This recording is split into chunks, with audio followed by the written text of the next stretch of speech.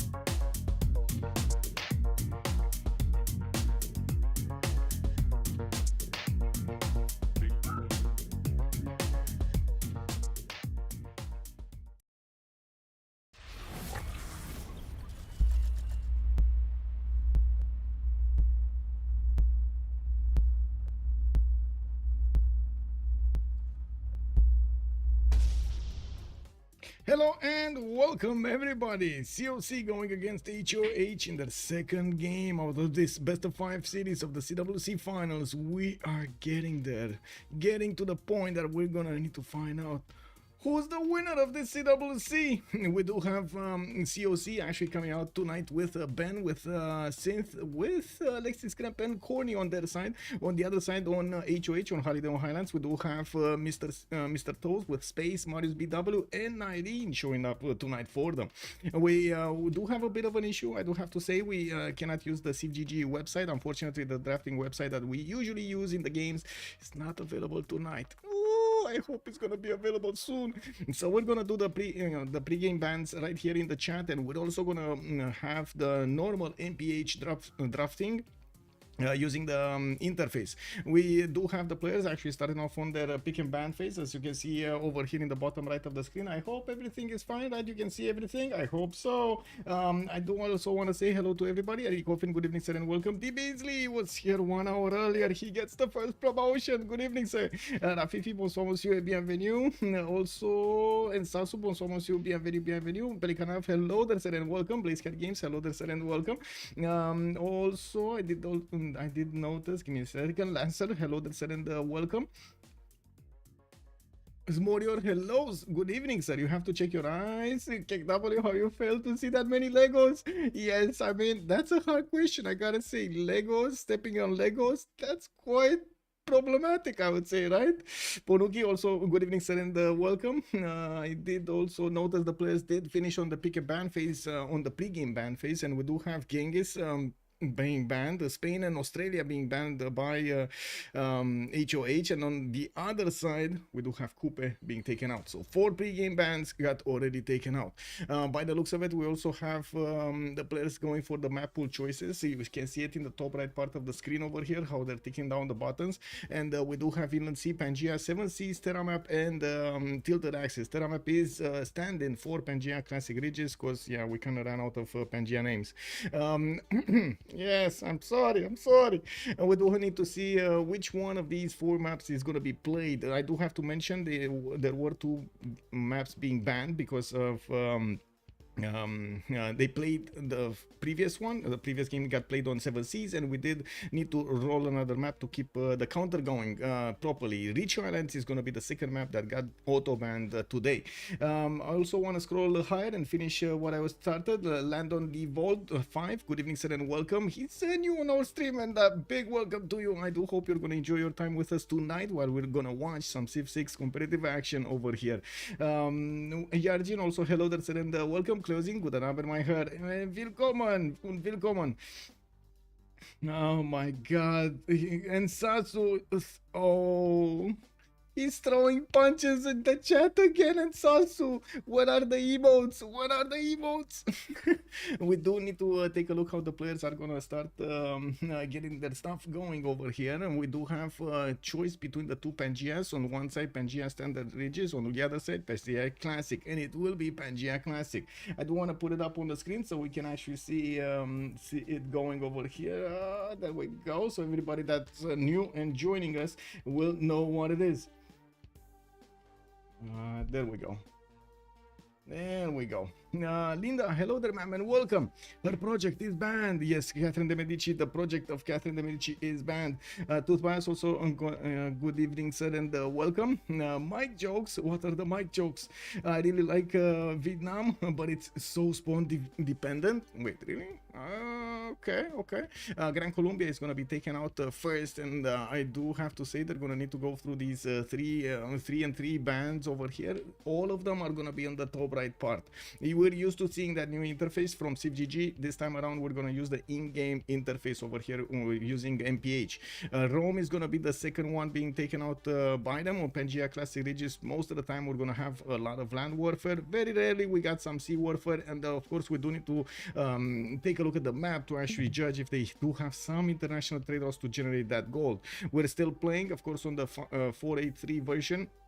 We're not playing on the latest BBG beta that we had going around. We've seen a game a few days ago. This is the normal meta right now, not the BBG beta. And I do have to point out, of course, the players did figure out all of the nooks and crannies they can actually get into to squeeze all of those bonuses they need to get the win. And we do need to see what kind of civs they're going to pick tonight to squeeze those bonuses with. Also, had anyone tried the new Magnificent project already? Useless or good in the game, in late game? I didn't try it. If anybody actually tried it here, would be nice to see. R360 also, good evening, sir, and welcome. Chandra Gupta is going to be the one being picked up over here on the third one. Let's actually see how things are going to be picked up as a ban. Will they take also Gandhi? Because, oh my god, Gandhi is so powerful in this version. Do want to also say hello to everybody on YouTube. Good evening, Papas, and hello there, sir. Solemn Place, hello and good evening. We do have also Volkan, hello there, sir, and welcome. And the great Daniel B showing up there and picking up the first promotion so early. Greetings, Ricardo. Hello there, sir. Let me pop out also the chats over here so I can actually see them side by side, so I don't need to click on buttons. So yeah, we get to see what's going on. There we go. 111, click, bam, and bam. There we go. R360, I only watched the start. Didn't COC start with broken wonder spawns? They did. I mean, to be honest, at the beginning we kind of thought COC is gonna win that map, and then woo, yeah, stuff happened, you know. It is what it is. Jessica, hello there, ma'am, and welcome. Another game without Trajan. Yeah, he got banned, and it looks like also Gandhi is gonna pick up a ban here in the fourth choice. We do have two more bans, and we're gonna need to see what the tone of the game will be. We do have Ben from COC needing to pick up the first civilization of the game, while HOH is gonna have the choice of the next two, with Nadine and Marius BW on the buttons. We do need to see how they're actually gonna go through this. As you can take a look at the bottom side of the screen, there is a timer over there. It shows us how much time they have to actually pick something, unless it's gonna skip that one, that option. Japan, Tokugawa got taken out over here by COC, and we are waiting for the last ban from HOH. Nadine is definitely thinking how he's gonna need to approach this with 30 seconds to go. They got some time to actually get this through. Irrational Integral, good evening, sir, and welcome. Hello. Also, Jessica, gang is destroyed. So we should have thought a bit more on pick and bans. Yeah, Genghis did amazing over there. Just incredible how he did manage to actually influence the game so much. Tablespoon also, good evening, sir. Giga Dave playing. I didn't see Giga Dave in the lobby. No, I don't see him. I see the toes. I do see Space. I see Marius, and I see 19. I don't see Dave. Hopefully we're gonna see Dave in these finals. Sandorius also, good evening, sir, and welcome. Rafif, you're already putting a lot of question marks. Tokugawa! Yeah, they banned Tokugawa. We do have Scythia also being taken out, of course, with so much firepower at the beginning of the game. Nobody wants to actually handle so many roaming sagas all over the place. We do need to see if they're actually gonna get to pick up civilizations with early war bonuses. Maybe some Macedonian action over here. I wouldn't really take it out of the equation.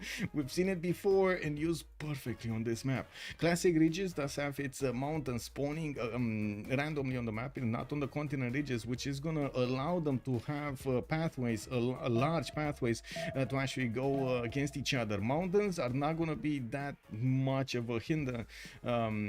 Is it called hindrance or a stopper or something for them? We do have Ben being picking up Lotaro as the first pick, and I gotta say this definitely sets the tone of the game to what we got them choosing to go for the Malo Raiders. Ben did play with Lotaro quite a few times, and there we go, Macedon Alexander just showing up in the game, casually showing up in the game here. Also, I forgot Caesar and the Persians. Yeah, they do have Caesar and the Persians. Please, Total War FFA tournament game, declare on first MIP and no make peace. Trapsacanagen, bom dia, senor. How have you been? So long. Whoa. Good evening, sir. Unbelievable. I haven't seen you in such a long time. Also, who remains? We got Shaka, we got Alexandra, Catherine Blackwing, Tokimun, okay, Hojo, you mean? Batriu, yes, Vietnam. There are quite a few. Also, what would you have done differently? Okay, YCOC keep denying Lotaro for HOH. Well, this time around they picked it. Yeah, they didn't deny it, they picked it for themselves. They said, okay, man, Malo Raiders, too strong. We do have Shaka also being picked up by Marius Bidao. I think we know where this game is going. I think we actually know where this game is going, guys. No, my oh my. Is that no Trinda or Fish? Yes, I didn't see Trinda or Fish. I believe Trinda is actually streaming right now. My Bokot with no Tokumen and or Trinda. Kick W.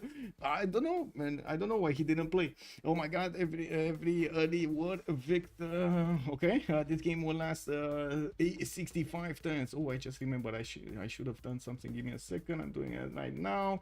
I'm just clicking buttons and doing it as quickly as I can. Okay. Cynthia is gonna go for Philip II. That's the no. She actually switched last second to Julius. Let's actually see how she's gonna manage to actually use or who's gonna use Julius against their opponents over here. Julius getting those early units might actually be quite nice. We've seen him multiple times, so he did manage to actually get to use those early warriors. Unfortunately, it doesn't always happen, does it? Like sometimes we've seen him even miss a first golden. Can you imagine missing a first golden age? That is a problem. Now let me actually take a look at this. Okay, there we go. There we go. Okay, clicking on buttons and clearing the cache. Okay, now it's pre-game banned. Okay, boom. Oh, Spain was pre-game banned. Yes, so she was trying to pick up Spain, but Spain was already pre-game banned. Cleopatra Egyptian is also being picked up over here in the active ban phase and as a ban, and we do need to wait for the last 3 so we can actually see the full roster that they're gonna show up in the game with. To be honest, we haven't been using this draft phase for a long time now. I think it's been like what, more than 6 months and we've seen this draft being used. Still works. A bit of a you know, the icons are a little bit smaller for our taste, and I'm pretty sure everybody can agree they could have been a lot bigger, but it's still amazing.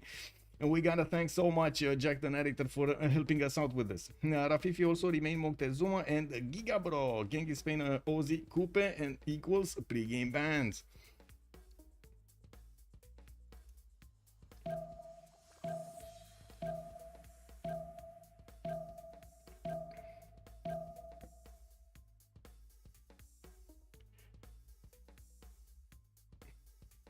Oh, Vietnam. Okay.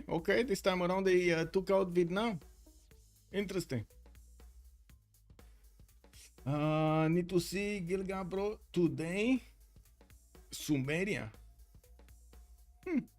I mean, there are some players over here who definitely like to play Sumeria, even though we don't have Devris to actually play Sumeria. I think he actually is the one specialized over there with Sumeria. A lot of the times the picks are coming down to player preference as well as their bonuses. Now I would say actually a lot of the times it comes more on player preferences than the actual bonuses of the civilization. We do have Ottomans Kanuni also being taken out with one more ban remaining. We do need to wait for Ben to choose it, and then we're gonna see him actually choose his I would say space actually choose their civilization here from HOH. It keeps getting worse. No Vietnam. They banned Vietnam. Yes, they did. Montezuma is still open for them to pick up, as chat is pointing out correctly over here. And we still have something like Russia, for example. We've seen Ben multiple times do Russia on Pangeas, and he did very well. So I would imagine he might actually try this again. Lotaro, I would say actually if they want to pick Russia, Lotaro can definitely be played by Synth. She really likes Mapuche. We do need to wait for the next 6 seconds, and I'm pretty sure we're gonna see the last band being chosen. It will be Catherine de Medici, the Black Queen. No spies for them tonight. I mean, we still have Wu Zetian if they want to. Now, well, let's actually take a quick pick over here how they're gonna go for the space. Is gonna be the next one picking from HOH. They will pick their third civilization, and then they need to wait for the COC to actually get their full picks going. Alexis Kremp and Corny are gonna pick in order afterwards, in sequence afterwards, and Mr. Toes is gonna follow up with the last civ of the game. That might be a surprise. Let's actually see how they're gonna do this. Who's Etienne in dispatch? Why not? If you want the spies, we've seen it being played, right? We've seen it being played in dispatch also. French Eleanor, let's go. Oh my god, really? Oh, that would be funny. I don't think they're gonna go for it, but yeah, that would be funny. And why not a Manitore? Oh yeah, yeah. Those pitatis being used against a close opponent over there definitely can cause some mischief. We've seen it in the 1v1s. In the 4v4s though, we haven't really seen it being used. With Montezuma being picked up by Space, they do have a third world civilization open here. Okay, Montezuma usually does like to go. Wow, usually does like to go towards commercials first, not really opening up with encampments like Shaka and or Alexander. We're gonna need to see what they're gonna do with it. And I gotta say, all of this right now, all of the civilizations are basically word bonuses. Across the board over here, word bonuses. We got Cyrus also being picked up by Alexis Kremp, +3 against the opponents. When attacking. Oh no, he actually switched to Nader Shah. That's +5 when attacking a full strength unit, and also he's gonna get the science on the trade routes, not the culture that Persia Cyrus would have. Courtney will need to pick up another one, and I'm actually curious, are they gonna go for the double Persia here? I guess not, right? That's why they bounced a little bit between Nader and Cyrus. They might not go for the double Persia. If though, not bad. Early nap today. Kick W. Also fight. And Sasu is calling out in the chat here. Pitatis, let's go. Yes. Good to give his war. It is, sir. We do have everything showing up over here for the players in the pick phase. For war. Yeah, a lot of units will be traded this game, I would say. A lot of units will be created, a lot of units will be lost. We're gonna need to see if they're ever gonna pick something a bit more normal. I would say no. This kind of looks like a dominate. There's the Russia I was talking about. There's the Russia on Ben. I mean, I didn't really think he's actually gonna pick something else because he's usually doing very well on Russia, and he does manage to get that extra edge his team needs. Also, AJF, good evening, sir, and welcome. Saying HOH crash them is quite an overstatement considering Marius pushed Irel himself, and without Nyreen, they would have been out-simmed. You're not wrong, but Nyreen happened. And then poof. Ricardo also, power of the Mapuche. Yes. Jessica just played Aztec overnight. Genghis is first for the pregame. Yeah. They took it out. They took out the whole Genghis over there. That did not allow him to be in the lobby anymore. They think again, Nyreen, is he gonna do it again? No. I mean, I'm pretty sure they already have nightmares with those Kishiks running around their territory, pillaging and taking out their units. Takeshi Lev also, hello Dersen and welcome. Where Basil? I didn't see any Basil, but we do have a Wild Cyrus showing up. So we got a Persia for each side. On one side we got the Nader Shah on Alexis Kremp, and Mr. Toes is gonna play Cyrus. We do also need to wait for them to actually switch their slots over here. It's gonna take a little bit of time for them to get into the correct priority. We do need to see what are they gonna prioritize. Usually the players do try to get themselves a little bit of an advantage from the spot in the game, so they can get the priority on great people, wonders, and so on. I was taking a look because the draft finished over there, but I guess it's fine because he just turned it off and it's all good, right? We do have the map that needs to be changed on Pangea. I really hope he's actually gonna do that. Draft mode none, it got deleted. Okay, that's fine. It should be fine. I just don't want to click ready up because we need to change the map. I'm pretty sure we need. Okay, there we go. He changed the map to Pangea. Yeah, it's fine. So Pangea classic ridges, mountains will spawn randomly on the map. We're gonna need to wait for them to actually, we're gonna need to wait to see the map. They do have one map ban for each side. At 10:10 we're gonna have a vote and we're gonna see who's gonna use that ban or not, or I should say the remap token. Can you put hot? Okay, W, man. Anyway, pillage economy it is. This game needs some metal songs. Yeah, you're not wrong. Also AJF, it makes a lot of sense to ban Genghis with a player like 19 that will make sure that everybody respects him or pays the price. True. I still like the HOH draft a little bit more than COC, at least for the offensive side.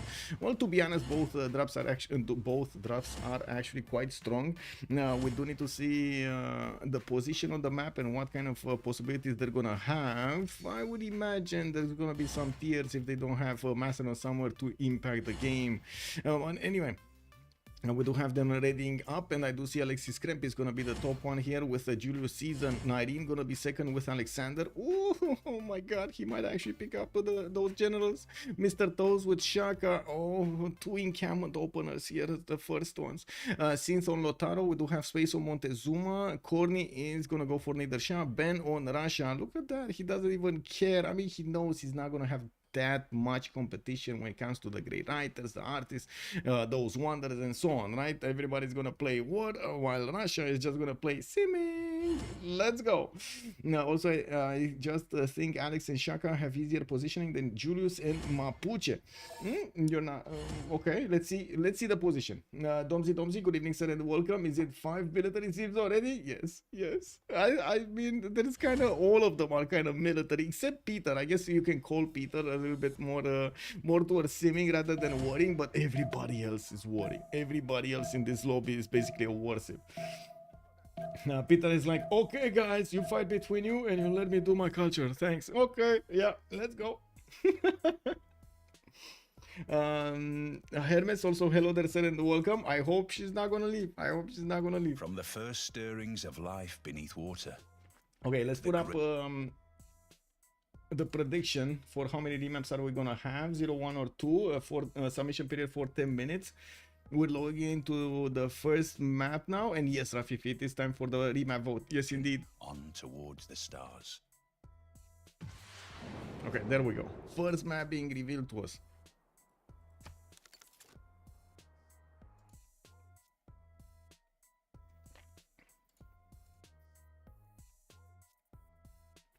Oh, Hermes, that sounds bad. That kind of sounds bad. They're gonna recruit Douglas MacArthur before the game enters medieval. Eddie Coffin, it will be a big fight for chance. Time for a remap vote. I did right in time. Okay, so is it gonna be left or right? Right? DB was already calling it out. Okay, we're going right. We're going Alexis Kremp over here on Julius Caesar. Let's actually take a quick peek what's going on. We got Alexis next to some pigs, and I do notice he's gonna have that march underneath. That's gonna just go away when he's gonna settle. We do have him also with a possible tobacco settle if he wants to. Northeast, and I do see his rivers. The west side, the southwest, east side are gonna be nice. Although northwest, he's gonna have Macedon 19 quite close to him. We do need to see how things are gonna evolve between them if this map is gonna be kept. Doesn't seem like he's gonna have extra food from anywhere, and I don't see like 3 production tiles anywhere either. Yeah, well, let's move forward on Lotaro. Lotaro is gonna be in the middle of the map. We got Synth between the mountains with a triple continent split. Looking at her PL, we do have a few Shemamuls that could be placed. I would say this uranium tile would really need that Shemamul. She's on a 2-2 Rainforest Hill, Plains Hill, and from what I do notice, she might just settle in place or go for the Jade. Now we do have her moving a little bit closer together, closer to a tobacco tile if she actually moves there. But no, she just settled in place. It is the 2-2 base going on. We do have her also with a possible second city towards the northwest next to those 3-2 bananas. She does have Mr. Toast to the north, and to the southeast that's going to be Marius very close to her. This is going to be quite a bit of a cage fight, I would say. Ooh, yeah, this kind of looks like a cage fight. Looking next on Shah, we do have him on the west of the map, next to Montezuma. Looks like they will also have conflict zone over here between them. Machete is gonna get a scout out in 3 turns, and I do notice he's gonna have a decent amount of fresh water from this one river spanning and zigzagging all over the map over here on the western side. Okay, some city stays next to him. I would imagine he might actually want 1 or 2 of these. So let's actually see what he's gonna do. Well, 1 of these, because he can't take 2. We do need to see if he's gonna manage to get that opportunity. We do have him also with a possibility to settle on the coast and getting those cocoa tiles improved. That's gonna be a lot of gold for him, since Montezuma and nobody else, for example, for that matter, actually will be on the coast. He doesn't even need to worry about getting cannibal rushed anywhere. Now moving forward on Peter is gonna be in the south of the map, and this is a 2 versus 1 against Aztec. Okay, so this is a 2 versus 1 against Space. We do have St. Petersburg with a decent amount of production here. I do notice he will have a few of these cities on in the tundra, at least 3 that I can see. And I do notice he's gonna get also the possibility to go to the northwest towards Aztec. That will be a lot easier for Russia to actually go and settle towards the northwest than it will be for Aztec. Aztec, one single continent, doesn't seem like he's gonna get access to that many other amenities there. In St. Petersburg, we do have him with the possibility to go for Temple of Artemis, since he does have possible camps improvements here on the deer tiles. And we do have him with 1, 2, 3, 4, 5, 6, 7 deer tiles around. Okay, 8 deer tiles around. That's gonna be quite a bit of extra yields if he does manage to get Goddess of the Hunt. I'm actually curious what kind of pantheon is he gonna get here. Now we do need to move forward on Macedon. We did glance over him a little bit. Pella is gonna have a scout in 1 turn coming out, and I do see he's gonna also get his strategics right next to the capital, the only one that will have them so cheap. We do have him with the possibility to go and settle towards his opponent, towards Rome, even though at the moment I don't think he knows about this. He doesn't know about the location of Rome. He's gonna figure it out at some point. We do have him with the possibility to settle the geothermal in the south though, and that's gonna put him how to say, closer to Julius anyway. Big settles on the north to actually go and back settle if he wants to, even though 19, if he actually goes full war, I wouldn't really see him go more than 5 cities and just keep on printing units as quickly as possible. On Mr. Toes next to him, we do have Ulundi. That is, I guess, in the I guess he does have a bit of a defensive position here. He's gonna be quite far away from Mapuche, and Mapuche will already have an opponent to take care of to the southeast, so Shaka here might not actually get to war at the beginning of the game, which is kind of nice because Zulu doesn't really want to war at the beginning of the game. What is the best of 5 score? It's 1-1, sir. It's 1-1 right now. Basiste, good evening, sir, and welcome. So game 1 was basically a default win for COC because they came through the upper bracket into the finals, and HOH did manage to win the actual game 1 of the best of 5 series, putting it this series at a 1-1. Oh boy, Rasha is so far away from everybody. Yeah, he's gonna get quite a bit of sim there. Solix Squad, thank you so much for the follow, sir. Squad has joined the round table. Also Skeltres, good evening, sir, and welcome. Thank you so much for responding to the questions there.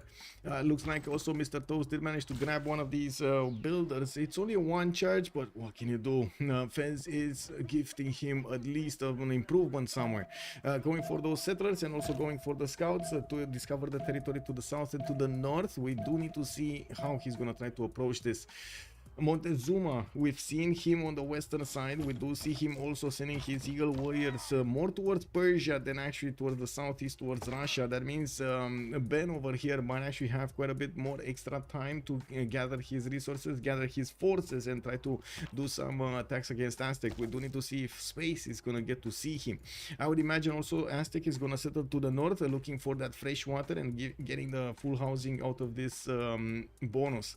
We do have him with a 2-3 deer tile. That's pretty good. Also kind of far away bananas over there. Those are expensive, very expensive bananas.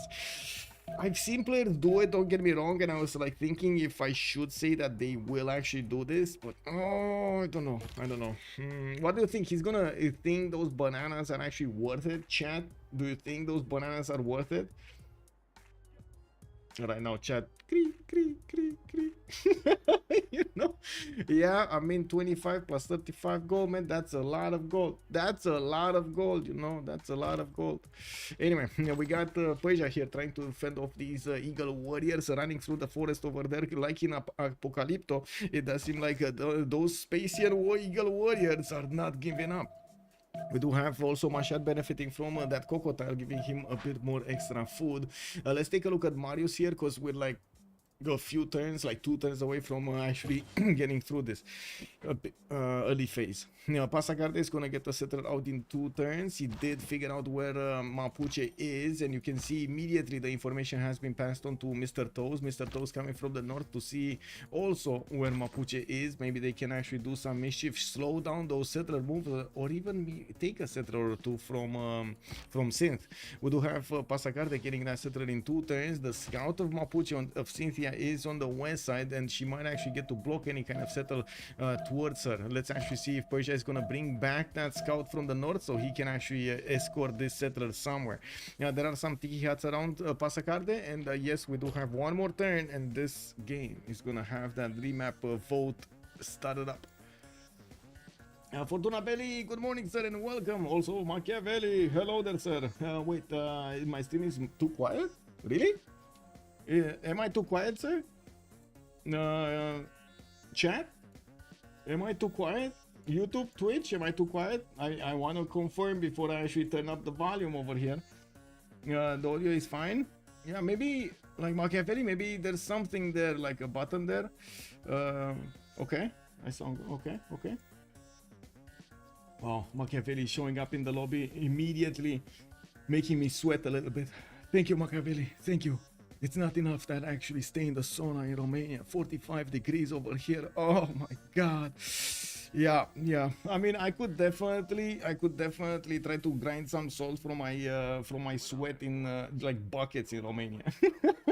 Yeah, it's fine. Natural salt, you know, it is perfect, organic. And I complain with 25 degrees. Yeah, you know, it is what it is, everybody. I mean, if you're used to like 0 degrees, I'm pretty sure you're gonna complain at 25, you know, just saying. Yorkshire Bit, hello there, sir, and welcome. Also, Raimundo, good evening, sir. I feel the same, and it's great.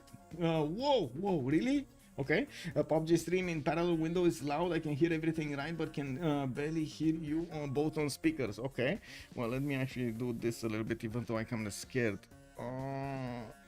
Okay, is it better, a little bit better now? I turned up the amplifier on the microphone. Oh, looks like HOH are the ones that actually are gonna remap this, and we're gonna have a new map revealed to us in just a few moments. 32 degrees in Florida. That's normal. That's, you know, that's just fine. 32 degrees is believable. I think they didn't like Persia, Mapuche. Okay, open Discord and reduce the sound for. Okay. Yeah, Persia, Aztec and Macedon had pretty mediocre response. Not better. Okay. HOA remaps. Yes, they actually remap. I don't know why they remap. I gotta say, I'm as curious as you are for this question to be answered in the post-game chat. Let me actually just turn up the mic here. It's muted. Whoa, it's muted. Okay, I turned it up a little bit with a few decibels, so hopefully you guys are gonna hear everything. I can actually move the microphone like this. If you want, I can definitely talk closer to the microphone, but I was thinking it might be a bit too hard on everybody listening, right? The bass. Game will be decided at Industrial Arena, especially with that's a bit too loud. Okay. Yeah, I was thinking, you know, like, okay, this is better. Okay, this is better. Oh my god, we're doing test. 12. Anyway, chat, I'm asking chat, left or right, where are we going? Are we looking at Marius, or are we taking a quick pick on Alexis again? We go left this time? Okay, we go left this time. I thought loud was better. Okay, yeah, it's quite at 100%. Okay. Anyway, Cyrus over here. Let's actually take a quick peek what's going on. We do have Marius on the left side of the map. The map is still not fully revealed to us, and I'm not sure. Let's click buttons, because I'm pretty sure I'm gonna see the resources here. Now we do have Mario's benefiting from this river. He does have another one to the southeast. Looks like Macedon is going to be also southeast. That's going to be one of his allies. Does he have an opponent? No. Wow, this is probably the worst Kilimanjaro I have ever seen. Wow. Wow. This looks like one of those worms from Dune. Got out of the desert and just died like that. You know, standing position. Man. What is that, Kilimanjaro, bro? That is so sad. That is so sad. Anyway, there's no target here for Persia. I'm pretty sure Marius would be happy to just keep on simming. He does have his own little corner of paradise. Awful. Yes, awful. Let's actually take a quick pick on Montezuma here next. Cause, yeah, okay, that's Macedon. Do we have Montezuma somewhere? No, we do have Russia somewhere. Let's actually see. We got Mapuche here, Vesuvius. We got some Roman action, Mashad action. Come on, Riri. Is the last save? Okay, there we go. Tenochtitlan on the right side. We do have also PDD Goat. Thank you so much for the prime, sir. Much appreciated. Now, fish in the middle of the mountain. Also, Domzi, don't worry that Kiri will erupt 10 times at least. Well, I hope you're right. Tenochtitlan is going to have a continent split. He does have the continent of Ur and Asia next to him, and those are going to help him get more amenities. We're going to need to see throughout the game how many bonuses he's going to manage to get. With Pamukkale to the south, it does seem like he's also going to get Shaka to trade with. They could set up coastal trade routes here, which is going to be so important for their economy. Quantum, thank you so much, sir. Much appreciated for the follow. Also, Lubans, good evening, sir. Is this the map, or there still is a remap token available for COC? HOH chose to remap the first one. We do have Tenochtitlan here getting those Eagle Warriors out, and the only target he has is going to be in Corny to the west side. That's actually going to be a 2 versus 1 against Corny, or a 3 versus 1? 2 versus 1, because Corny does have an ally behind him. Well, moving forward, we gotta see where Macedon lives and plays. We got Pela here with quite a fast tobacco Tala +3 campus in the capital, with a scout coming up in 3 turns, and Mount Vesuvius to the northeast. Looks like he will be the one trading the punches against Synth to the northeast, and I'm pretty sure he's also going to be the one playing bodyguard for Marius. I think that's, yeah, that's going to be quite nice. That's going to be quite nice. We do have Pela here also starting to explore his territory. I do notice he's going to have easy photo settle to the east and to the northeast, and of course settle next to Mount Vesuvius would be quite poggy-woggy. Looking at Peter. Where is Peter? North of the map, quite far away. Oh my god, this is far, so far away from everybody. He has like a semicircle of cities. Do you see that? Do you see that semicircle of cities actually defending Russia over there? Like, we got Mohenjo-Daro, Muscat, Vilnius, and Namadol just hugging over there. St. Petersburg, unbelievable. We got over here also the scouts coming up in 2 turns, and it looks like he's gonna get some sheep tiles to work. He does have his tobacco tile here at 1-1, and of course we do see the salt mines that are gonna need some improvements. Now we do have him with a few more cities than the last time, and of course he's gonna have all of these cities in the plains, in the grassland that he's gonna go for, and I'm pretty sure he's gonna want to settle Mount Kilimanjaro. I'm pretty sure he's gonna want to settle Mount Kilimanjaro. We're just gonna need to wait to see how many times that wonder it will explode. Let's take a look at Nader Shah here. Nader being on the front line on the right side with a 1 versus 2 situation against his opponent. He doesn't know about it yet, but he's gonna soon know. He does have 4 settles towards Zulu. Easy settle on the sugar tile if he wants to, and I'm pretty sure he's gonna want to make use of all of this fresh water here. I'm actually curious if he's gonna make way for Alexis Krem to actually bring some cities in his south over here to actually be I would say proactive against Zulu, or he's just gonna keep him there, try to sim. Alexis Cramp, simming, warring, big question mark, big question mark. What does chat think? Is he gonna go simming or warring over here with Rome? What is he gonna do? Peter Culture Victory in the middle of the World Wars. It might happen. It might happen. Peter was very fortunate at the Mount Kilimanjaro with ample food supplies. Yeah. Sim. Irrational Integral is calling out. Yeah. Well, let's actually see if he's gonna do this. We do have him with the scouts discovering his territory around him, and of course he's gonna get a second one. He has a 2-3 deer tile to make work more production, and of course I do note he's gonna have a few mountains here. to get the campus's extra adjacency with the rivers for the freshwater. It should be fine, but I do see some of his cities are going to be expensive in terms of how many builder charges he's going to need to spend to actually make them worth. Moving on, Lautaro here looks like Synth is already benefiting from the Ivory tile 231, and I do see she's gonna have the settler coming up in 5 turns with a possible settle on the tobacco right next to it. The mountains are gonna give her a bit of a peel. Unfortunately for her, she doesn't have that many tiles for the Shemamul, so this is gonna be kind of a cultureless Mapuche gameplay. Ooh, that's gonna be tough. Rough. Yeah. Anyway, we got a settler coming up in 4 turns from her city, and I do see quite a few of these campuses, because of the mountains, are gonna get extra adjacency points, which is pretty nice. Neither, I think it's a remap for Rome. Neither can hold a 1 versus 2. I think he can hold a 1 versus 2. Yes, I think Corny can definitely hold here because of the positioning. And that's why I was asking about Alexis Kremp if he's gonna want to actually just grab a few cities, even like go as far as La Venta, to bring an army right next door to Persia, so he keeps Zulu in check, right? Anyway. Now we do have to see everybody getting their settlers out with space, getting his double eagle warrior spam. We do see him moving to the west side, and I do see him, of course, also getting those settlers going. Pasagarde, 3 scouts with 1 warrior, and of course popping those huts like it's no tomorrow. Pella also getting the settlers. Did he discover Mount Vesuvius, or is he gonna discover it next turn? I think he's gonna discover it next turn, right? Yeah, he doesn't know yet. And he got a free builder. Oh my god. And Mount Vesuvius. Oh my god. I think we know what Nyreen is thinking right now. Yeah. I think we know where he's going.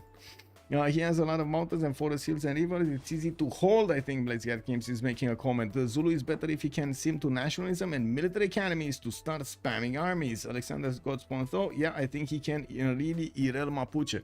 Yes. Well, let's actually see how things are going to evolve. We do have 2 more turns for them to actually get this going if they want to keep this map, or just, you know, get another one going.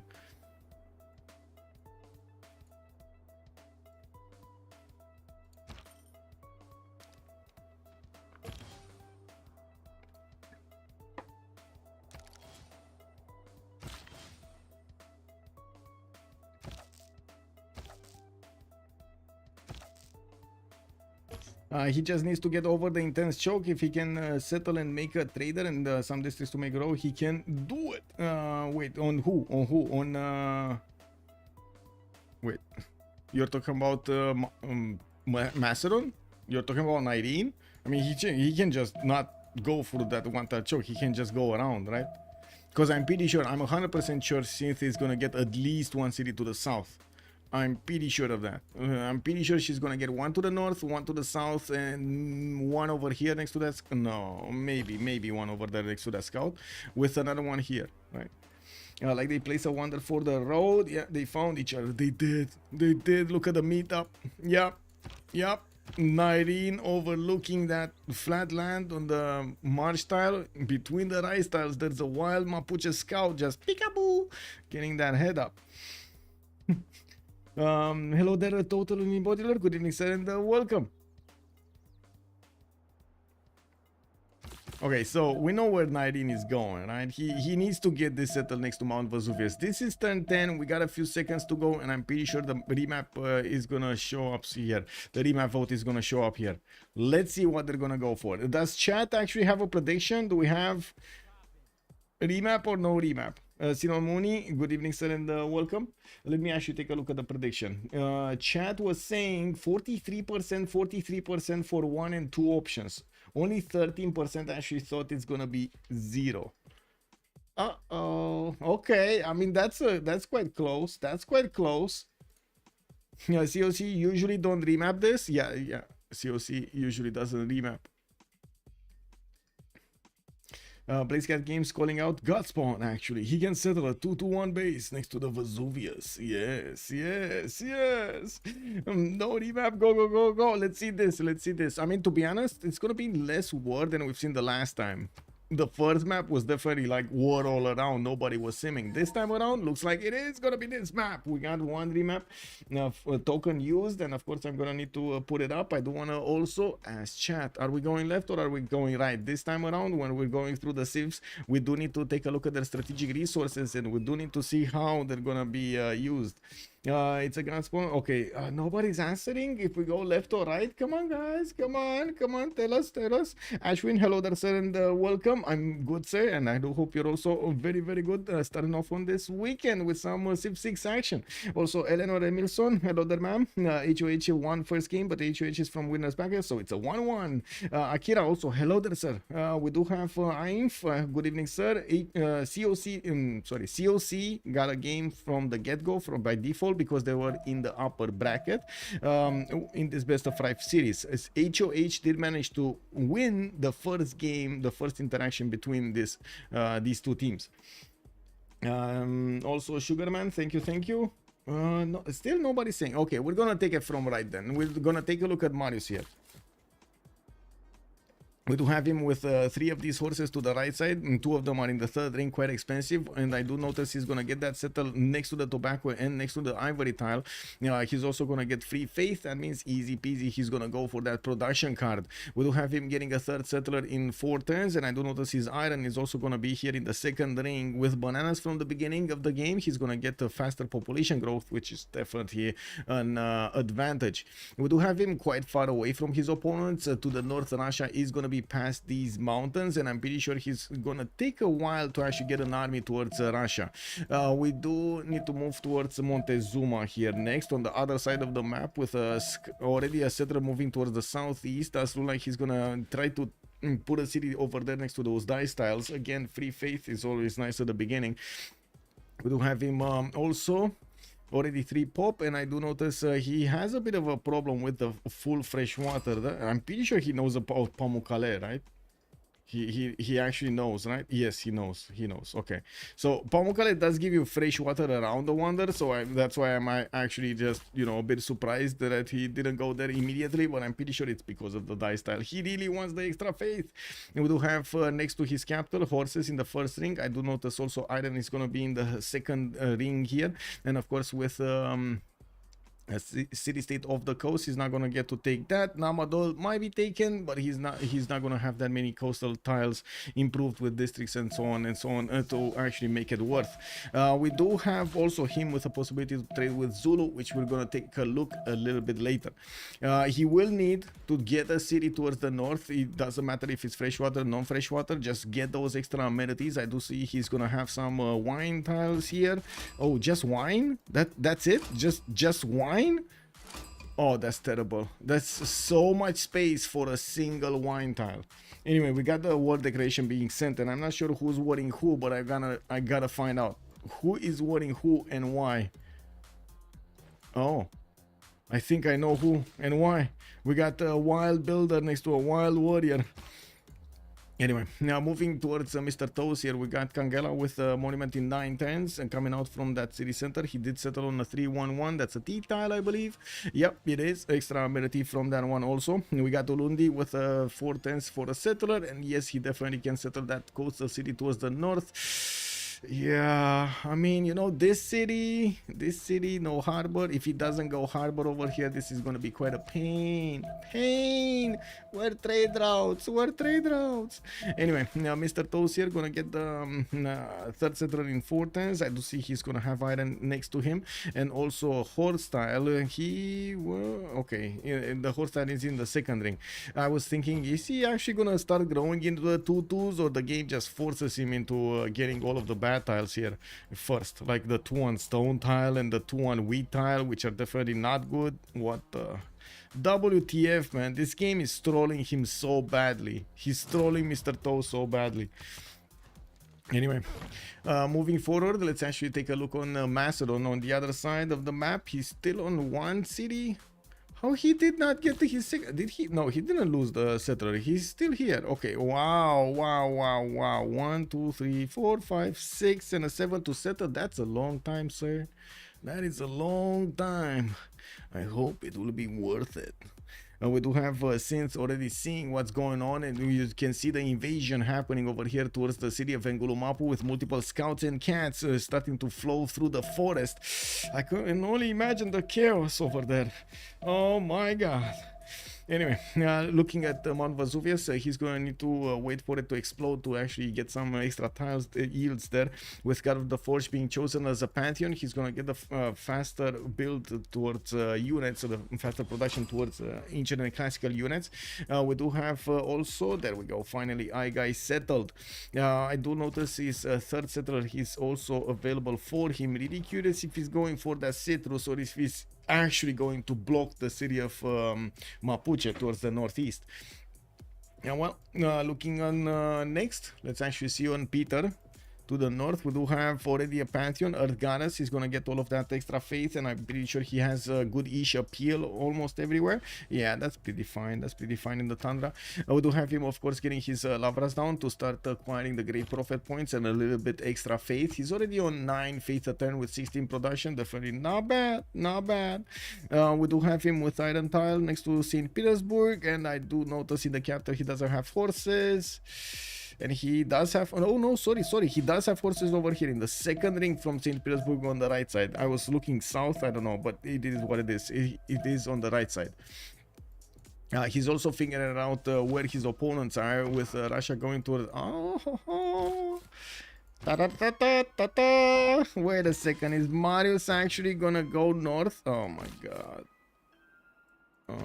Still not enough time, right? Still not enough time. That warrior, by the way, is hidden behind the elephant. So you can, these elephants are right now actually acting as a shield for the Russian warriors. They're so big they're actually just overlapping the warriors. Sugarman 492, good evening sir and welcome. We're gonna do the prediction, not right now, but we're gonna do the prediction. Yes sir. Cupcake Civ also, good evening sir and welcome. Not settling maze, it's crazy. Well, Marius is going for the salt mines. Okay, I mean, I guess he wants to farm some salt over here. I'm pretty sure he's well, gonna evade the warrior of Russia, so let's keep on moving. We do need to take a look at Nader Shah. On the right side, he's already invaded by Aztec units, and of course he did need to build quite a few units of his own. We got archers showing up here for the defense of Mashhad, with religious settlements being picked up as a Pantheon. He's also gonna get faster production towards settlers, has a decent amount of territory if he just keeps on expanding towards the north. And well, we're gonna need to see how he's gonna fare against two of his opponents on the right side. You do have him with 2-3 builders available to start improving his territory, and he's gonna get a settler out in 6. That's his fourth city actually. That's his fourth city. With the iron in the capital and the horses, what are his horses? So iron is first ring, horses nowhere to be seen. Wait, really? He doesn't have horses anywhere? Wow, this is the first civ that we actually don't see horses anywhere. Did he settle on horses? I think he settled on horses. He must have settled on horses. Anyway, Gordian doesn't have forces either, and they kind of need to be next to his cities. But anyway, we're going to need to see when he's going to get to that animal husband. If he's starting to make horses, we know if he's going to start to make horses. Oh, he has 25 already, so we know he actually settled on horses. Let the COC be new. Elephant guy come back in CPL with a Russian warrior. Minus the settler scouting. Let's actually see, is it happening? No, actually Ben kept on going on the coast and he missed the settler. We do have Synth also, Mapuche. I mean, it kind of looks like Courtney's in a little bit of a pickle over here, if I might say so. We do have quite a few units from both Aztec and Shaka, just smelling that ice cream next to Courtney's settler. They want to take it home. And the big battle for the ice cream is about to happen over here. We do have it next to a T-tile. Aztec doesn't like that. No, he's like, no, you see Zulu, the ice cream, much better. We're going to need to see if that warrior, that Zulu unit is... Wait, did he just do that? Did he actually move on the west side? He's trying to get out of there. GDFO out of there with one of his settlers. Well. Anyway, that means we're gonna have a bit more time until any action will happen here. The archer will take a bit of damage from the eagle warrior. It's not gonna be it's not gonna die, and by the looks of it, he just moved it out of the way anyway.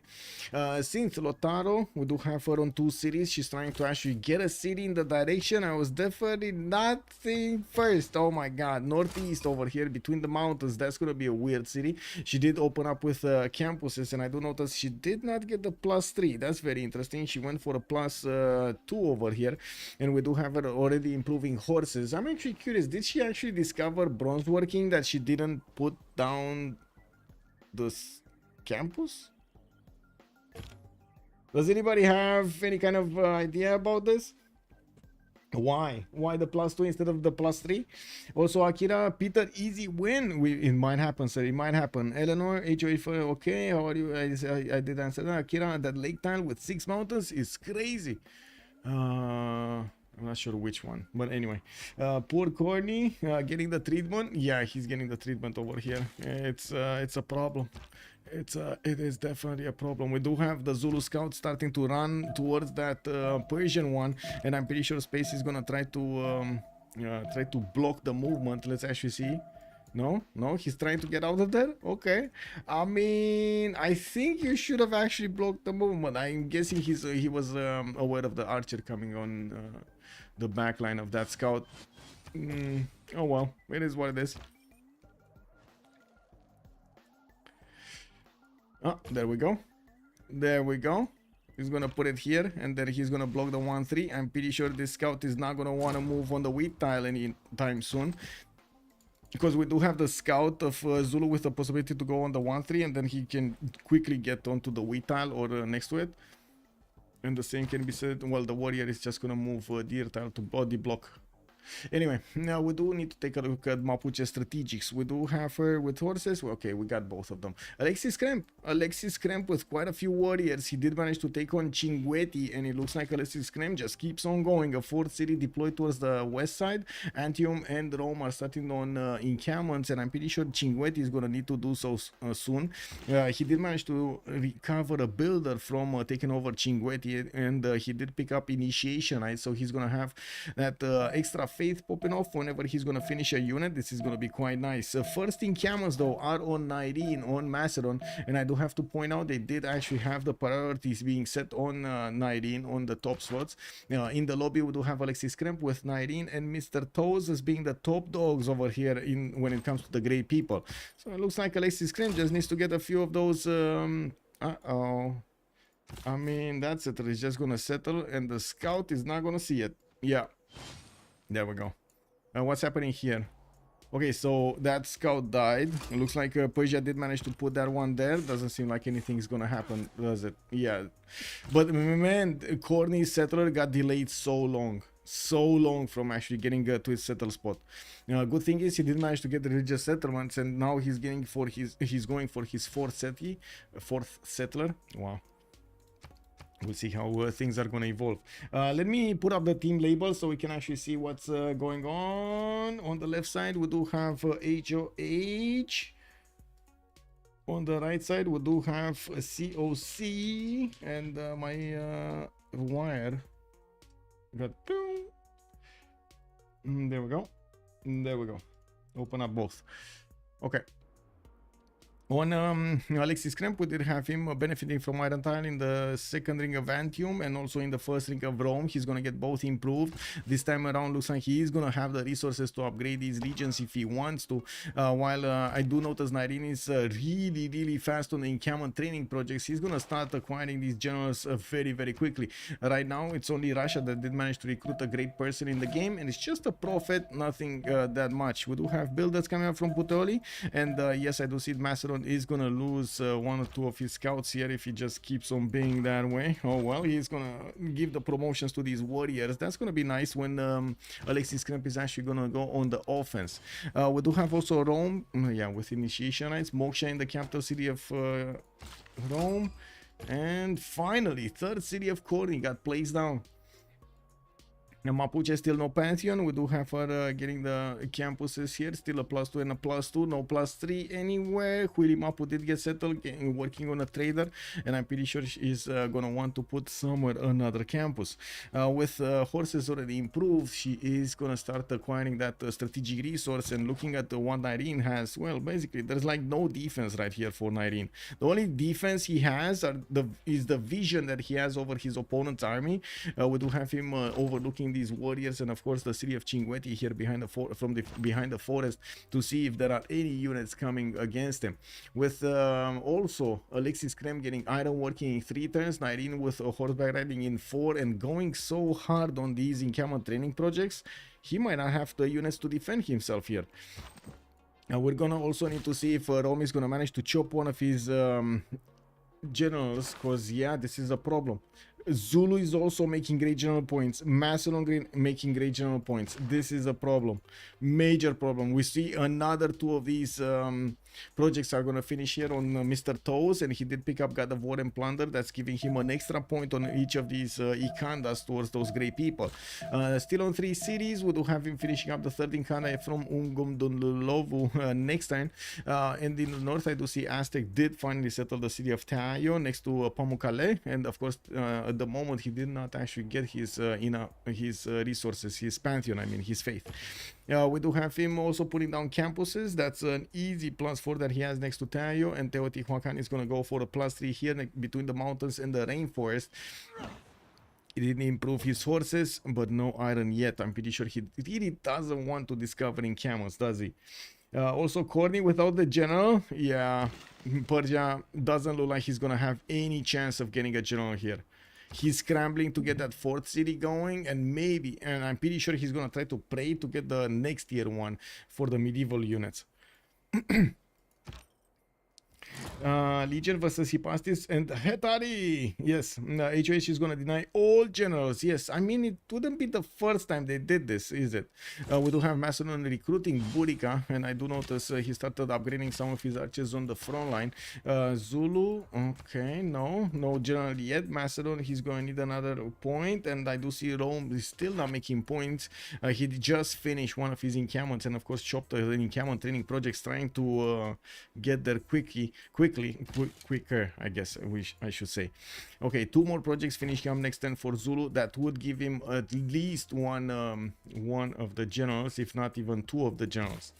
Irrational integrity. Oh my god, Gordy going 6 cities when 1 versus 2. Does he wanna die? I hope. Yeah, I mean, I hope not. I don't have to point out he does actually need to go wide here if he wants to withstand the mid game. It will be, he's making a conscious choice that Aztec is not going to attack him with any horses at the beginning, and I do have to agree with him. And on the other side, they are seeing that Zulu has how to say, they were thinking that Zulu might actually try to do this, get away all of the generals. If Zulu does this, he doesn't have enough units to actually do damage to Persia. So yeah, he's gonna have time to actually get those settlers out. I kind of doubt that he's gonna have time to build districts and so on before he's gonna get attacked. That might be a problem. Okay, another general encampment training project is happening here. Rome does need project and some, and then some. While Zulu is gonna get 1 of his generals, he will get another one next turn. There we go. No, wait, what? No, I don't know what happened, but something happened over there. Oh, I see. A legion got popped in Cinguetti. This is going to be quite terrible to actually get it to the city of Aigai, but if he does manage to actually get it unobserved here towards that city center, it's going to be terrible for the city of Aigai. Just 2 slaps and that city is gone. Well, not really 2, but you know what I mean. It's 12 strength, not a lot. And we do have also next turn in encampment training project coming up from Pella. That might not be enough. That might not be enough to deny, because Rome has, wait, did he chop? Oh no, the builder just moved. He doesn't have a chop in the city of Rome. He does not have a chop until next turn, and next turn we're gonna have another 2 of these recruited, right? Oh, he might just get denied over here. Is he gonna be enough points on Macedon though? Did he build enough? Let's see. So he's 16 out of 30. Hello, Mad Beats. Good evening, sir, and welcome. Yeah, there we go. Yeah, I mean, Rome chop, but it was kind of... Oh, he did get it. He did get it. Oh, slacking. Who's Shaka? Who slacked? It's Mr. Toes. He didn't get to click in time. Oh, yeah, that's a bit unfortunate. Anyway, that means we're gonna have an extra movement point on these legions. They will also get the opportunity to chop other units, and we're gonna need to see how many Alexis Kremp is gonna improve here. We also need to follow up on the points. Ferascore, Corny, and Synth will actually need 1 point each, and we're gonna see when they're gonna get them. Julius Caesar getting Hannibal Barca. That was the cleanest deny. And to be fair, it's 19's fault. Is it 19? Why is it 19? Oh, because he actually didn't pick it up first quick enough. That's why it might be. Anyway, I don't know exactly what happened there between them. We do have Shunsu and Buriga available for Macedon to use. He's going to finish his Basiliki Pades before he's actually going to do his attack. That is quite a big improvement, by the way. The Basiliki Pades giving him the extra science from taking out units and also from building units is going to be amazing here for Alexander. From building units, from finishing units. Now, we do have also him managing to get his golden age. Actually, I'm pretty sure everybody did get it except Corny and Synth. Let's actually take a look here on the tech side. Yeah, we do have horses here in 210s for Synth. Corny gonna get his stake worth. They should be fine. And we got Moksha opener on Nengulu Mapu. It looks like since it might be looking towards getting Moksha into Pingala, into Malon Readers as quickly as possible, and try to actually do something against Macedon here. Now, while I'm pretty sure Alexis Kremp is going to want to go to war, we do have him repositioning his warriors towards the west side. Doesn't have a lot of them. We do have a new wave of settlers coming around, and of course with the legions he's starting to improve. He's also going to get the ability to start chopping more units, and there we go. Did he just chop a monument instead of a legion? I think he chopped a monument, right? He chopped a... Kick W, man. Anyway, is it even a matter on Rome? He'd be okay, but according without a general is a real problem. I'm pretty sure Corny is gonna get his general before Impi is coming out from Persia. Shouldn't be that big of a problem, because sorry, from Zulu. Do you see Zulu actually doing anything? I don't see Zulu doing anything. Like, he's getting settlers out, he's not making armies, he's not he's not putting his war face on, you know. Yeah, he chopped repairing a monument. Oh my god, he actually chopped repairing a monument. Yeah, I guess that was a misclick. That was kind of a misclick here. It is what it is. And now Rome got him and he's out of need. Also, Triangle, good evening, sir, and welcome. At least he used a legion for a chop. I mean, yeah, we gotta look at the bright side, right? We gotta look at the bright side. All Triangle is definitely correct here. Is it okay? He could have waited a bit longer, and then it's very hard to. True. Okay, so looking at the city-states, we do have La Venta as the only holy city-state in the game, and I'm pretty sure Rome is going to be happy with it. We also have a dominant religion here. Fortnite fan!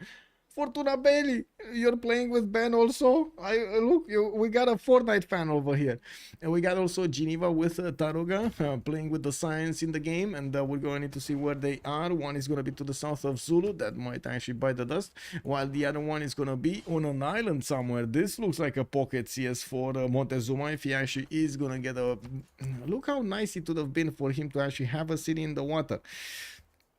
Oh well. It is what it is, sir. It is what it is. We got him getting his commercials down and, of course, going for his fourth city. It looks like he might want to go for a non-freshwater western city here. Okay. Well, did he pick up a Pantheon? No. Governor Plaza here from Corny. He's going to set it up to beef up 3 of his commercials while he's starting to move his settlers out of the cities. We're going to need to see... Ooh, what kind of sim is he gonna have here? But it looks like he's gonna have quite a bit of peace, like, to be honest. Looking at the production queues of Zulu, the fact that he needed to do all of those general training projects, took so much out of him. Did he... Oh my god. Did the volcano just explode? And it took out the Rome's warrior, or almost took out the Rome's warrior. Wow. Mount Vesuvius also started exploding, and we do see it giving a few more fertility tiles, of a bit more fertility to these tiles. Can you show Russia as a religion? Yes, sir. We do have Feed the World with Tithe. Shrines and temples will provide him the extra +2 food and +4. We do have also Tithe for the +3 on each city center here, converted to his religion. While Ben is managing to put his 3rd and 4th city, he's also going for the 5th and the 6th coming around from his initial cities. I mean, this is a better Mount Kilimanjaro. This is a better one. Next door also, hello there, sir, and welcome. How much you want to bet they aren't gonna find Geneva all game? It might be. Also, Nitro, hello there, sir, and welcome. A holy volcano explosion. Yeah. We do have the first Etaris showing up in the build queues here from Macedon, while the Legion did get over that river. We do need to see if he's gonna manage to take out the encampment here in Aigai. That's gonna be nice. That's definitely gonna be nice. With quite a few more legions being built, it looks like Rome is gonna take it slowly, but we do definitely know where he's going. With Moksha opener for the extra culture, Pingalo second on the Antium for the extra science. We do need to see what the simmer of HOH is gonna do here. Marius left side going for his commercials, easy peasy choice here. Going also for his government plaza, probably from the capital, because that's where he put Magnus. Magnus is still very strong with the force in this version. We do have him getting to improve some more bananas, and he still didn't get his iron tile improved. Oh well, you know, you can't have everything. What's the score? It's a 1-1, Arcarius. Good evening, sir. But if you have an engineer, it's not even that bad. Okay, what's happening here? Cut of Craftsman chosen by Mapuche. She's getting all of these improvements. Iron tile already improved. Also horses improved. We do have Moksha established in the capital. Okay, extra culture. Here we go. That encampment just got one shot by the Roman Legion. Okay, I mean, that was a one shot, guys. Imagine if you only had like 3 of them. Wow, that would have been nice.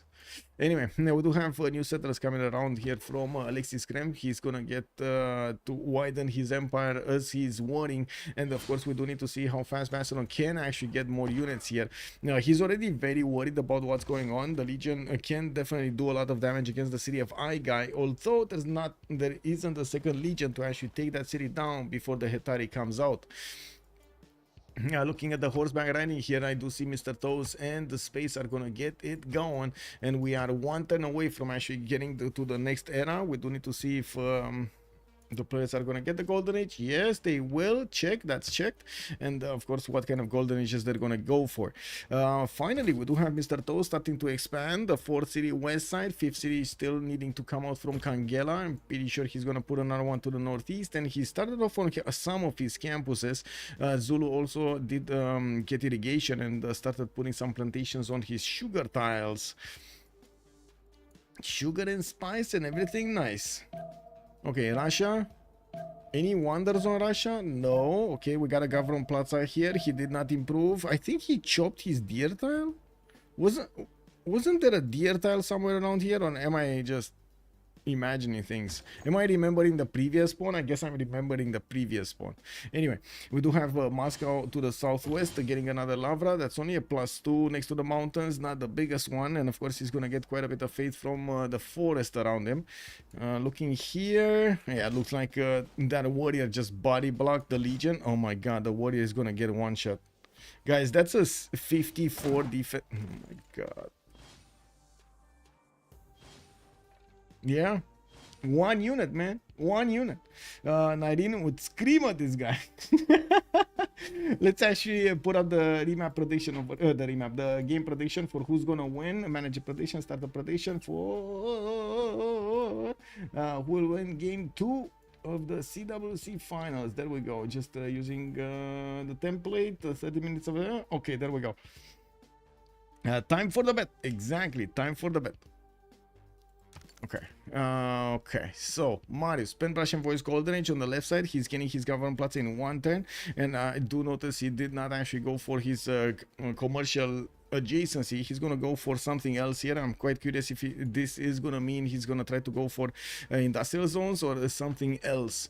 We do have him needing to defend against a possible culture victory later on in the game. I'm pretty sure he is aware that Russia is gonna try to push that culture through. We do have him also getting that fourth city, Halikarnassus, northeast. Doesn't have a fifth settler out, and of course we do see a few builders starting to run around this territory. He is 3 grid merchant points at 10, while Aztec is barely on 1. First one is going to be Coleus. Pretty sure he's going to want to give it to space here for that extra strength. Looking at Montezuma next, we do have Space with Penbash and Voice Golden Age. He's getting his Government Plaza out as well, as he did finish his commercial and his campuses. While I do notice Alexis Krim just keeps on moving his units to the front line. These Setaris did show up and they can do the damage against the legions. There is no more general available for Rome for that legion, and of course that actually is quite problematic. The legion is gonna get experience though for a promotion at some point. Anyway, we'll see if it's gonna die before that promotion or not. This is terrible land to fight in the Rai style. Looking at Montezuma, right? Let's actually see. He's 17 science with 18 culture. He's putting that fourth city on another continent and finishing up his Gavron Plaza. Has 1 trader, and of course he did also finish 1 single commercial. Soon he's gonna need to get that market going. That seems like this is gonna be quite a slow Magnus opener here. Shaka, 12 science with 21 culture, 42 production. Penbrush and Voice Golden Age as an upgrade, and I do see Zulu did manage to put Nongoma right in the face of his opponent, Persia.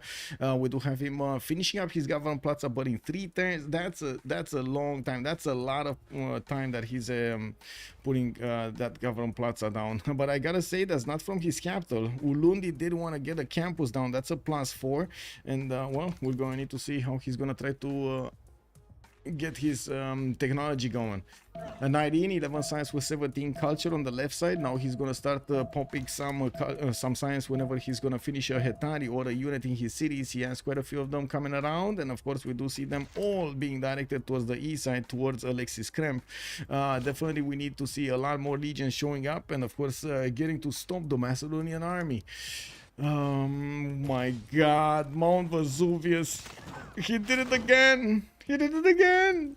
Oh my god, look at the beautiful tiles, the extra culture, the science, the faith, the gold on the ivory tile. Oh, it's beautiful on Macedon. I'm pretty sure 19 is happy here. Not very happy that he needs to fight it all. Happy that he has Mount Vesuvius.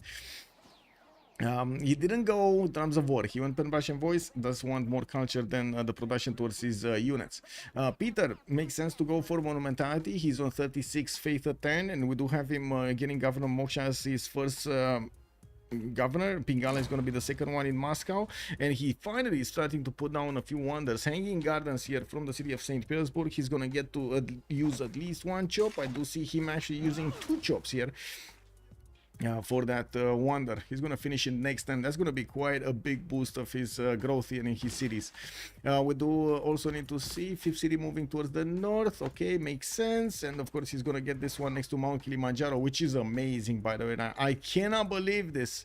I cannot believe how good the sandworm made this land. This is beautiful. Is he gonna get the extra production from the tundra in Russia on these 2 tiles? I think so, right? They're tundra hills, so he's gonna get more production from these.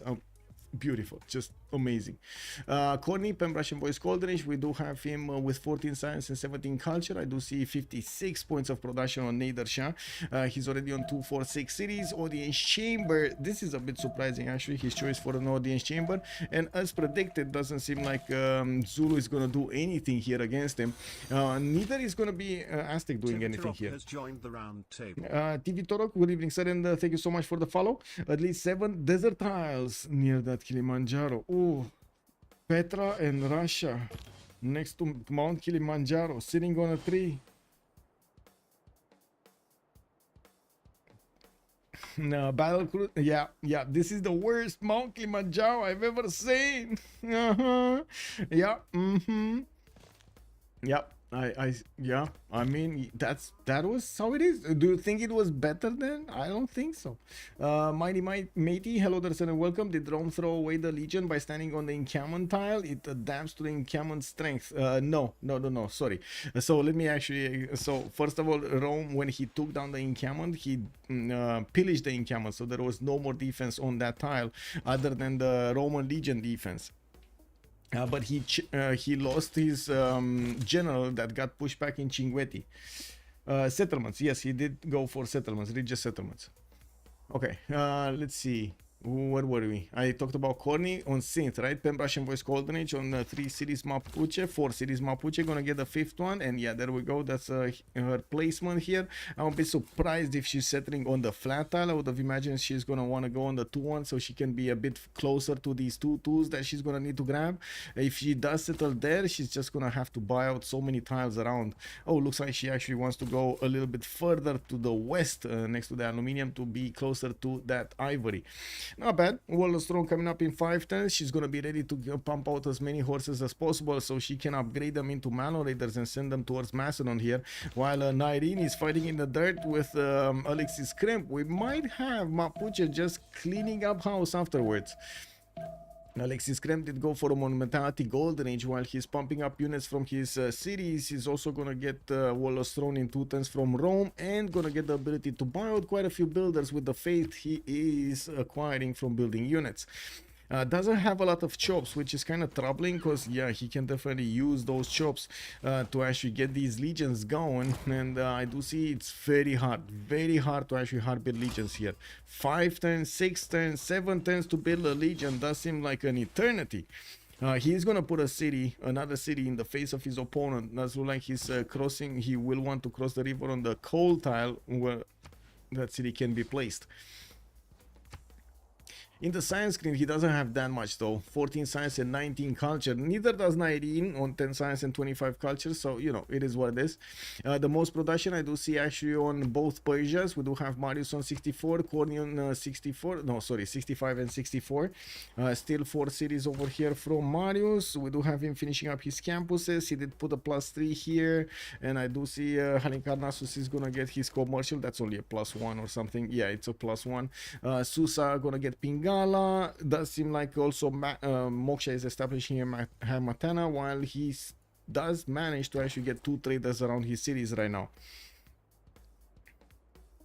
Okay, anything happening here? No, we do have the first horses coming around from Persia going towards the north. He might actually want to take down Buenos Aires, and it might be quite a strategic mistake that Mr. Toes did over here, not actually making units to attack into Persia and allowing Persia to get the defense up. This might come back to haunt him. I would imagine Zulu is going to try to get to his impis or courts, and we're going to need to see which ones is he going to try to go for. What kind of unit composition is Mr. Toes going to want to put against Persia? What does everybody think here? What does he want to focus on? It was bad at the beginning. Yeah, it was very bad at the beginning, man. No joke. That city could die same turn as it's placed. Let's actually see.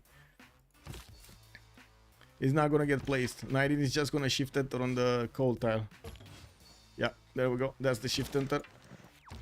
Alexis Krem trying to move away. We got archers coming around here. We'll get some shots, and of course trying to protect the settlers from being taken by these Hetaris. We do have to see. Yeah, there we go. The damage from the Macedonian Hetaris is definitely not strong enough to punch through the legions, but neither do the legions do enough damage. Place it on the general tile. On this one? Okay. Anyway. More legions coming through. Another settler moving to the south of Rome by the looks of it. He did not care at all about the east side. He's just going to leave all of that territory to Persia and focus west to handle Macedon. While we do have Mapuche sending a few units towards the southwest, the horses of Mapuche are going to need the upgrades for from the castle's technology for her Malon Raiders. We do have Synth going for construction in 5, recorder history in 2, and I do see in Kiama training projects to try to get a general here. She did manage to get one encampment training project already, and she just needs a few more points, 40 something, 47 points. Great scientist, nobody picked up Hypatia. We do have Euclid as the next one, and I do see Mapuche did pass it. I would imagine the next ones are gonna want to pass it also. Russia did jump up quite a bit in his population. He did finish Hanging Gardens, and I do see he's starting on his theater squares. Economy will be a bit of a problem, but with tithe he's going to manage to balance it out nicely. He did manage to go for Audience Chamber, and I do see he's going to finish it in one turn. We do have more Lavrats in the northwest, a lot of chops also in that city center for him to beef it up quickly. We're going to need to see what he's going to use it on. We got some horses also from Argalansk, and the question is, where is he sending them? Where is he gonna send them? He is managing to protect Mount Kilimanjaro here from the pesky Mohenjo Daro archers. Doesn't seem like he's doing much. And I do notice Alexis Krep is trying to actually go for that general tile there. I'm very curious if Irene is gonna try to cut him off and put another unit over there on the sheep tile. Yeah, that's definitely a possibility. Like, he can move all of this line, right? Yeah, 1, 2, 3. Anyway, Basilico paints, the encampment did get repaired. Still, I do have to point out, Macedon here does only have 3 cities, and he's pumping out Hetaris from all of them. Warlord's Throne in the capital, and of course did manage to improve some more of his resources. Does have a few chops, not a lot, but still will help out with a few free Hetaris here. I would say he would need quite a few archer units also. And the biggest danger here is that Mapuche is actually going to go through the one tile choke to the north of Chalkidiki. That is, I guess, washed on by Persia, but I wouldn't really say he's going to have a big heads up to actually get an army towards the northeast while he's fighting on the east side. I'm pretty sure also Alexis Krep is starting to gather quite a bit of experience on these archers, and that will be those will be stronger a little bit later. With Mr. Tozo, 24 science and 29 culture, he's finishing up another wave of Vikandans, and getting his horses out might actually need to take out a few of the archers of his opponents. Give me a second. Click, click, click, click, click, click, click. Oh, Baxter! Hello, sir. Good evening. Hello there. Chop the air all day. Chop the air all day. Da, da, da, da, da, da. Maybe he had the tile already and no gold to buy the +3. Yeah. I see what you're saying. That was Mapuche, right? You're commenting on Mapuche. Yeah, that might be true. That might be true. There still are quite a few chops, but usually you don't really need the chops at the beginning at this moment in time. Anyway, Synth is managing to get a few of her units out, and I do see her pushing back the Persian scouts. Might even try to take this one down before and of course grab the choke point before she's gonna get the Malon Raiders going. I also noticed these legions are not gonna have an easy time to actually attack into the Hetaris, and if they do attack, this middle one might actually have a bit of an issue. With new legions coming around, Alexis Krep is starting to gather that extra faith and is able to buy out some more builders. This settler took a long time to go somewhere. Anyway, we do have the first Immortals also showing up on the lands of Persia on the right side, so he can fend off attacks from Mr. Toes. Those Mr. Toesian units did not actually manage to take down that archer here that we were talking about. He is plugging in Magnus in the forward city, and I do see New Kanda is gonna finish. Warlord's Throne in 2 turns from Kangela. Now, while horses are coming around, we do have Mr. Toes getting his military training in 2 turns. I do see Audience Chamber, also Montezuma. He did get 2 coastal cities, Xochicalco and Chempoala towards the northeast, while with Audience Chamber he's gonna get more food, more amenities, more housing from each of those cities that have a governor. We're gonna need to see how many governors is he gonna get here. I see 2 of them. I'm pretty sure we're talking about Magnus 3rd and of course Moksha 2nd. While the next one should be Pingala being placed in Teayo. I'm quite curious if we do have a coastal city from Mr. Toes. Doesn't look like it, but there is a possibility for him to get one right next to those bananas on the 2-2 base, so he can actually trade with Montezuma on the coast. That might be quite awkward actually. Can he trade on the coast actually right now? Because I think the trader is just gonna say, hey, I'm not gonna go into the water. This is just on land, it's just so much faster. Anyway, Mr. Thousand units, yeah, not from that city. I think so, right? The trader is definitely gonna be like, no, I'm not touching that water, bro. I don't know what you did, but I'm not touching that water. I don't know about that, man. Yeah, what, sailing? No, no, too scary. I mean, you gotta understand the trader, right? If the ship goes down, your loot goes down, you don't get anything back. Trading inland can be powerful too, yes sir, but very late in the game though. It's a major difference in gold per turn from international trade routes, just direct international trade routes and or land trade routes. Also, good evening, sir. Hello. He needs to settle below. Yeah. Oh well. Yeah. Okay. So I do see some moves are being done. Alexis Krem definitely being stopped from moving forward. We do have the Horse of Persia arriving in the choke point, and it does seem like Mapuche is not gonna go for the choke point. She's gonna have a bit of an issue here, trying to get those going. T. Beasley, thank you so much for the gift. Much appreciated, sir. Vico Stars just joining us. Good evening. Oh, I did notice something, by the way. I did notice... Who is it?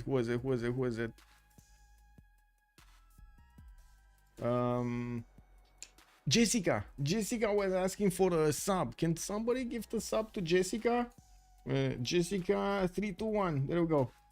She really wanted a sub. She was calling out on my Discord. We do have to see if this impenetrable line of Vetaris is actually going to be breached over here. I'm pretty sure we do have campuses in, well, I'm pretty sure Rome will need a bit more of that science and culture. We do have Alexis on 19 and 20. That seems like Nidine is also 12 and 28, but to be honest, well, the units, he's just, Nidine just needs to get out units and he's getting the science. These units are starting to actually outpace or wrap around the units of Rome, forcing Rome to build a wider front line. Context of Jessica. Muzdra, thank you so much for the 10 ones up. We got Mindfat joining us. Yeah, she's COC. She's the one that played the Tokugawa last game. Also, Wizen Nirine pushing out Hipastis. They are super strong city killers. Yes, Suzy Mafioso, although they're not as strong as you might think to actually handle units like legions. Cities, though, they're extremely good. It's extremely good to attack into cities. Russia is still not settled on Kilimanjaro. No, he did not, but he just got a settler, and you can see the waypoint is being set to the west of Mount Kilimanjaro. He's gonna get the fresh water, possibility to get pyramids, possibility to get a Petra going in there. Oh, this is, oh my god, I'm pretty sure Ben is gonna be very happy with this. Please, Volcano, erupt on the war front. Yes. Trading, yes, okay. Okay, so looks like Zulu did manage to recruit Ethelfled as a new general, and El Cid. Wait, did Persia not get a general again? Whoa, there's no encampment. How is he gonna get a general? There is like no encampment anywhere for Persia. He did manage to take Buenos Aires in the north, and he does have 2, 4, 6, 7 cities with more markets coming around. And of course, we do see Corny is on 19 science and 33 culture next to Mr. Toes 34, 32. It does seem like Magnus is establishing Longoma, which is gonna give Mr. Toes here the ability to chop out quite a few units on the front line. Question is, what kind of units is he gonna go for? Is he going knights? Because I do see he's discovering wheel feudalism is coming up in 5 turns, and of course, well, I do see he's getting a lot more horses out. Okay, horse cores are definitely gonna be strong also. Oh my god, Volcano exploded, did a lot of damage to all of these units. The legions are outmatched by their opponents. We do have to see if Mason is going to manage to rebuild his defense line. That, oh my god, that Volcano just threw a wrench in everybody's plans here. We do have Rome bringing back that settler in the city of Cinguetti. Now he has the opportunity to move it on the front line again. Wow, he lost all 8 generals. Wait, really? Yeah. Kick W, man. Also, let's see, I'm assuming Moksha first, but then what do you Amari trade into city state as commercial civ and go for a moving Magnus Pingala grants us a religious civilization?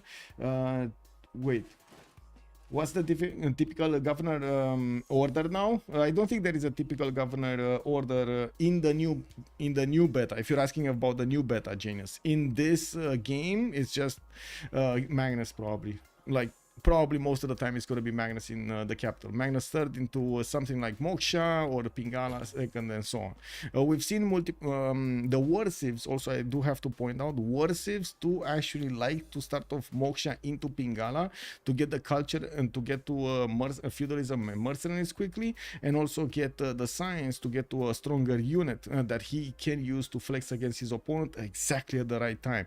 That's what Zulu is trying to do here. He opened up Pingala in the capital when Moksha in the city of Kangela is starting off on quite a few units, got the generals, and will have quite a few chops. He has the advantage over his opponent when it comes down to the science, and I'm pretty sure this might translate into war advantage on the battlefield.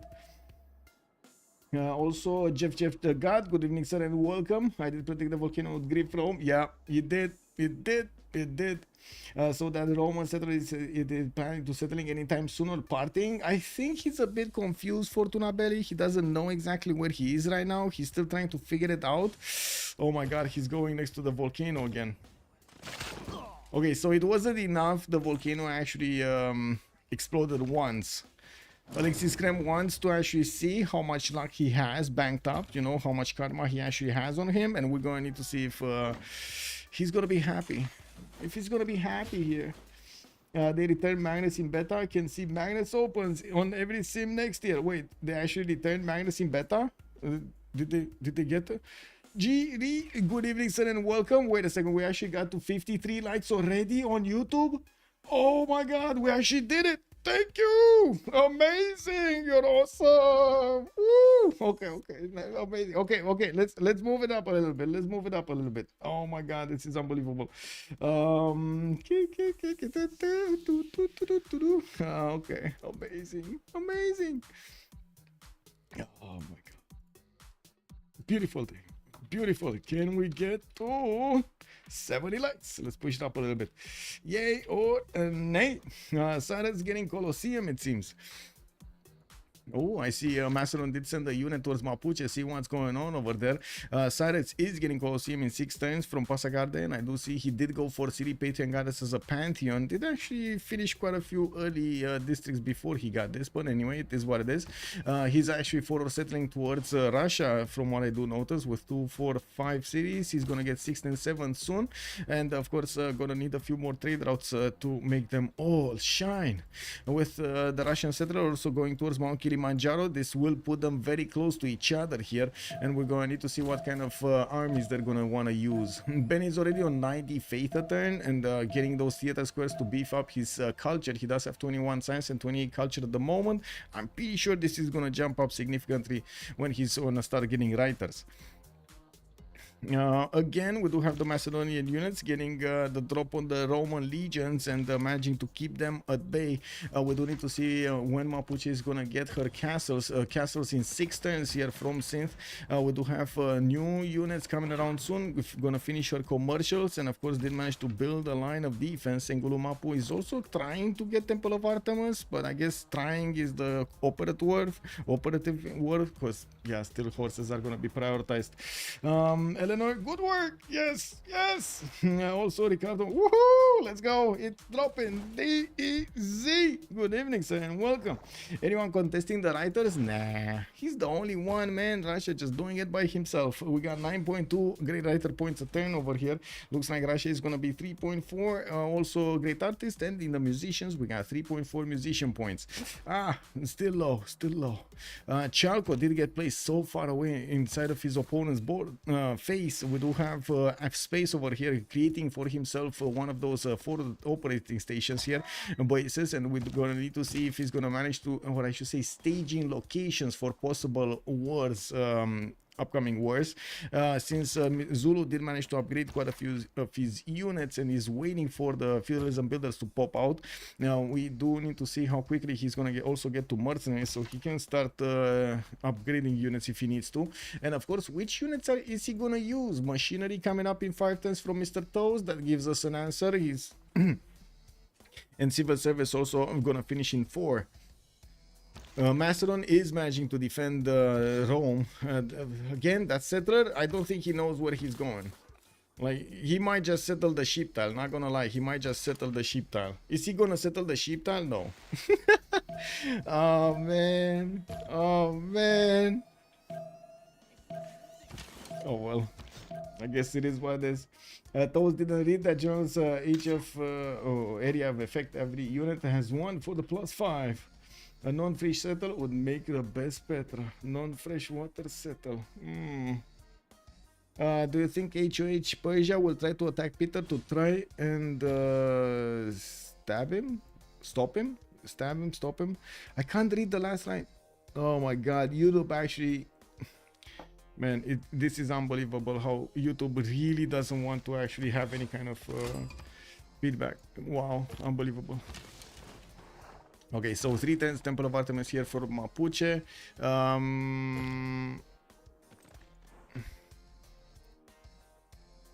This is a good question about Persia. If Persia stops simming, there isn't really anybody that will sim over here for HOH, and this is gonna be a problem. Montezuma, I guess, is still simming, but I'm pretty sure side simming is gonna be much better. This is very problematic if he actually starts worrying Russia. I'm pretty sure Russia is gonna have a lot more strength than him, especially like just looking at the production. We got 92 production on Ben, just the same as Marius, but then Russia is just gonna have 100 more faith that he can keep investing into the builders, into settlers and so on, and keep upgrading his territory while he's warring. This is gonna give him quite a significant advantage over Persia, which is gonna need to just face that, just make use of that production. Gold Nagy, thank you so much for the follow, sir, and welcome. Persia is just now finishing his markets, though. Yeah, it took him quite a bit of time to actually get all of the production going. We do have him finishing also Colosseum in 2 turns, and this is going to be quite a bit of a boost in his amenities, which is going to be important. Getting the extra bonuses, the 16% in his cities would be awesome. That is the ecstatic one, and I'm by the looks of it, he might not get to ecstatic in all cities. Maybe in the capital, but I don't think in all cities. Okay, this one is, but it's only 1 pop, so that's gonna go down. This is also 1 pop, so that's gonna go down. This is 5 pop and it's a +6. That's pretty good. Okay, I think Alexis Krep is just gonna settle there. And by the looks of the army size, we do have Macedon just getting everything he can, flexing against Rome on the right side, while we still have Sins needing to actually get more units for her Malo Raiders. That seemed like there was a volcanic explosion and she's trying to get Temple of Artemis in the meantime. Did we just pop into the new era or something? I don't think so, right? No, we still have quite a bit of time. Okay. I do notice Zulu did need to defend an attack towards the north, and of course I do have to say these immortals are amazing because you can shoot from afar and do quite a bit of damage while your opponent cannot shoot back unless he expends some health. This is quite an advantage.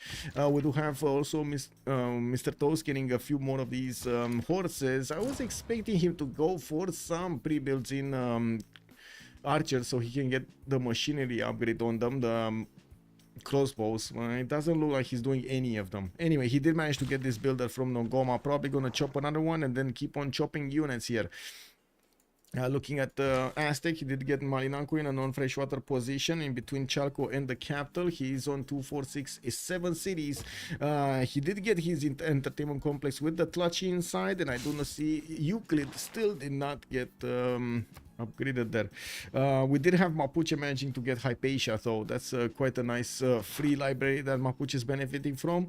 Going for her granaries. Oh, granaries. I mean, you know you're in trouble when you actually need to build granaries. Am I correct, chat?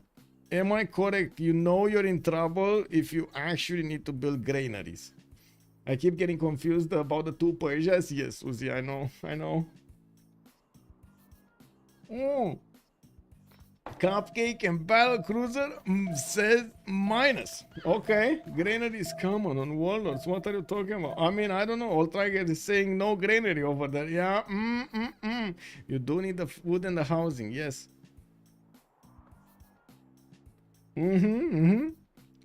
Okay. We got the we got her switching. We got her switching to builders. Okay. I mean, yeah. More legions coming in here from Alexis Kremp. I do see he's also discovering that machinery. I think he just did discover machinery. Has the upgrade on the archers to get to crossbows.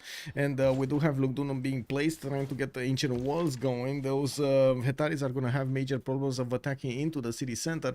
And I do notice Nairin does have quite a few generals over here for him to attack into his next door neighbors. Now, Mapuche does have an extra +5 that he's getting against civilizations in a golden age or heroic age, while Nairin is already on 56 out of 63. It's quite likely that he's gonna go into a golden next time around. We do need to also take a look here if we do have Corny managing to do anything about Mr. Toes. Mr. Toes, you know, just happily getting some more units and withstanding the shots of these immortals, allowing them to get the experience points while he's just, you know, casually getting his units out.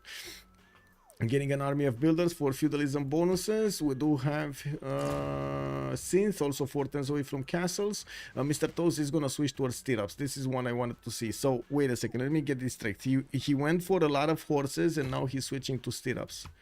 Makes perfect sense. We do have Oracle in 21 turns here in the city of Nongoma. I really hope he's not going to finish Oracle. I really hope he's going to get something else.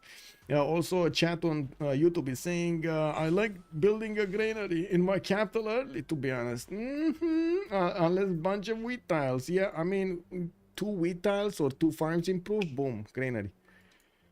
Basically, I think he placed Oracle just for the road. Where was Oracle and what did he do? Here, okay. I mean, you say he did it, but he's actually, as you can see over here, he's actually building it for 1 turn.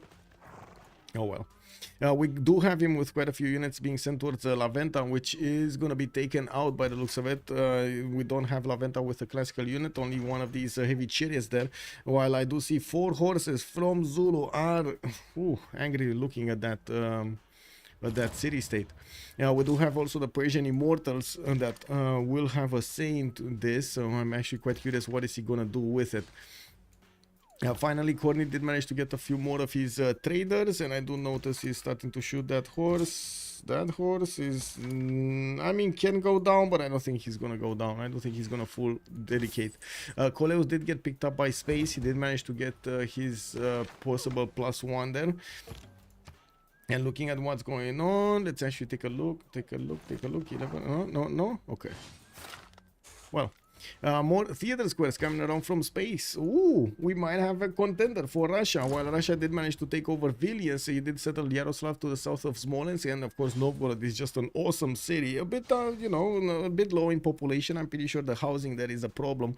We do need Lavra with the feeder wall going inside there, so he can actually get everything going. With the Reiters also coming around, 14 great Reiter points a turn.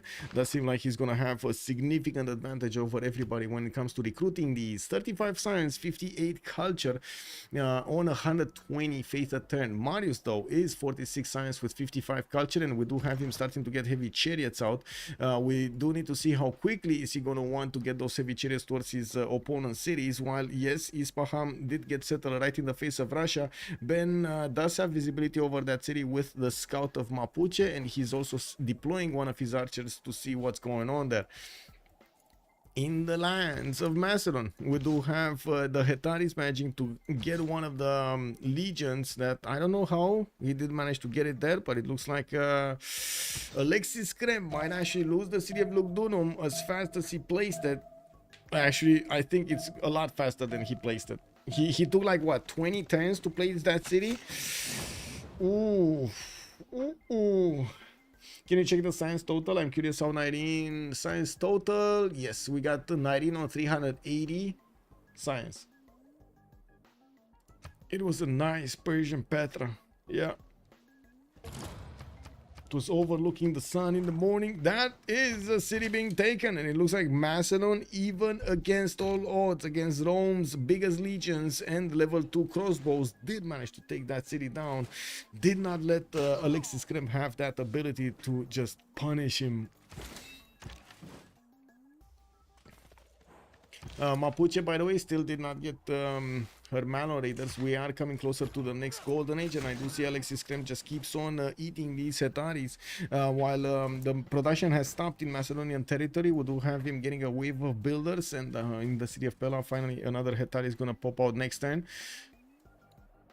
More of these crossbows are getting built and sent to the west side. La Venta has been taken out. Mr. Toes will have that city center. Looks like he did actually stop from building Oracle, and he's going to use his builders to chop something else here. We do have quite an army of builders available for him to keep on getting bonuses from.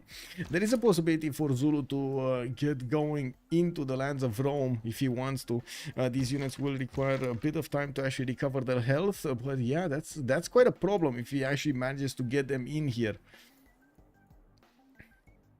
We do have heavy chariots also coming around from space, not a lot of them. I do see only one in the city of Tenochtitlan, and of course a boat from Xochicalco. I would imagine he's going for the era score as quickly as possible, and I do see space is 53 out of 62. We do have Russia already over the threshold of getting a golden age. Pen is 68-64. I do see also Synth gonna be 7 points off from getting a golden age. While she is getting pushed, she's not getting pushed that hard, and of course with the line of units that she did already keep on that side for quite some time, nobody's actually coming through there.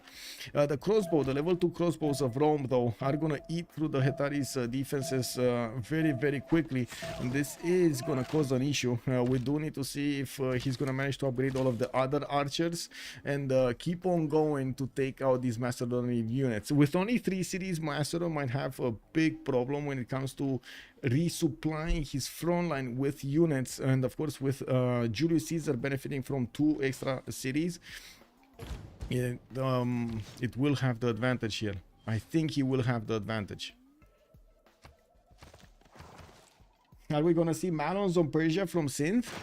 I mean, I was thinking about that, but I don't think so. I don't think Synth is gonna do much there.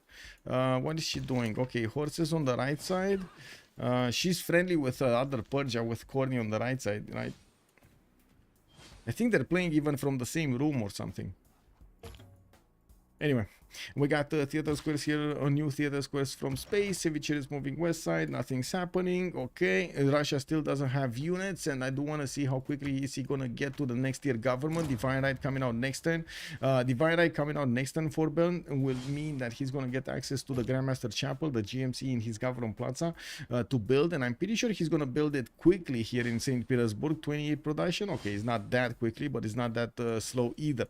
You know, with visibility over Isfahan, and of course he knows about Persia's military strength. It's only on 230. He's not that worried at the moment. He might get worried a bit later though. We do have also Mapuche with the possibility to take over Muscat. She's going to receive a bit of support from Ben to try to take that city down. Macedon barely has any range units on the front. That will be a problem. Yes, Eleanor. Yes, ma'am. That will be a problem. Massive problem. What government plaza building Russia went to? I think it's audience chamber first. Yeah, audience chamber in the city of St. Petersburg. And I do see a wild blizzard showing up in Kazan, just, you know, trying to have a party over here and increasing the fertility of those tiles. At the moment, the biggest science in the game is on Marius, 49. I do see 62 culture also. In the production queues, it seems like Ben is just keeping up ahead of his opponents. Corey does have 133 of his own, while space is on 100. Mr. Toes is only on 72. We do have Mr. Toes starting on his crossbow on cores, which are going to be very strong units attacking into Corny's units here. Although I'm pretty sure we're going to start seeing men-at-arms quite quickly. The crossbow on cores should do enough damage against those men-at-arms also.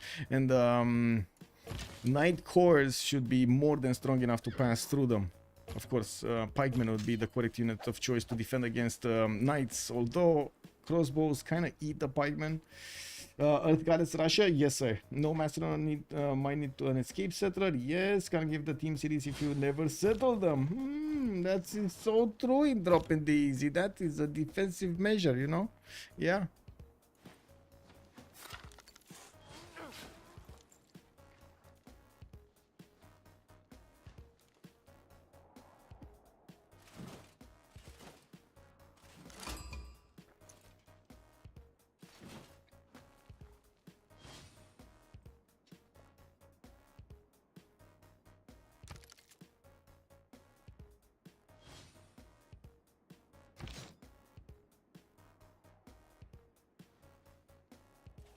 Okay, Diplo quarter coming off from Macedon. We're coming closer to the next era. It looks like 6 more turns until the next one with Marius on 44 points. He's gonna need to get there soon.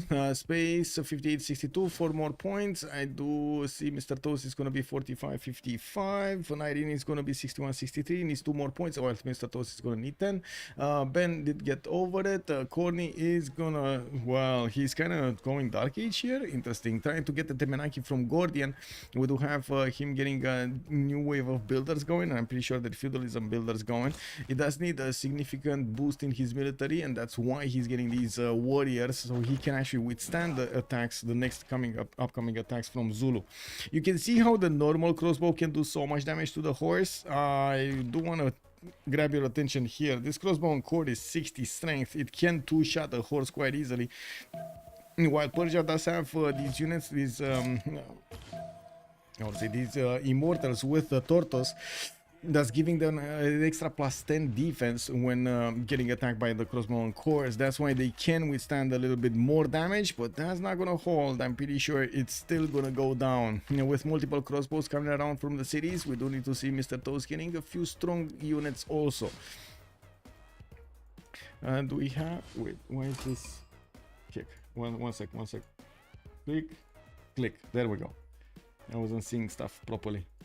I don't believe Courtney has that stats problem, and definitely HOH mistake. Okay, Mapuche is gonna get help to get that city of Muscat. Looks like the 3 horses are gonna manage to finish the work here, finish the job. She does want to pillage as much as possible, and of course, no, that's not gonna be enough because this one did not get to attack. Kick W. Anyway, 1 more turn and she's gonna get that. We do also have Marius sending a few builders in the northern cities that will allow him to just chop an army if he wants to in the front line in the north. He did manage to finish Colosseum and did get to +6 happiness in 1, 2, 3 cities that I can see. That's pretty good. 16% production here is going to be amazing. Let's actually take a look on Pasagarde. How much does he have? 26.6. That's not a lot. That is really not a lot. Hit the Guard of Bengal. Next one, we don't see actually Russia making any points, so he's not actually going to get that. 5 turns from GMC to finish in St. Petersburg. That's basically 5 turns, so he gets the ability to buy units with faith. That's going to be so important on Russia. Did we have Geneva spotted by anybody? No. Wow, really? Nobody? And Geneva does have a few boats just roaming around, but they never actually got to Aztec cities in the south.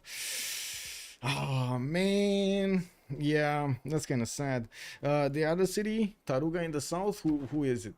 Taruga is Mr. Toast city. Okay. Synth is keeping Rapa Nui. We do have Mohenjo-Daro getting contested. Space keeping Namadol. And I do see Cardiff on Alexis Kremp. Or Alexis Kremp on Cardiff, I should say. The whole line of offense here from Rome did move forward a little bit with the help of the crossbows. He's managing to chew through the defenses of Macedon quick. Well, I would say actually quickly, because like look how much damage he's doing to the Hetaris with these level 2 crossbows. And he does have a 3rd one here, and he's bringing some more. This is just a bit too much than Macedon can actually repair. If he's starting to lose 4 units around, or even like 3 units around, it should be way too much, way too many units lost versus the units that he can recover, replace. In the north, yes, Mapuche did manage to get those units in the north, and I'm pretty sure she's just going to take over Muscat. There we go.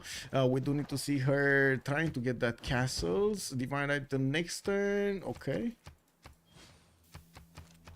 Did she finish castles? Yeah, she did. She did actually finish that technology. Just going to need to upgrade the horses. Okay, is this army chop? I still don't see an army chop. I see new builders coming around, and it doesn't seem like Marius is actually going to get a big army here. Okay, he's actually putting the army in Halicarnassus. He's quite worried Mapuche might just show up through the choke point and get that army to him. Okay, that makes sense. This is, I guess, the Mapuche effect. We can call it the Mapuche effect. It can be a quest for Michael for astrology boost. Yeah, no. Yeah. Looks like GG for Macedon. Janus, you might be right. Macedon is in trouble here. I'm actually quite curious if he would have had the opportunity to settle another 2 cities, or if he would have just not went a little bit too much with the Hetaris. If he would have gone for 2 extra cities, if it would have been much better here. Oh well, I guess you know, questions, decisions you make in the game, and you need to live with them. Macedon needs another volcano eruption about now. Yes, hitting all of these crossbows, ideally taking them out, right? How many theaters on Russia? Hello, quitting. Good evening, sir, and welcome. We got 1, 2, 3 theaters on Russia. He's building the Mahabori temple in Argalansk, and that would mean he's gonna try to get the Diplo points, also not only getting those free apostles for the beliefs. He's starting to put down campuses from quite a few cities, and of course GMC finishing up in 4 turns. The fact that also Mapuche did take over the city of Musca does give Marius a bit of a heads up that he's gonna need to defend himself here. Not only put off an attack against Russia, which definitely would have been weak at this point in time. If only these knights would have actually gone directly to Novgorod, oh, this would have been a totally different game. But I'm pretty sure the players are, you know, taking the risk that they can. So few units remaining from Macedon. We just saw another one being taken out, and of course we do need to see if he's gonna manage to survive here. We do have Alexis Krem moving his units forward. I think he lost the general from this line of area. He needs to move on down. Or wait, does he only have a single general? He only has a single general. Where is the second general? There is no second general. Okay, I mean, that's a problem. That is a significant problem. Okay, let's see what's going on here. Meta times upgraded. Persia, we do have him getting the Great Bath. And yes, Mr. Toes already has 1, 2, 3, 4, 5, 6 of these crossbowman cores. The crossbowman cores, you can see they still are doing against the meta times. Wait, that's just enough damage as they were doing against the Immortals. As in, these men at arms are just as strong as the Immortals were. Mario stats are 100% Macedon. Yeah. Well, the writer, yeah, the writers are on Russia. All of them. We did have a few others. Aztec trying to build those theater squares, but he only has like 18. Well, he just got a project, right? So he just got one. Okay. And I do see he's getting Great Bath. Was a Great Bath being built here? He was trying to. We did have theater square in Gordian. Wait, did I miss that? Maybe I missed it. Give me a second. Maybe I didn't actually get to see Great Bath there. I want to double check. No. Oh well. We do have more theater squares coming up on the defense of the culture here on Aztec, with another 2 that are going to finish in the next 4 turns. He's getting the projects from Teayo and will get the religion from that city center also. I'm quite curious what is he going to choose to get. We got 2, 4, 6, 8, 10 cities for Russia. While he did get those units in the south, he's seeing the Persian horse trying to get to him. Not that worried yet. Those are not knights, and of course the horses can be defended quite easily. With GMC finishing up next turn, he's gonna start buying up units in Novgorod quite easily. This is gonna be a problem for Corny. We do have Mr. Tosian crossbows starting to move forward, and they will get to shoot these meta times from afar, while Persia is not going to get to counterattack that easily. Mr. Tos is also going to upgrade those units in the south and is working on printing in 4 turns. Corny going to get also his machinery, but well, I mean, he does have he still needs a lot of things. In the goal per turn, we do have, I would say, a balanced approach here between the two teams. Ben is on 8, we got Corny on 69, Synth is on 19, Alexis Kremp on 13, while Marius on the other side on HOH is 35. We got Space on 45, Mr. Toes on -7, and 19 on 13. Elephant Guy, hello there, sir, and good evening. We do have a party of 24 joining us. Welcome, everybody. Second game, COC going against HOH in the CWC Finals, Season 9. We do have a tie right now. Is HOH or COC gonna manage to get this win, or what's gonna happen here? I'm pretty sure it's not gonna be a tie. That's not gonna happen. Also, is water worthiness disabled in these matches? No, water worthiness still works very much so, actually. Yeah, very much so. You should see the war readiness on Gandhi. That's one of the reasons everybody's staying away from warring Gandhi. Oh my god, man.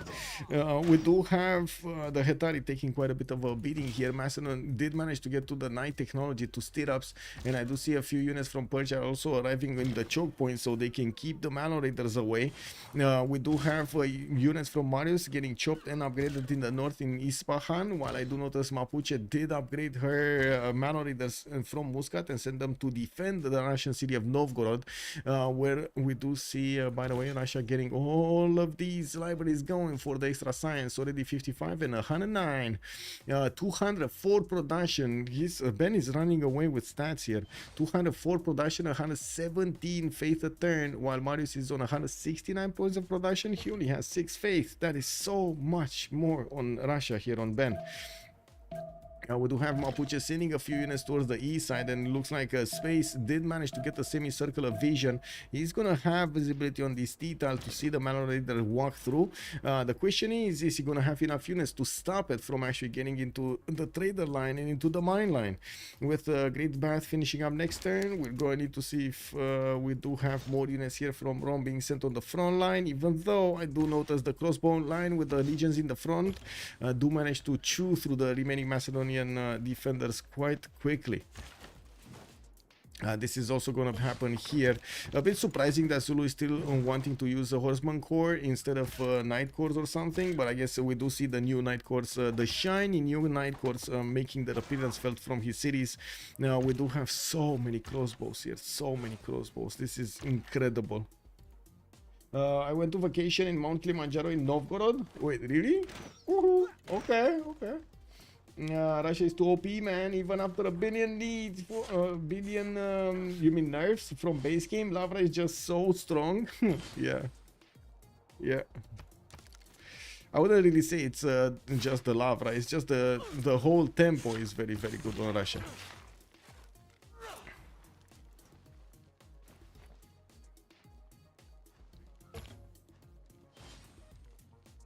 All are crossbow cores, yes. This is the best of 5, Savage. Good evening, sir, also. Savage. Yeah. I want my vacation to be on the lake southwest of Muscat. Wait, whoa. Lake southwest of Muscat. Here? Just you and the fish and the mountains.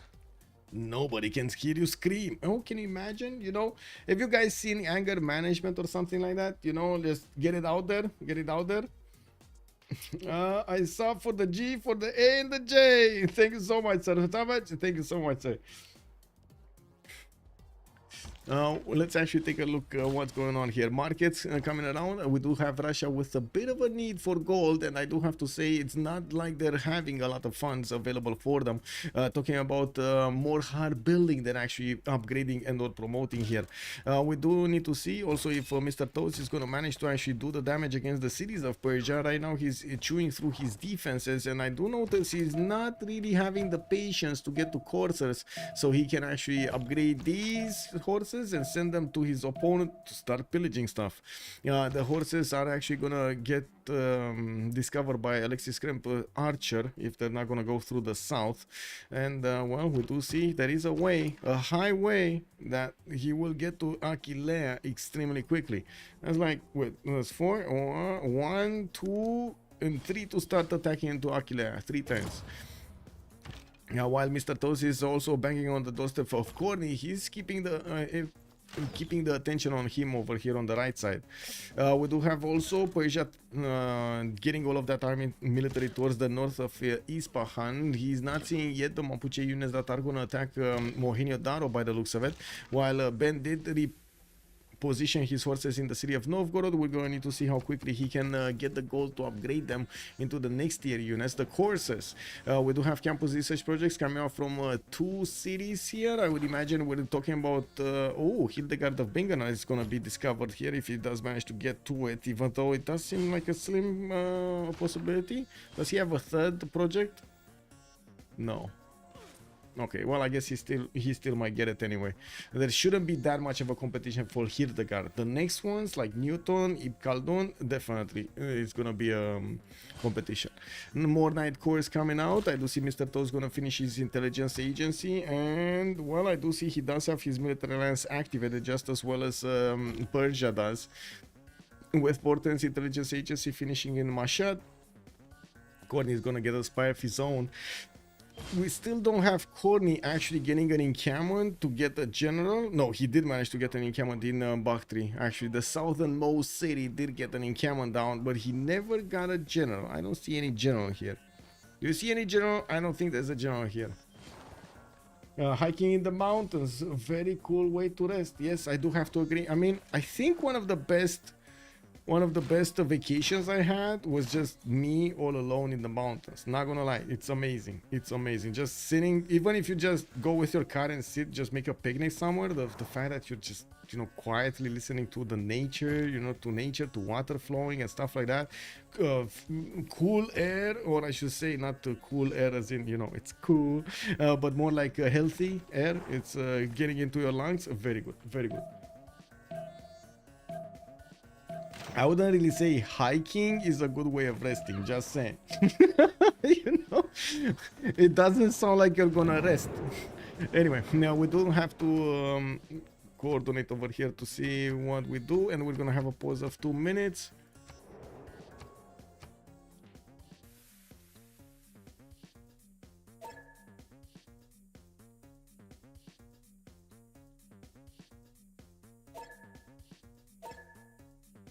Okay, 2 minutes is a pause, and we're coming back. And we got to 72 likes. Woo! Nice, amazing. Woohoo!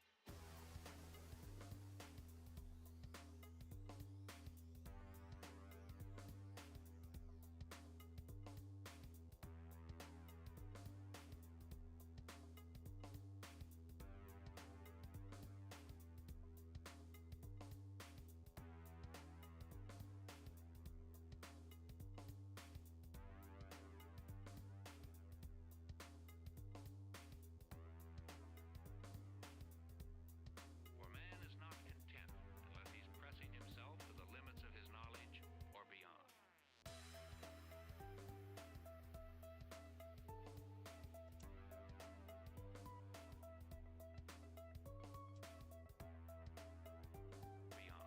Looks like we're actually gonna have a break after Congress. Okay, let's actually see what happened in the Congress and also the Golden Ages before we go on a break. Free Inquiry Golden Age on Cyrus. We do have him on the left side here. That's still gonna give Mapuche +5 against him, and we're gonna need to see if Mapuche is gonna get that city. He did manage to get to 106 science and 72 culture, while we do have Ben on 89 and 158 culture. Does seem like Ben is just gonna run away with this game, not gonna lie. Space 67 science with 124 culture on the right side. We do have commercials coming around, and then Aztec is preparing to fend off attacks from Mapuche's man on raiders, while Zulu is pushing through Corny's defenses. Zulu's pushing through there. We do have also Alexis Kremp pushing through the defenses of Macedon. Mr. Toes on 48 science and 38 culture. Drums of war. He just wants war. And oh my god, yeah, there's not that much science on culture on him. 19, 23, and 26 also has a problem. Ben 91, 158 did choose to go for a pen brush and voice this time around. Corny 131 science, 39 culture will have a significant advantage for the technology if he gets there. That's the problem. If he gets there. Synth pen brush and voice codery 73 science, 69 culture. Alexis Scrim 34, 30 is 37, 34 right now, and he is in a dark age. Actually, Julius Caesar is in a dark age, so he's gonna have the extra +5 from the card. And we do have 10 minutes as a pause. I'm gonna put it up on the screen here. There we go. 10 minutes as a pause, and we're gonna come back.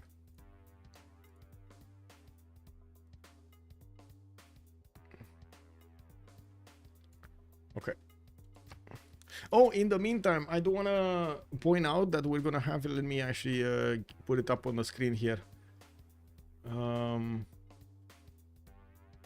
going to have a competition. Two competitions started up in August. First of all, it's going to be the three-legged race, which is going to be a 2 versus 2 versus 2 versus 2 versus 2 competition. That's going to be split into 2 games on the 17th of August and 24th of August. Let me actually open the screen so you can see. And there we go. We will have also $50 for the first place, $10 for the most value team in both games. Registration deadline is on 16th of August, and I do see quite a few people X'd up over here for the registration. Oh my god, I love it, I love it, I love it. We do have also, by the way, guys, Sarah from Firaxis joined us in CPL. Can you imagine that? Sarah actually joined the multiplayer community. We gotta clap on that. I think that is awesome. At this point, that is awesome. Unbelievable. I was actually quite curious how she did end up on our Civ over there. Anyway, I'm not gonna make the difference immediately obvious, but yeah.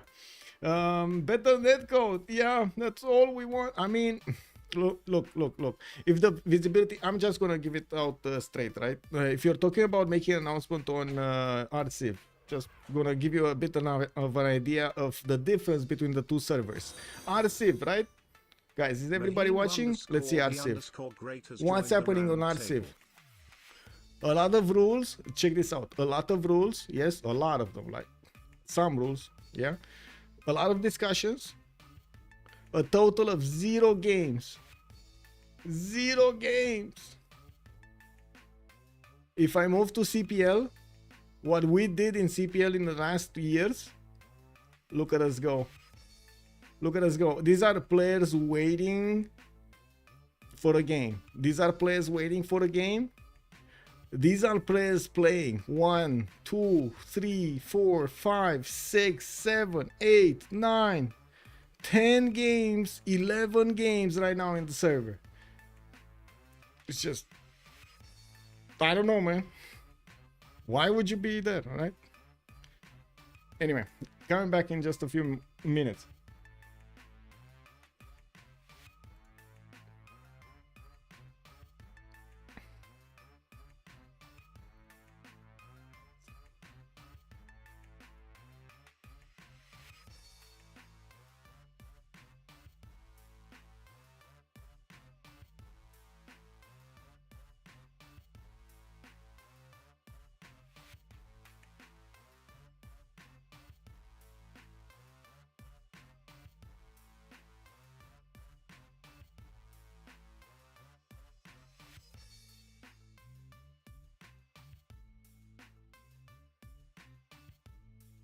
Be right back.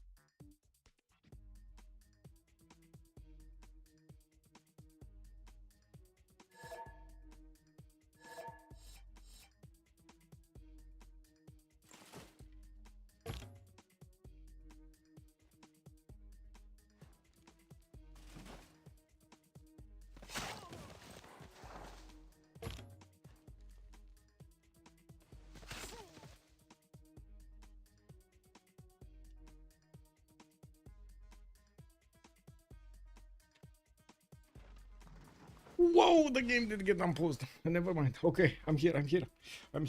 Let me turn off the countdown timer so we get this going. Let's see, anyone doing the culture defense? Yes, Aztec is doing the culture defense. Aztec did also manage to get a religion over here, and I do see actually 2 more religions that get established. Aztec with Zen meditation and sacred places, while Zulu is gonna go for warrior monks and crusade. Let me plug myself in with the wires in my brain over here. Let's actually see, we got horses coming out from Tenochtitlan. Yes, amphitheater in 3 turns here, and we do have more theater squares. While the Mallorators of Mapuche are trying to get in, they will get a few pillages. We do have a swordsman from Xochicalco, which is gonna try to give his life away for the life of the mine over here. Great guys, thank you so much for the follow, sir. Also, Maya the Great, thank you so much for the follow, sir, and welcome. We love Sarah, indeed. Russia strong. How many laxes? Chillbrain's asking us. Let me actually double check this. He should be on 5. He's on 4, actually, not even on 5. He's on 4. A bit problematic, I gotta say. With Mr. Toes managing to move forward, we do have the trebuchets arriving. Not course, though.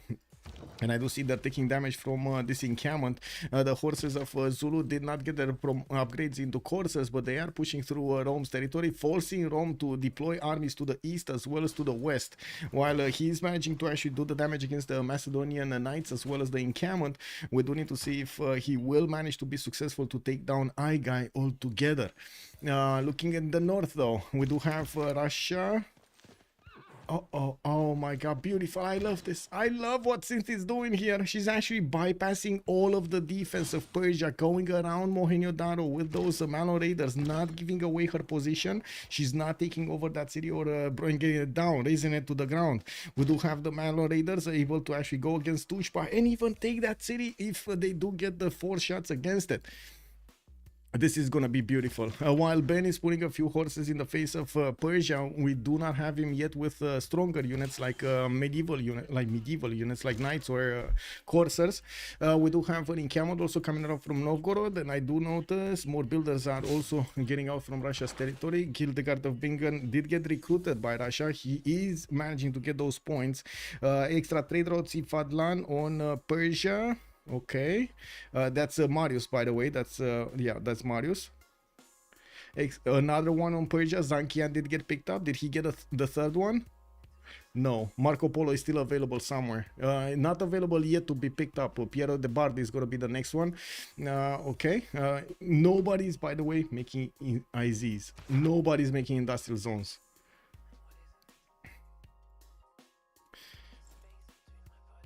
Is Mario seeing the Malons? No, he doesn't know. He doesn't know anything about this. He's just knowing about the Russian defenses, and I'm pretty sure we're gonna have Russia invest some faith into this. 156 faith turn is gonna be nice for him. You gotta take a look at the production and the stats of Ben here. They are awesome right now with 43 gold a turn, 156 science, 156 faith a turn, and 257 production. Definitely has more than Marius on every count. We do have also a few crossbows coming around here from Nairine, and we gotta see if Rome is gonna be successful in doing the damage here. He should be. That's another Hypastis that should die this turn. So that's a knight going down. That's a knight for a legion, though. Okay. Hypastis went down. That's another legion also being taken down. Okay. And a crossbow. This trade was really good. I guess Alexis Krim does have the bigger unit, so in the grand scheme of things, it might be good for him. We do have less and less military for Persia to fend off attacks here, and it does seem like even if he does have 136 science, it's taking some time to get to his muskets. Another 2 more turns to discover gunpowder.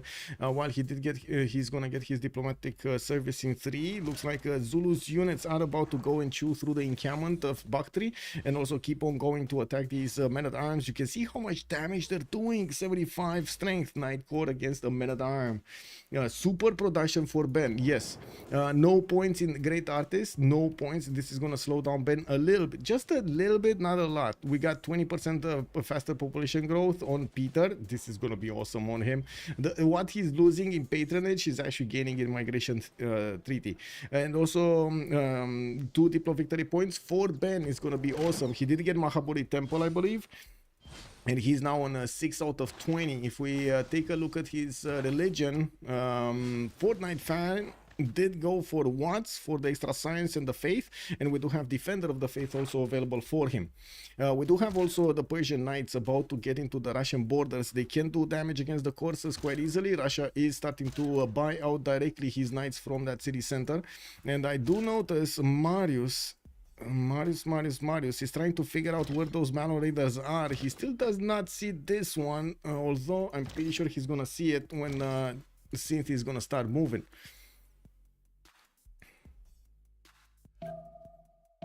Okay, nothing much happening here. This is a major problem. With the crossbowman cores doing so much damage to the men-at-arms, Zulu getting close up and personal with the city of Bakhtri before Persia has the opportunity to upgrade these men-at-arms into muskets. And even if he does, I do want to point out these Knight cores with the support of the crossbowman cores should be strong enough to deal the damage against muskets as well as these men-at-arms. Support production, yes. What's with the invisible units of city-states? Why H-Man? Good evening, sir. Let me see here. Oh, there we go. There we go. We got the units of Mapuche about to pillage the traders of Marius here. Oh, this is beautiful from Synth. Going all the way around and bamboozling over here the defenses of Marius. When Impy, that's a good question. Does any team have gold? Yeah, we do have gold on COC. We got Synth over here starting the pillage economy. Yeah, pillage economy is here. Yep. Mr. Toes also does look like he has quite a bit of gold. Okay, Knight course. Okay, we got a tag going on here. Next turn, Courtney is gonna get his gunpowder, and I'm looking to see how many of these units is he gonna actually get to defend with. Okay, well, wow, the scout taking down a man-at-arms. Yeah, that's a strong kitty. That is a strong kitty. Pog scout, yes indeed, man. We do have also Zulu starting to pillage the lands of Persia. Looks like he just sent one unit to pillage the horse style of Rome and then move towards the north. While I do see Mapuche's units are starting to pillage the mines and the improvements of Aztec, we do see the commercial hub taken down, one mine getting taken down. So that's where Synth is getting her gold for her team.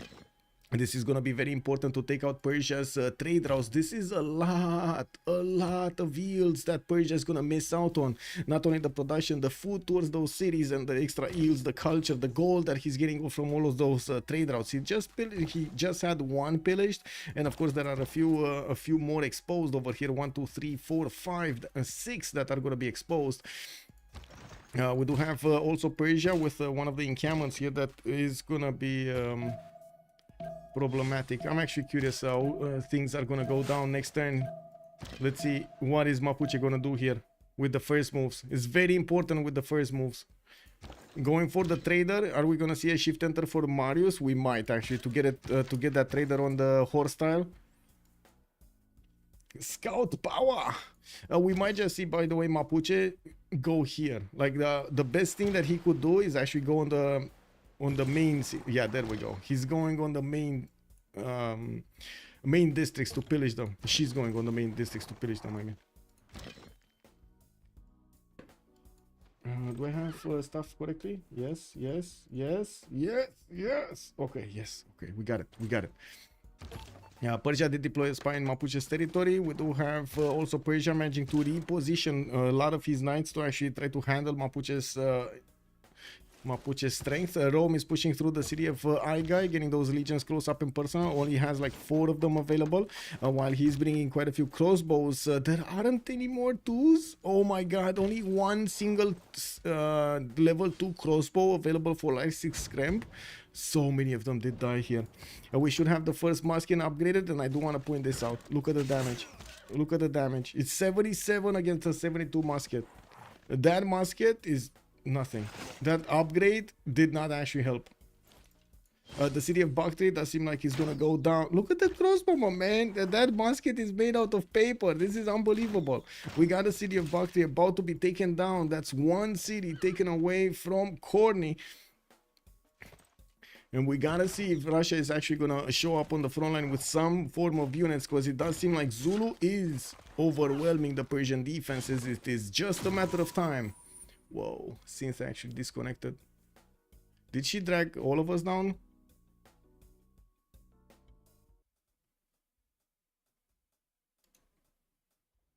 My game just froze, by the way. Kick. Yeah, she kind of dragged all of us down. Anonymous gifter showing up with 10 gifted subs. Oh my god, thank you so much, Anonymous gifter. Much appreciated, sir. Thank you. Yeah, game just effed up. Oh well. Let me restart it quickly.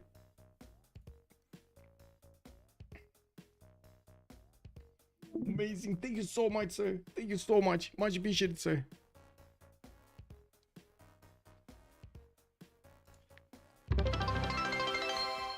Uzdrath, also thank you so much for the 100 biddies. Zulu just swipes Persia, then we see Kyosum Gunanab and Meinher. Yes, we should. We need to see how this is gonna go there after Persia. Is it gonna be Rome after Persia? Is it gonna be Russia managing to come back on the front line there and doing the counter, trying to get back?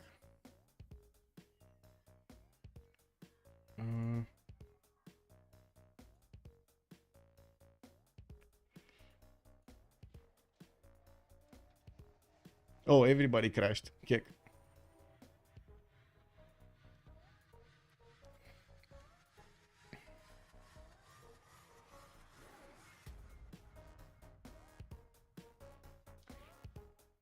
You're just waiting for the lobby.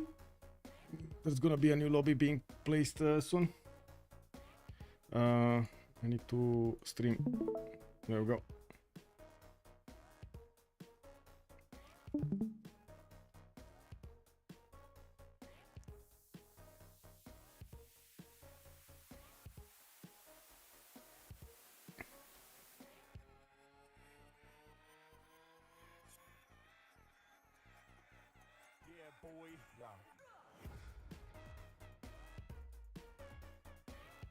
Just following the conversation here to see how things are going.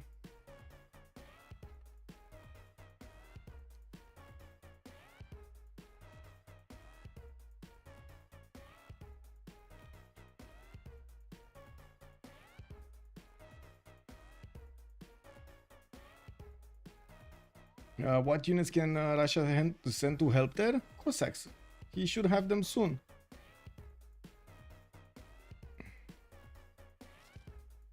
It's a big question if he can actually do any kind of attack.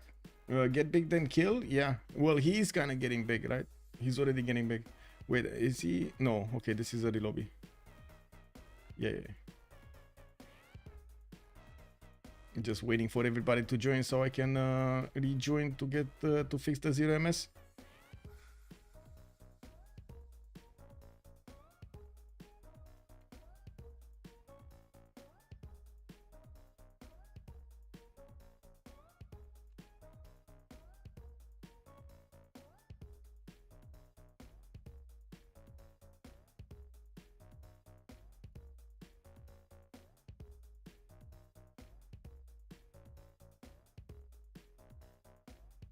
Okay, we just need a few more there. I do have to point out Julius Caesar doesn't have that many stats either. He's getting some units on the right side, but you've seen what happens with those men-at-arms, and he does have quite a few men-at-arms being hard built over here.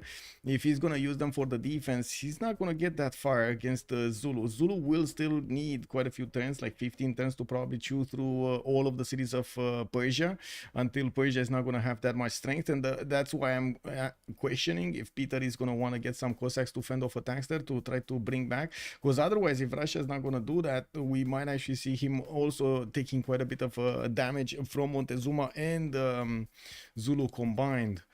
Zulu doesn't have stats either. He's going to get the territory of Persia, and that will give him a bit of a boost. Not that much though, not that much. Okay, let's rejoin really quickly to fix the 0 MS.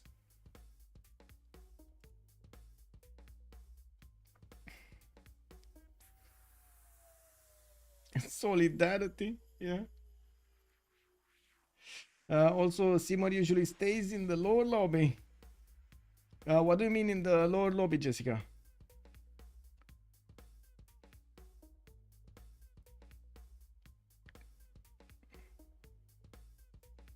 Okay, we just need 19 to rejoin. We should be fine.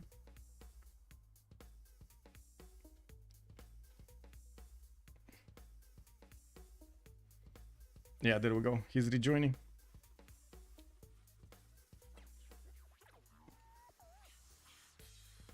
Hey, oh my God, we're actually getting to 80.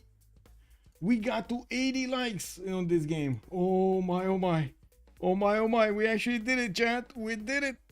In this screen, Caesar and Alex on the very top. Yeah, they gave him as much as priority as possible on Alexis Kremp. I was a bit surprised. I was thinking that Peter might get it, but he really wanted to get those generals. And he did manage to actually get one because of that priority. So I can't really say it wasn't worth it to put him up there. Yeah.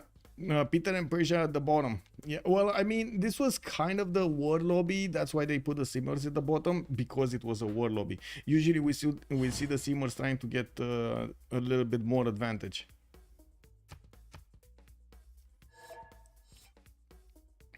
Okay, let me double check 0ms before I do anything else.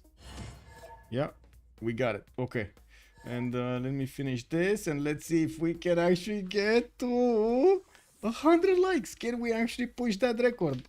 Let's see, can we get to 100 likes? Yay or nay? Yeah, let's see. What's the penalty of conquered city again? You mean in what, production and stuff like that? I don't remember how to on top of my head. It's like 10 or something. Minus 10% across the board.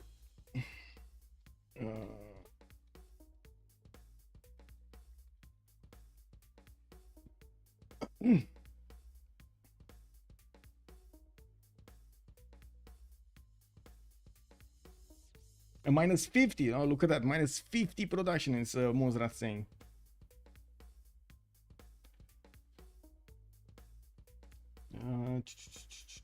Let's see. So you lose 25% of the population. Okay.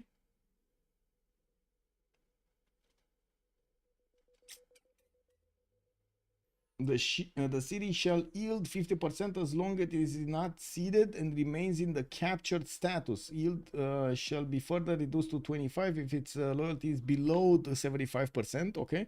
Currently, the captured status makes a little sense, only granting you 5 loyalty per the garrison. Okay. Yeah. No, it's 25% minus 25% pop, and then it's minus 50% production. Yeah, you're right. You were right the first time.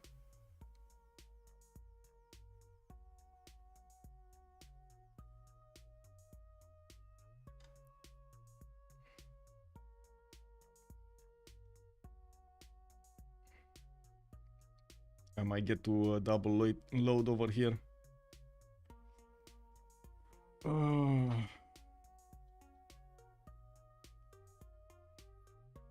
I need to wait for Synth to rejoin.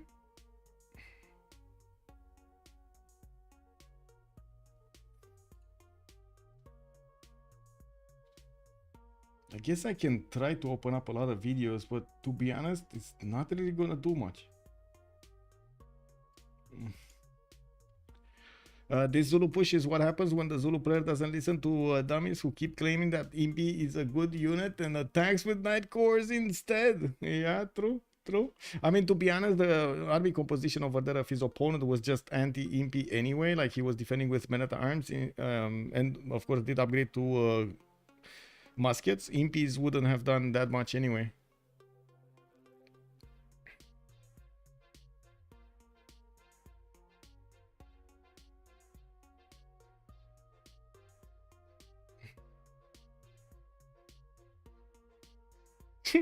Impis are bad. It's been some time since we've seen actually Impis do well. Yes, I do have to agree. It's been quite a while since we've seen Impis actually do the damage. But we did have quite a few months in which impies were godlike. Godlike. In previous versions of the BBG, I do have to say. Previous versions.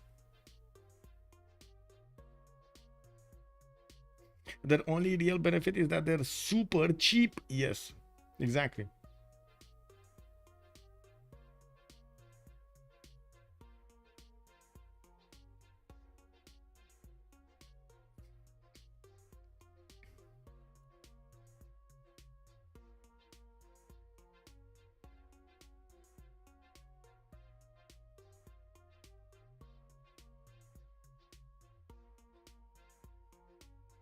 Looks like there are some problems with Steam on one of our players.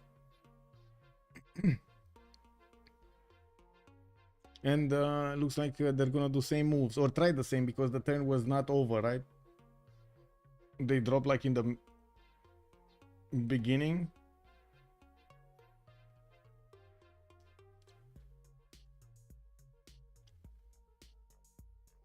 They're amazing on defense, but Zulu is usually wanting to be the aggressor. True.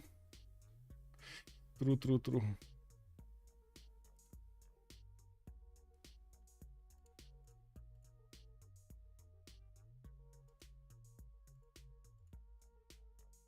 You want the simmer in higher load order. Yep. Sometimes, yes.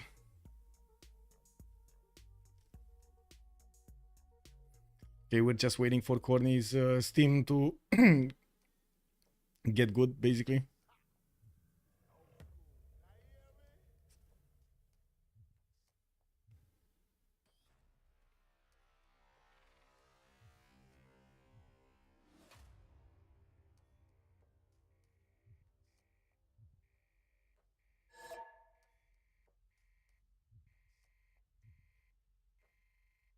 I have seen Impy push work, but you need to be really well timed, close distance, and they need to not have too many minute times. Yes, basically.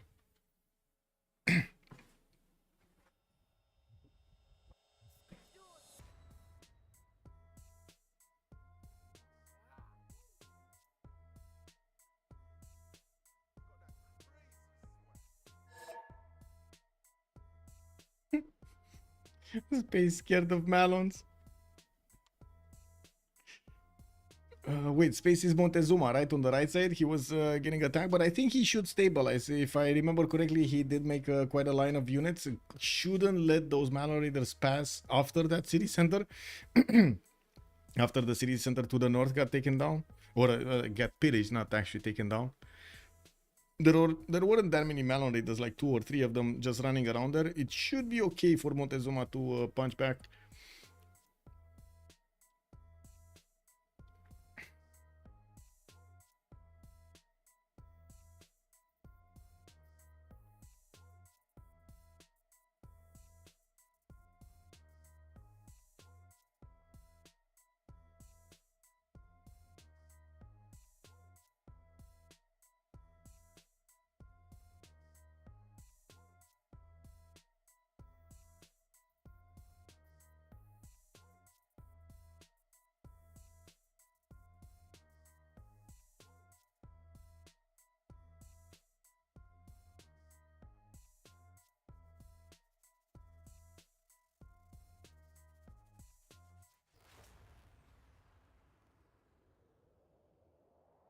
Okay.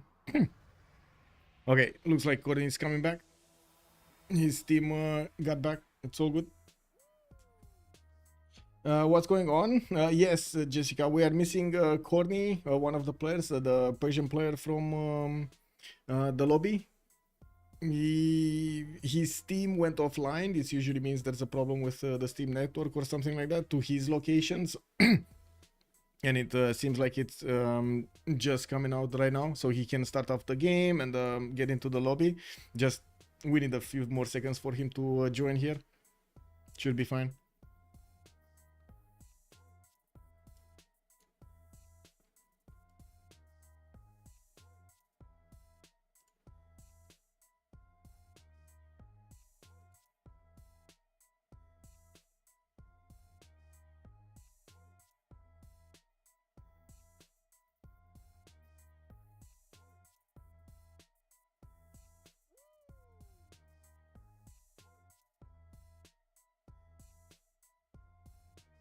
Wow, it takes him quite a bit of time to join.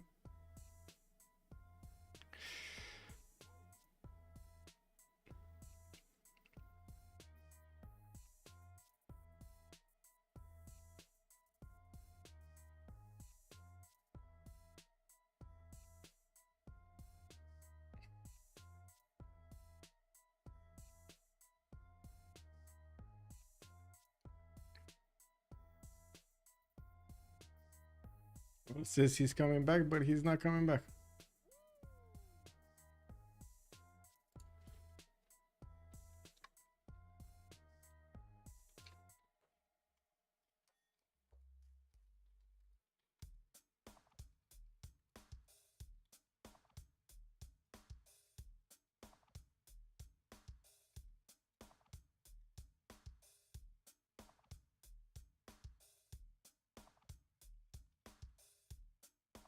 Let's put our living stereo stylus in this groove.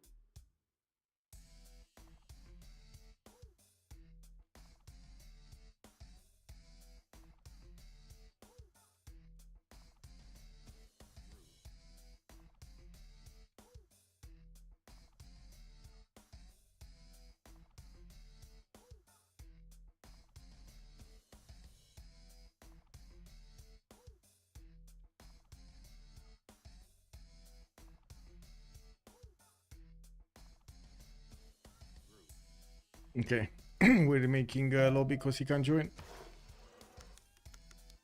Connected. Yeah. Free the CWC final. Santorini is calling out. Yes, yes.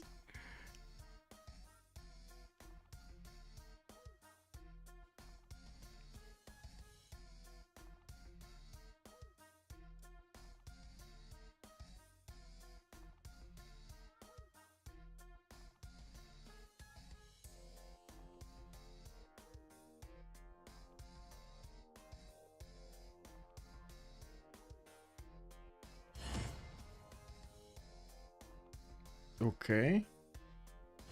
Should be fine. That was a fast lobby. Very nice, very nice. Okay.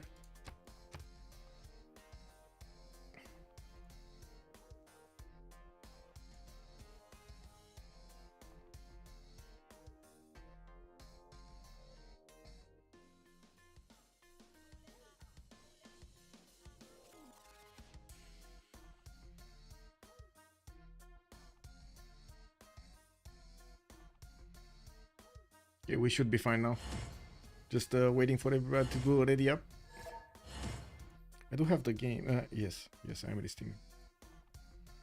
Okay.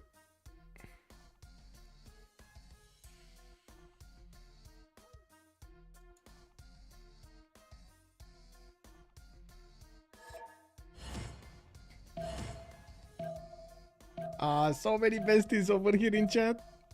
Please don't double on. I mean, I'm not even. Look, I'm not gonna keep the game in the front screen, right? I'm gonna look away. I'm not gonna put more pressure on the game. I'm looking away, guys. I'm looking away.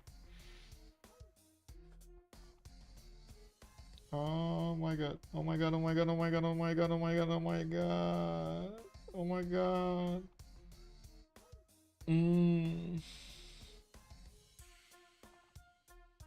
What do you think, chat? Are we double loading or not? Okay, we got in. I'm not clicking buttons, guys.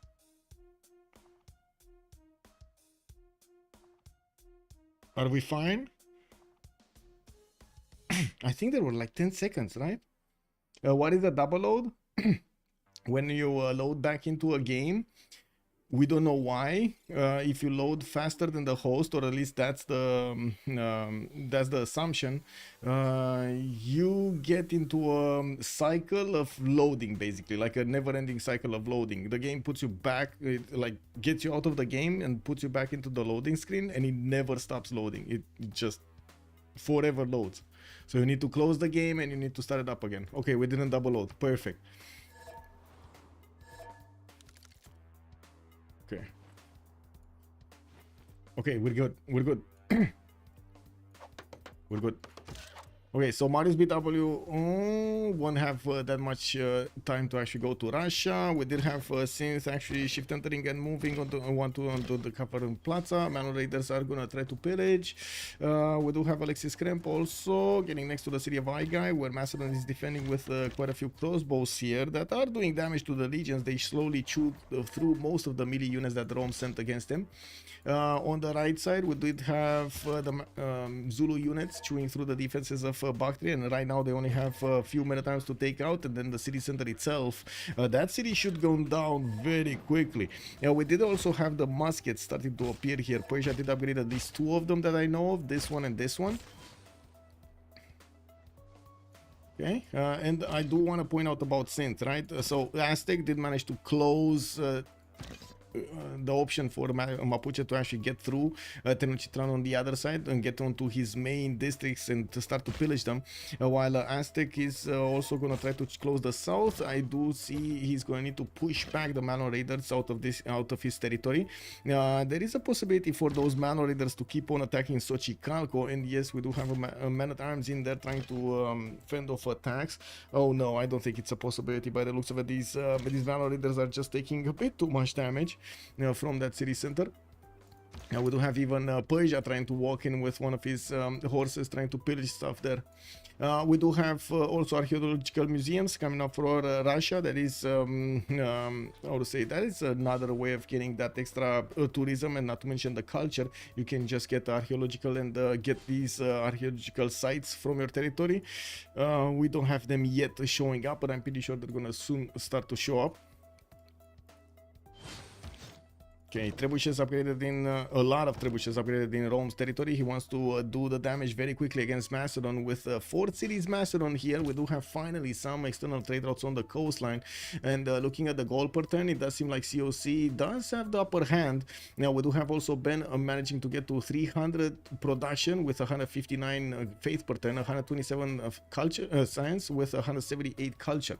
Looks like new moves from here. Yeah, it should be new moves from here.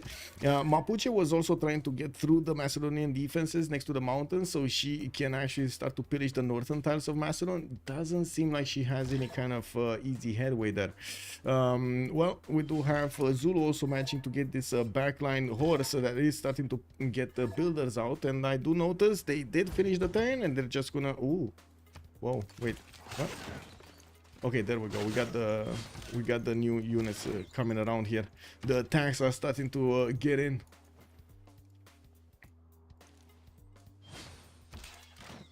Okay. Oh my god, many times died to the scout again. Kick W, man.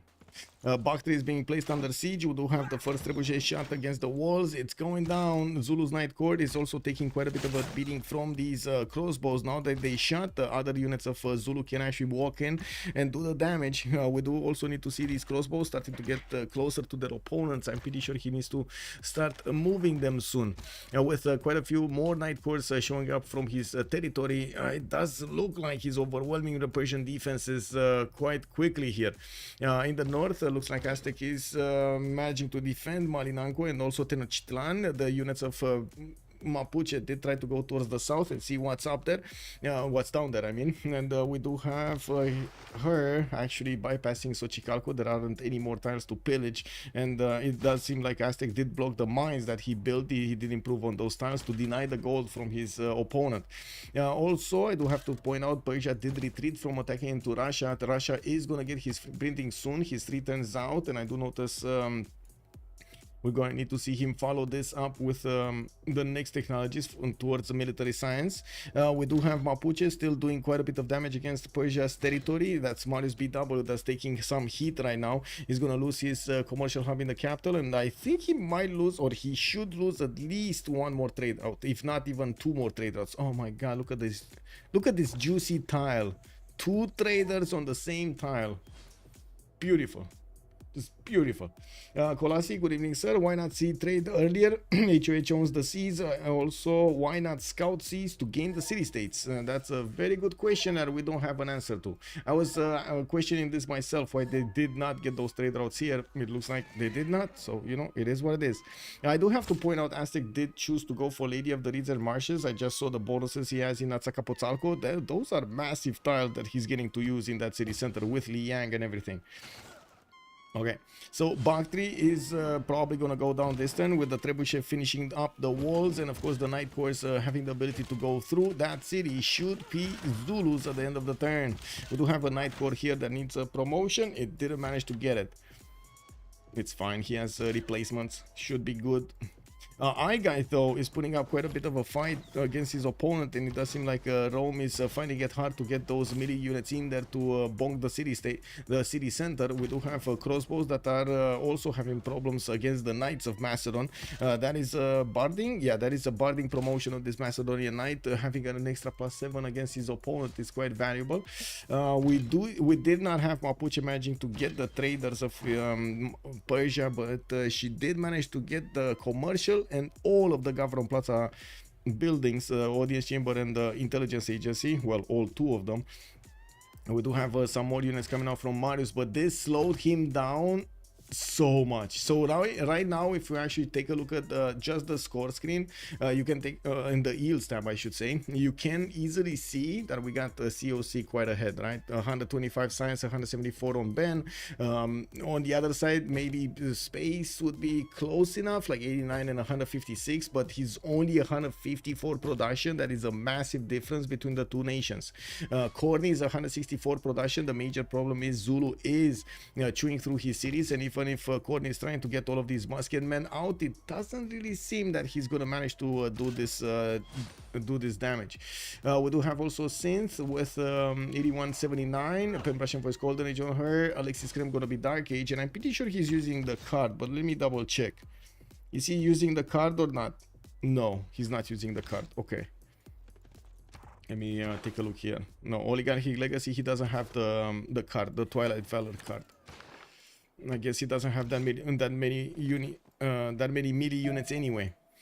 Quite a few more units from Mapuche going towards the south. Looks like she's jumping into the water and will try to get onto the shores of the city of Vaigai through the north. The Roman units did get the last move attack against the Macedonian ones, and yes, we do see that Alexis Kremp is inching forward. He does have a really banged up legion that needs to get out of there as quickly as possible, or just attack with it, because otherwise he's just gonna die for nothing.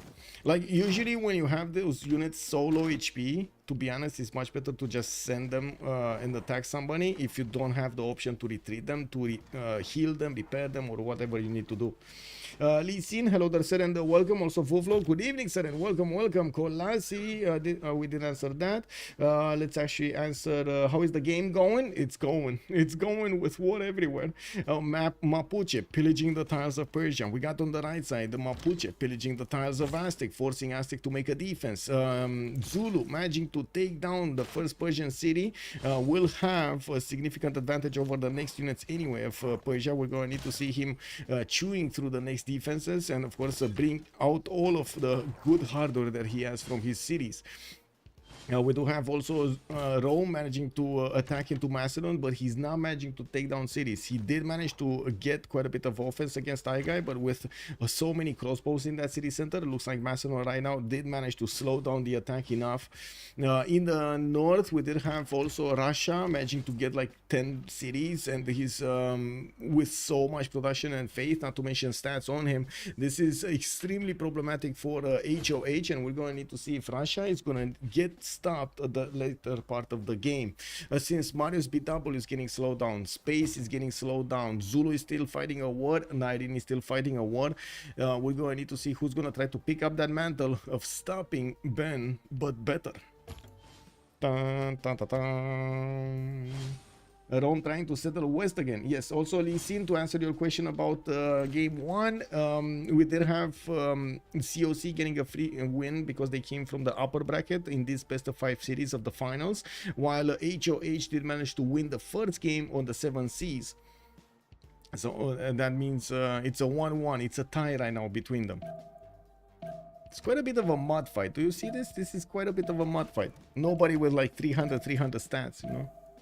We'll see. The 159, 193 on turn 63 is very good though. It's very good. Okay, multiple archaeological museums coming out from Russia, bypassing the World Congress option. We do have Rome moving through next to the city of Aigai, with Trebuchet also getting in range of Aigai soon. He does have the extra movement to move and shoot if he wants to, and yeah, there we go. He just moved and shot the city of Aigai, and it looks like that city is gonna go down quite quickly. We do have Rome losing one of his legions. Shouldn't be that big of an issue, to be honest. We'll see. We'll see. So many trebuchets though. Okay. Crossbows. Not amazing amount of damage against the muskets, but they still do quite a bit. Okay. When is Zulu? Okay, gunpowder very far away. That's the answer. Very far away. I wanted to ask when is Zulu gonna get cuirassiers, like ballistics, but I think we know the question. We know the answer to that question. It's very far away, or maybe never. But I think he will at least one of this game. Okay, another pillage has happened here. Looks like Mapuche did lose one of her Malon Raiders, and another Malon Raider is going back home. We did have water mist coming around, more campuses, and I do see campus research project started up on Montezuma. We did have Russia managing to pick up Ibn Khaldun, Persia, Marco Polo. That's the third one. So 2 on Cyrus and 1 on Nader Shah when it comes down to those extra trade route capacities. Now we do have Persia also needing to repair his Cyrus, needing to repair his government plaza, going for the audience chamber, following up with the intelligence agency. While Russia did not put more resources on the west side in Novgorod, I'm very curious if he's gonna start doing something on the right side here at some point. He does have 4 more turns for military science. He's very close. He's very close to Cossacks, and he could do major damage against Persia if he actually gets to flex those Cossacks. Yeah. Oh well. Okay, yeah, there we go. We got Zulu moving in with all of his units towards both Mashhad and Tarsus. We do have the follow-up from these crossbows that will happen next time. We're gonna need to see how many victims are gonna be done here. Well, that city took a hit for nothing. This Night Court doesn't have enough experience to get a promotion, and this is quite dangerous. He needs to bring it back into one of his city centers to help it promote, just like he did this one. It does seem like Mr. Toes is doing a lot more damage to the units of Persia than Persia can actually replace them. And that is a problem. That is a major problem. That's basically how Macedon lost his army here.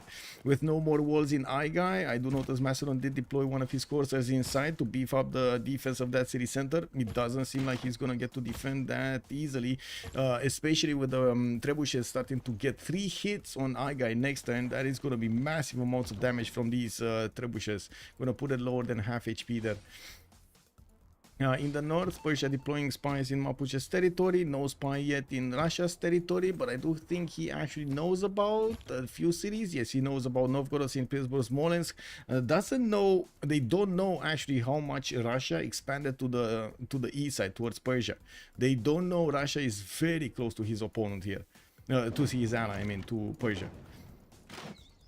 Okay, more gold being pillaged. I do see Zulu did manage to get through a few more units, and yes, we do see the crossbow corps getting closer to start shooting down these opposing units.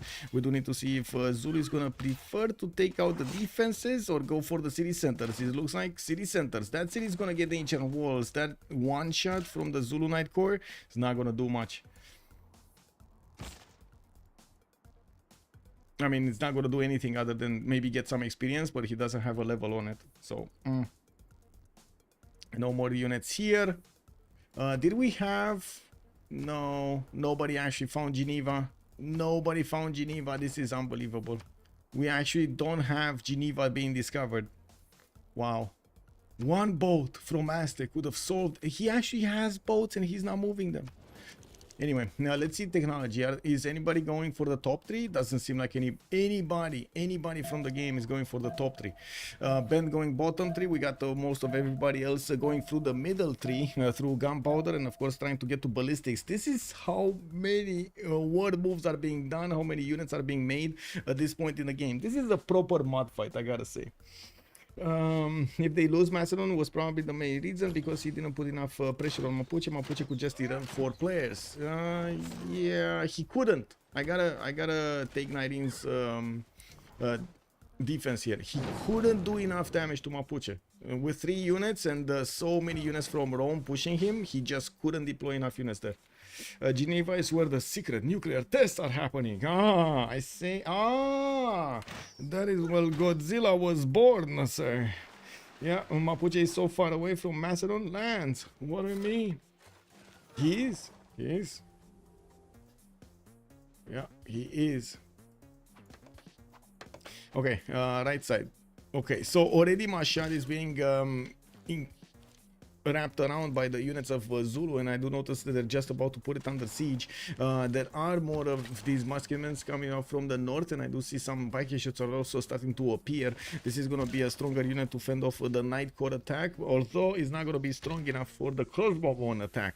With trebuchets also getting in range of the city of Mashhad, that trebuchet can do enough damage against the city's walls to take them down in 2 turns, while I do notice the Zulu crossbows are working on Tarsus, or what are they working here? Are they gonna start shooting down muskets, or are they gonna start they just got promotions? Okay, they didn't do much. More units coming out from Rome? Yes. No units on the right side. Doesn't care about the right side that much. He knows that Zulu did actually reposition those units towards Persia and didn't want to go against Rome here. We have Macedon losing one of his cities on the front line. He didn't have Victor in there, so doesn't change much of his defense. Although he is going to lose the heal ability on these units from inside of the borders. He's going to need to reposition if he wants to keep up with the defenders here. With the defense, I mean. Yeah, we do have Mapuche trying to get her Malon Raiders in the water, bypassing her opponent here, and of course getting all of those knights through. This is extremely dangerous for Macedon. He's losing on both fronts right now. It's quite unfortunate. If Rome non general, Macedon could have won harder. Yes, Rome did amazing to get the general. They did kind of F it up there. I'm not sure why, who, where, or what did they do. But I think they had the choice to actually pick up both generals.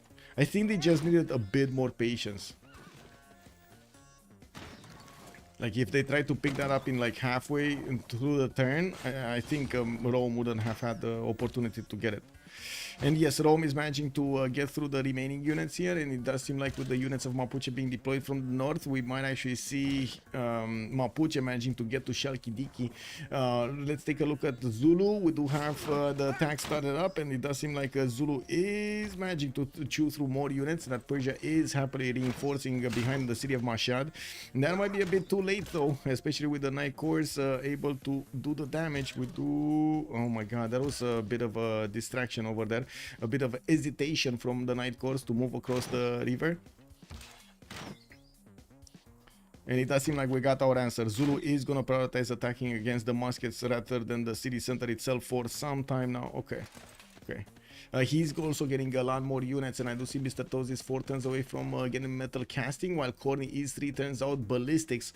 If Corny does manage to get to ballistics, having field cannon upgrades is going to be an advantage. I think it will be a problem if he doesn't actually have enough of them. We're going to need to see how many he will remain, because these crossbows are actually very weak to the Night Cores. Very weak. Does this have enough movement? Yes. Can he take down? Yes. If he does take it down, he's opening himself up to counterattack, so I don't think he wants to. Yeah. Oh my god, we're so close, guys. We are so close. 12 more likes on YouTube, the YouTube video, and we're getting to 100. Oh my god, amazing. Oh yeah. Okay, let's see what Russia's doing. Finally, the Cossacks. There we go. We got the Cossacks showing up here. 75 against the Knight 70. I do have to point out, Cossacks maybe not as strong as you might think. The strong part is they can just move, attack, move back, attack, move back, and attack, move back, and bam, bam, bam, bam. Just keep on chewing through their opponent. We're going to need to see if he's going to manage to chew through the Persian defenses while Persia is struggling to actually get his upcoming technology. He's going for the top 3 mass production. Marius BW taking a risk over there, not going directly for ballistics. Oh my god, he doesn't have it all. Wait a second. He has muskets already, but we don't know if he does have metal casting. Okay. Okay, so we're going to need to find that out. It doesn't seem like Rome can push anymore here, or cannot push easily. He's going to need more units, and I do see him clumping up his trebuchets, so he doesn't lose any more, while Mapuche is trying to do the damage. Okay, now Mashad is half HP. We do have the muskets managing to do a bit of damage, while Zulu's units got pushed out. This musketman should die though. It's just a matter of time until Mr. Toes is starting to move his units. We do have a new Knight Corps getting hard built from every one of his cities. He does have a new spy deployed in Ubgumdunolovo. I'm pretty sure he's just waiting to move it out there.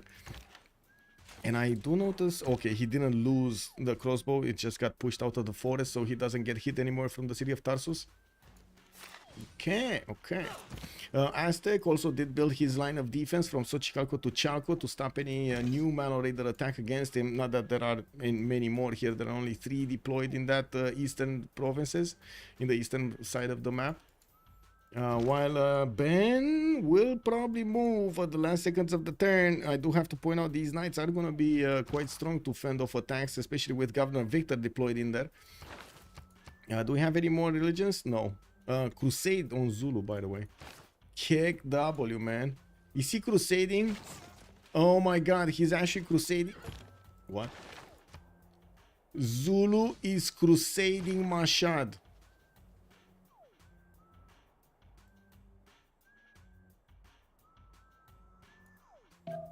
Yes.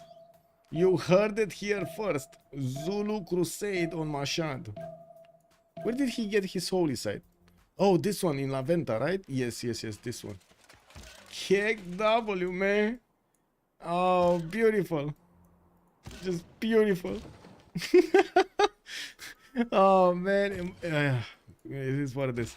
Let's see what's going to happen to the city of Mashhad. With the trebuchet needing to attack, there we go, putting down the walls to very, very low, 11 out of 75. The crossbows would probably need to take out the opposing crossbows, especially since Courtney is 1 turn away from ballistics, but his Mr. Toes doesn't know exactly when his opponent is going to get ballistics. He just knows it's going to happen soon, especially with his science, right? The 126 science. I do have to point out Neidershan is in a Frinkuri Golden Age. In the next turn, he's gonna drop like a rock when it comes to the science. Oh, wait. Did I just move when he started attacking? Oh my god, I did. I'm so sorry. Okay, city of Mashhad being placed under siege. We do have the knights getting in there. Muskets taking a lot of damage from these crossbows. Not even cores and taking a lot of damage. This Knight Core, though, even if it did suffer quite a bit of damage, it doesn't have the ability to promote distance. It lost the movement. It did kill one of the crossbows there.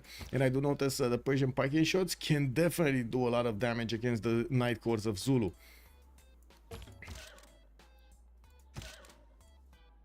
He just doesn't have enough of them. That's the only issue. It would be nice if he would have had enough of them. Anyway, it looks like Mr. Toes is actually gonna expend quite a bit of the health of his Knight Corps to attack into the city of Mashhad to take down the walls as quickly as possible. And of course that will shave off quite a bit of strength from the garrison. Okay, here nothing's happening. We do have Mapuche standing. Okay, not managing to do anything. Okay, Russia getting some units here. 2, 4, 6, 8, 9, 10 Cossacks. Is he gonna get the core? Yes, next turn he's gonna get cores. So Cossack cores against Persian units. Now Marius BW is going for metal casting in 2 turns, but he's gonna need ballistics afterwards, and we're gonna need to see if anybody's gonna boost him there. It doesn't seem like it. It doesn't seem like anybody is able to actually boost him there. Isan dude, hello there, sir, and welcome. Zuzaza, Zuzuzaza. Click W, man. All your berries are belong to Zulu. Zulu. Yeah. The Terminators. Yeah, definitely, man. The Terminators over here. Zulu Night Corps, the Zulu units. The Mr. Tozian units, I should say, are taking down the capital city of his opponent. If he does manage to take this down, audience chamber goes poof, intelligence agency goes poof. Not to mention the government plaza giving all of the adjacency to all of the tiles around it. This is a massive blow, by the way. If he does manage to take Mashhad, this is a massive blow to Corny's cities. I do have to point out Corny did get ballistics, so he's gonna start promoting these crossbows, upgrading these crossbows with the ballistics improvements, getting them into field cannons. Unfortunately, didn't get them fast enough.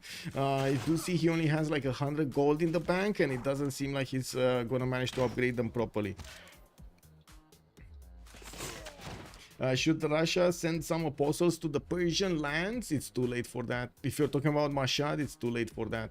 I think he's sending a delegation though to Mohenjo-Daro. I think this is what's happening for Russia, right? He's sending a delegation to Mohenjo-Daro.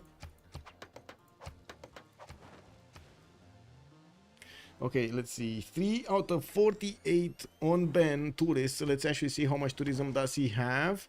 We do have Ben on 82 tourism a turn with 31 techs. Okay. What is his opponent? We got 29 techs on Marius and 29 techs on Space. So Ben is 2 techs ahead of his opponent here. Not that big of a difference, to be honest. Ballistics importance for Marius, while Ben is actually deploying his units to Mohenjo-Daro. You can see these Cossacks are trying to wrap around, doing that attack move that I was talking about, and denying the build of the medieval wars with the shots. Okay, Mashhad should go down this turn. It should go down this turn. And I do want to check how the crossbows fare. Oh my god, they're 2 shining pike shots, really? This is how strong these crossbowman cores are. They're 2 shining pike shots. Wow. Let's see the level 2 over here. Yeah, look at that damage. Beautiful damage. Okay, Mashhad got taken. Government Plaza got deleted from the game. We do have Nader needing to rebuild it. He went down 40 science and like 20 culture just from that attack. Down to 102 production. Mr. Toes is on 133 with significantly less stats though. And throughout the game, he did acquire significantly less science, but it looks like it doesn't matter. He's managing to win the game against Nader Shah. I'm pretty sure we do need some help from Russia to stabilize that defense. It doesn't seem like Persia is doing it alone. I do also want to point out that Rome stopped entirely his attack against Macedon, putting him down to 3 cities. Now Irene is having an extreme problem actually getting his cities out. With barely 1,000 science, we do have on the other side Alexis Kremp on 1373, so it doesn't look like he has that much of an advantage. He's getting new units out and trying to put them in Arpinum. I would imagine muskets is going to be his next upgrade. In 2 turns, he's getting gunpowder. He just needs a lot of gold from his teammates. With field cannons coming in, we do have them able to 2-shot these Zulu Knight cores. Unfortunately for Corny, it's a bit too little too late because of how many units Zulu has.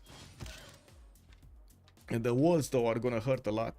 The walls definitely gonna hurt a lot. You just saw 2 Knight cores being taken out by the walls. Deleted. Yeah, gun scouters, diplomatic delegation. Oh man, like you know, you need to see what is happening with your opponent. You send delegation. If it comes back, maybe you have a chance of diplomacy. If it doesn't come back, yeah, I think everybody knows what happens then. Right?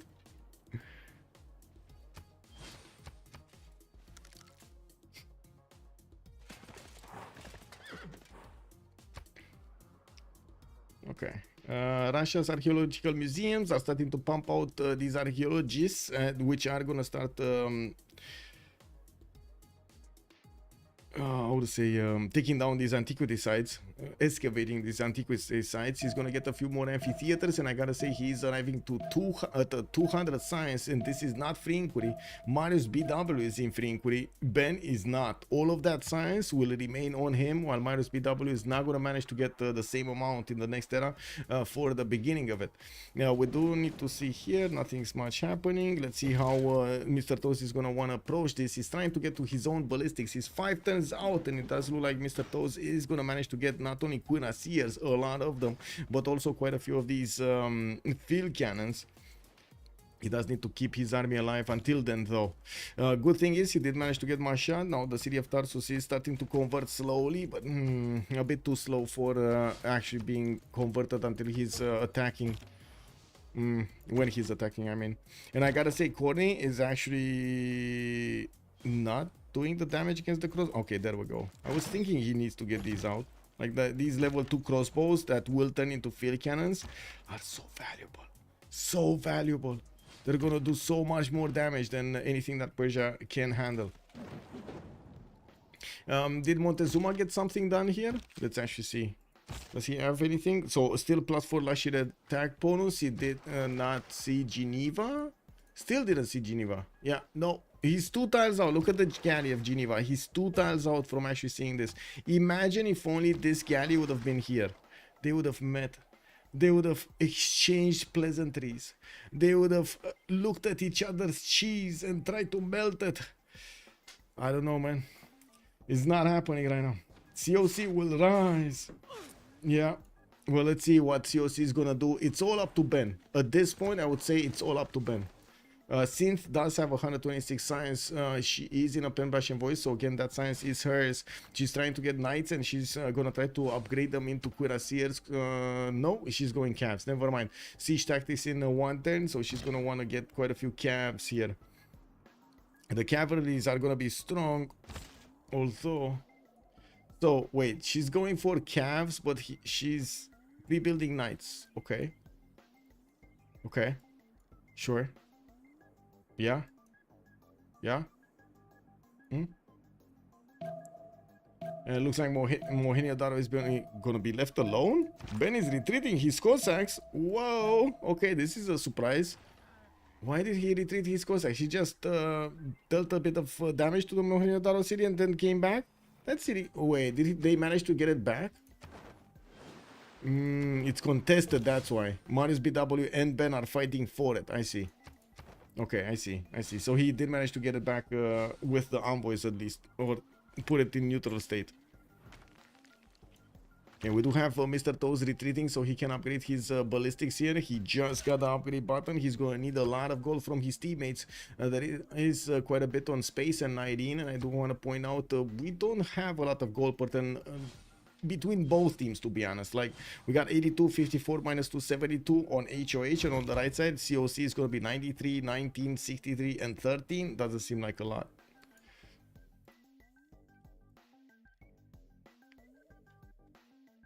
Whoa. Okay. Russian tanks incoming. Well, he doesn't really have any pre-builds, and he doesn't have. He has 1 encampment, no military academies. I guess he does have a few oil tiles here and there. Like I do see at least 2 of them that could be easily improved. 3 of them, 4 of them. That's a lot of oil. Okay, that's a lot of oil. I would say actually he's gonna go for helicopters and not tanks, but maybe that's just my impression because of the pre-builds. That's what I'm saying. That's why I'm saying that. The same that I'm feeling that Mapuche here should have gone for ballistics rather than calves, just because she's pre-building knights, not you know, not calves. Oh. Yeah, 3 times military science. Alexis Kremp also gonna get metal casting. That means he did upgrade the Muskermen. These Muskermen are gonna have a lot of damage against the units of Macedon soon. And of course, with the trebuchets, he should be able to chew through the cities. Now, we do have Nairine trying to get a few more cities, trying to, well, be relevant in the next part. Buenos Aires has the most pop. Oh, wait, it does? This is Hong Kong. This is Cardiff. Where is Buenos Aires? Did Buenos Aires get taken and I don't remember where it is? It did get taken somewhere. Where is Buenos Aires?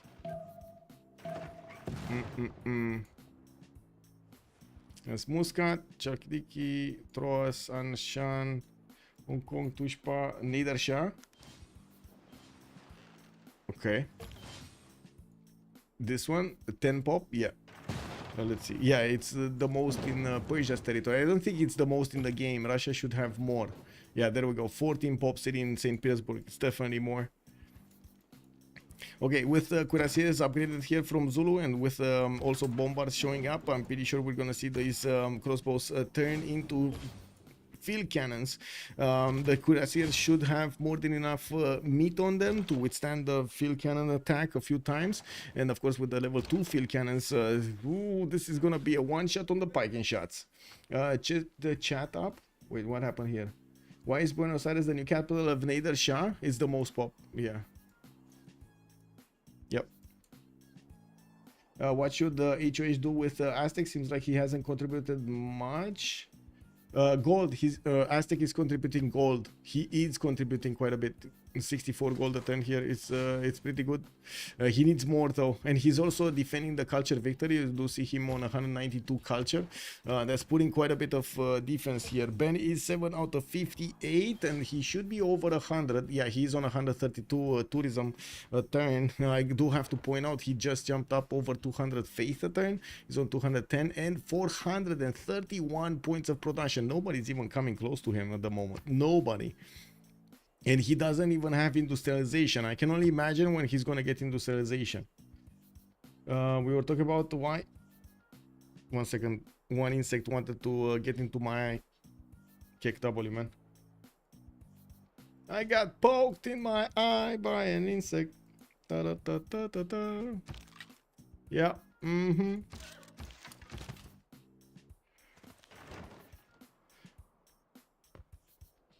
It is kind of weird, but I think the game actually considers it an actual Nader Shah city because it's not captured. Like, it doesn't have capture status. That is a city state.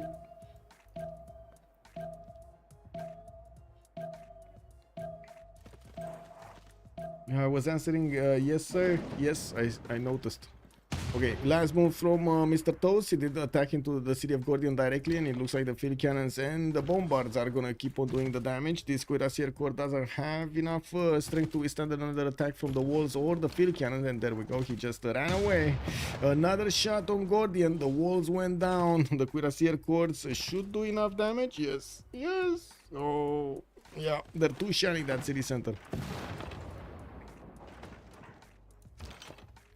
More level 2 field cannons being deployed in the south. They can two-shot the muskets even in the forest and in the hills, while Persia does have a defense in Tarsus. We're going to need to see if Mr. Toast is going to get enough funds from his teammates. Space is trying to go for industrialization on his side. He's on 280 points of production, and he did manage to get to 164 science and 200 culture. On the other side, I do see Marius BW 2, 4, 6, 8, 7. Wait, 2, 4, 6, 8 cities. Major army in the north stopping any kind of Russian invasion. It's not happening. That time has flown, and of course, even with the Cossack force, doesn't seem like at the moment Ben can actually do much. Dimitri Cantemir did get picked up by Russia. That will be a major investment into his tourism, because Dimitri Cantemir does have 3 music wares that he can actually get with him, and that is going to be a lot of tourism and culture. Now, okay, do we have any more here? No. Okay, Rome is starting his attack run against Macedon with the muskets, and we do see him two-shotting the coursers on the defense of Nairene here. With Synth also on 140 science and 95 culture. I do see her upgrading a few knight cores, but she still can't push through the defenses of Nairene. Still can't push. She's getting a lot more knights, and she is switching towards ballistics. Okay, that's perfect. That's nice. That's nice. That's nice.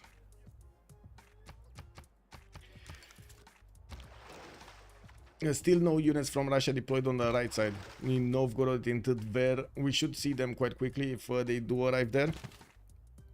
Do we have more units? Yes, Cuirassier Corps coming out from the cities of Zulu. He does have a Knight Corps that should get its promotion on the way towards his opponent cities. And I am waiting for a trade route from Masha to the capital city of Zulu over here, so he can get reinforcements much quicker.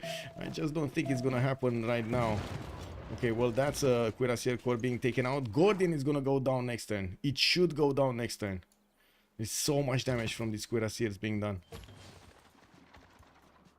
That Cuirassier Corps is dying. Yes, yes. Cuirassier Corps.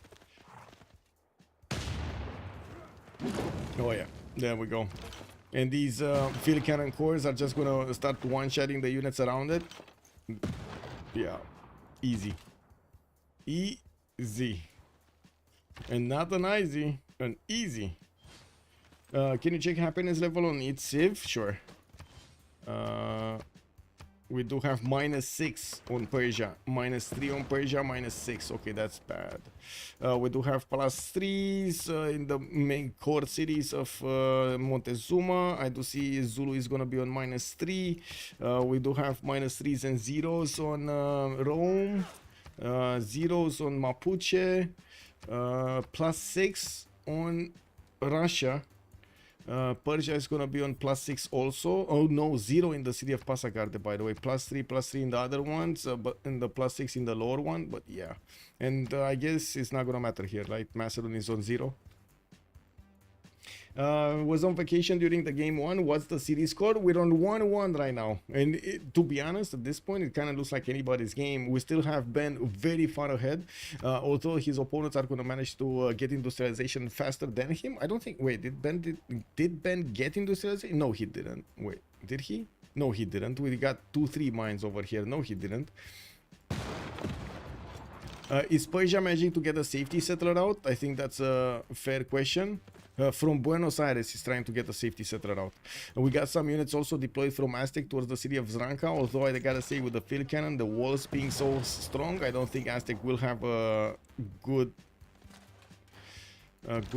performance there.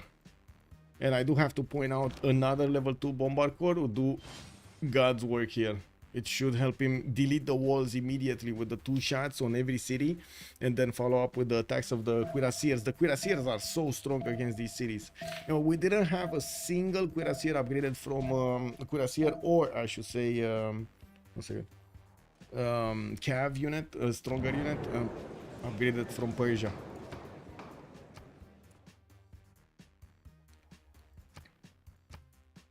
Okay, give me a second so I can coordinate here with Distoria. And we're gonna have a pause of 2 minutes.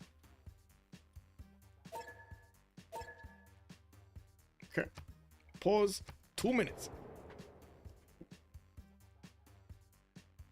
Oh, we're doing it, chat. 93 out of 100 likes in the YouTube on the YouTube video. Woo!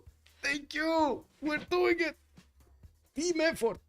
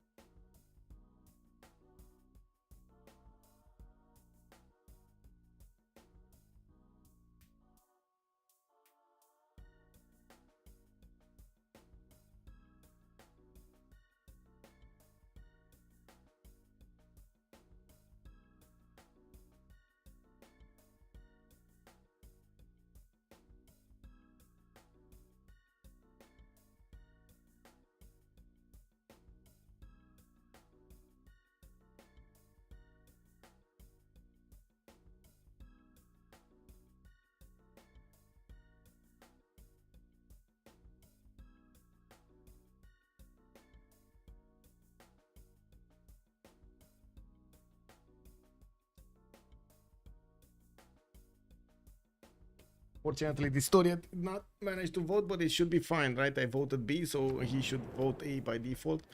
Oh, 16 out of 17. Okay, we voted A, B. Okay, it's fine. It's fine. That was the crucial one. This was the close ones, and we equaled out. Okay, it's fine. 97. 3 more likes, and we're getting to 100. Let's go. Okay, coming back to the game here. Let's see what we have. Oil power plant, Lotaro not growing, and Peter did gain the 2 Diplo points. Peter should be on 9. 9 out of 20. 9 out of 20 for Diplo. I do see Ben is also managing to get 195 tourism and a turn, and he's managing to chew through Zanka. He's just leaving Tarsus. He's just bypassing Tarsus and going towards the north. He doesn't have access to the north with units to see, of course, the settler being pumped out, and we're going to need to see if he's going to manage to get there quickly. On the west side, we do have Alexis Kremp soon to start his attack run. Unfortunately, he doesn't have crossbows, only 1. That's a problem.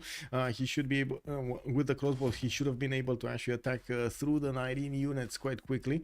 Not right now, though. Russia does have some field cannon cores, and of course the Cossacks. He's not using them to push, though, even though he could have two-shot these knights of his opponent. Persia is 231 science. We got Ben on 245, but he does have 313 culture turn. That is massive. Ging 73. Hello there, sir, and welcome. Is it Ginge or Ging? I'm not sure. G-I-N-G? G-I-N-G? I don't know, sir. I don't want to mispronounce the name. G-I-N-G? That sounds good, though. I like G-I-N-G. Woo! I like. What was the Congress? Oil power plants, 50% discount. No, not growing on culture on Lotaro. And Peter did manage to roll another 2 of those Diplo points. Brion's hello there, sir. Putting my chats in order here. I do see quite a bit of chatter on YouTube. Let's see. How's the GPD for both teams? Not good. I would say not good. Marius BW Dark Age, Normal Age, 19 Dark Age. We got Ben on Reform the Coinage. He's getting 142. Corn is only on 8 in a Normal Age. Synth is Dark Age, 45. Gold per 10, and Dark Age on Alexis Kremp on 7. On the other side, man, 71, 41, minus 19 and 15. They're doing, I guess that they have enough, to be honest. They kind of have enough. Also, HOH, Baxter is calling out on YouTube. Let's see. Nader took it. What did Nader took it? Take. What did Nader take? Ben Culture Victor is not stoppable here. Let's see if Montezuma is gonna do it, because 180 culture is quite good at this point. 10 out of 68 for Ben. No, it's not possible. I don't think it's possible to stop. The rock bands, man. The rock bands, man. We'll see. We'll see if even Russia can actually withstand the Zulu. Mr. Toes is coming for Russia soon, and you can see immediately how Ben is starting to buy out some cuirassiers on the right side, so he can actually defend Persia, keep him alive in the game, while Zulu is chewing through his units as quickly as possible. Montezuma did get a cat. Oh my god.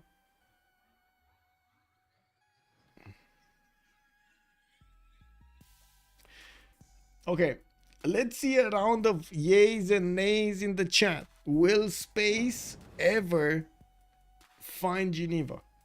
Yays or nays in the chat. Will space ever find Geneva? He has a caravel, but he's not moving. Yes, turn 80 Geneva. Yes, okay, he's moving next. I mean, these caravels can move. Is he moving? Yay. Okay, let's see. We got quite a few yays. We got quite a few yays. So wait a second. Are we giving him a Civ6 if he doesn't find it? Wait, Salty. Hello there, man. Welcome. Oh my, I can't believe it, man. I can't believe it. He's not, oh my god, he's not finding Geneva. Look at this. Look at this galley screaming. Imagine this guy from the galley. Those guys from the galleys are actually right now singing songs. They're like, you know, happy pirate songs and stuff like that. Sailor songs. They're trying to shout. They can see what's going on in the campus, but nobody. There's such a party in that campus that nobody's paying attention to the Genevan unit. Wow, man, he's not moving, guys. He's not moving. If Geneva has to find him, that's a red card. Yeah. At this point, he has to use those cannibals. I think so, Lancer, but he's not moving any. Oh, even the galley actually got sick and tired of just staying over there next to Chempoala. He moved out. Okay. Okay, so it looks like Alexis Kremp is managing to chew through the Macedonian defenses. We do have Zranka being taken out, and now with the Russian units also appearing on the front line to Buenos Aires, that city is gonna get worse. He did not get to see the settler moving around to the north, and yes, we do have space also coming next to that city center soon. We do have Mr. Toes also doing damage against Sparta, which is probably gonna die quite quickly next turn, if I'm not mistaken. Is he gonna kill it this turn or next turn? Next turn. Yeah, next turn. Yeah, that is also the spy city of Zulu. If he will take out this city, he's not gonna have the extra intel on his opponent's movements anymore. Yeah, the spy is gonna get reset. Yeah, the campus, man, can't even construct some telescope. Imagine all of the scientists over there totally oblivious. They can watch their windows and see boats moving around in the distance, and they're not doing that. They're not watching any window. Unbelievable. GNG, I was wondering how much of an impact had spectator, like you need to vote in the Congress. Is there other thing? I'm actually curious, did they fix the first meet bug in FFAs? I think they did, right? There was a first meet bug, as in nobody would get the first meet in FFAs, but I think they fixed that. Other than that, it should have no impact on the game. Oh, culture victory does have an impact, because the math is for the tourists is being made of the total players in the game. Did they change this also? Did they manage to tone it down a little bit, or they cut off the spectators? I don't think so, right? The math is still with the spectators. They didn't research astronomy. Yeah. Kick. Oh my god, he's still not moving, guys. These caravels are just standing there in Xochicalco. They're just sitting on the waves, not doing anything. Oh man. Anyway, Buenos Aires, that looks like it's gonna finish the ancient walls next turn. Russia did manage to cut up one of his cuirassiers. Well, that's all single cuirassier, although he's gonna die probably next turn. We do have the level 2 field cannon able to do so much damage, and we don't have yet deployed to the north one of his bombards. He was chewing through Sparta's defense, and by the looks of it, Mr. Toes did keep some of his cuirassiers to heal them up in the cities he took over. Yeah, they're just leaving Buenos Aires. They're just leaving it to Mr. Toes. Well, that corny settler might not get too far, though. Yeah, that corny settler might not get too far. He's seeing the field cannon actually move away from Buenos Aires, and he might actually follow this up. He might actually go towards the north and see what's going on. Anyway. Sparta is going to also be taken down. The Bombard Corps does have enough damage to take out the full strength of that city center. And very unfortunate that he left one of his field cannons in harm's way here. Very unfortunate.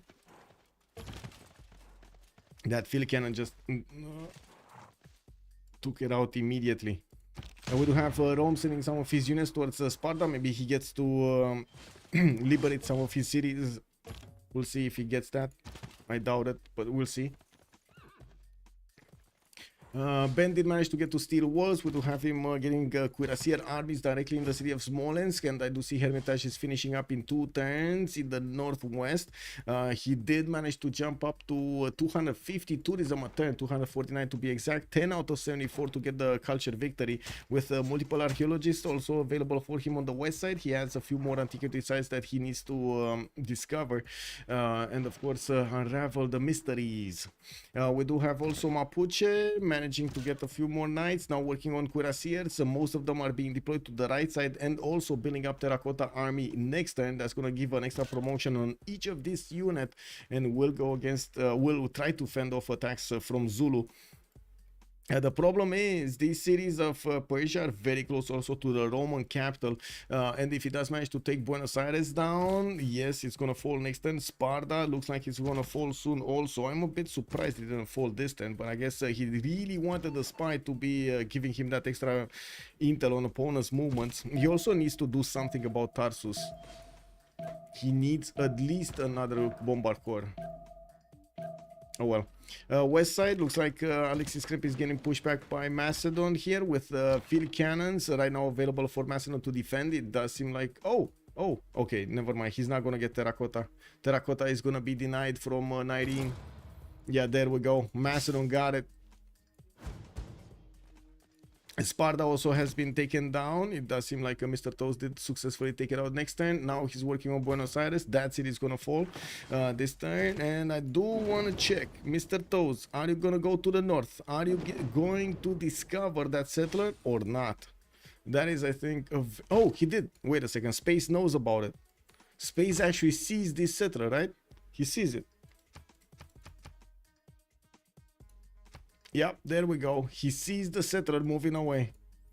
And this is the big question. Will Mr. Toes go take out the field cannon and go take out that horse? Because he should have enough damage, right? So this one, if he attacks with this one on this one, and then with this one on this one, it should be enough. Yeah, it is enough. No! Come on. Come on, Mr. Toes. Figure it out. Come on. You can do it. In order. Like he needs to go with the further one on this one on the field cannon and do it with this. Okay, there we go. No! Really? Really? Really? 1 HP. Oh. Oh my. Oh my. Okay, that settler. Yeah. Yeah, that's a problem. Buenos Aires did get liberated. Sparta is low HP. We do have field cannons coming around here from Mr. Toes, and also the bombard getting a bit closer. Tarsus is rebelling. We do have a settler moving around from that city center. It's only 6 population, and well, I think it's gonna stabilize next time, right? It should stabilize next time. This would be such a catastrophic end of the game for Corny. Can you imagine dying to loyalty? Ooh, how's the goal looking for tanks on both sides? And we do have the first tanks on Russia, and by the looks of it, he did not want to stop and take, I would say, go directly towards his helicopters. The tanks should be strong enough to handle the cuirassier corps. Yes, they are strong enough to handle the cuirassier corps. There are only 3 of them yet. There are a few cuirassier armies that will turn into tank armies coming from the main cities of Russia. And I do see Ben finally going for fascism tanks, by the way. Fascism tanks soon. Ideology finishing up in soon. Industrialization also finishing up soon.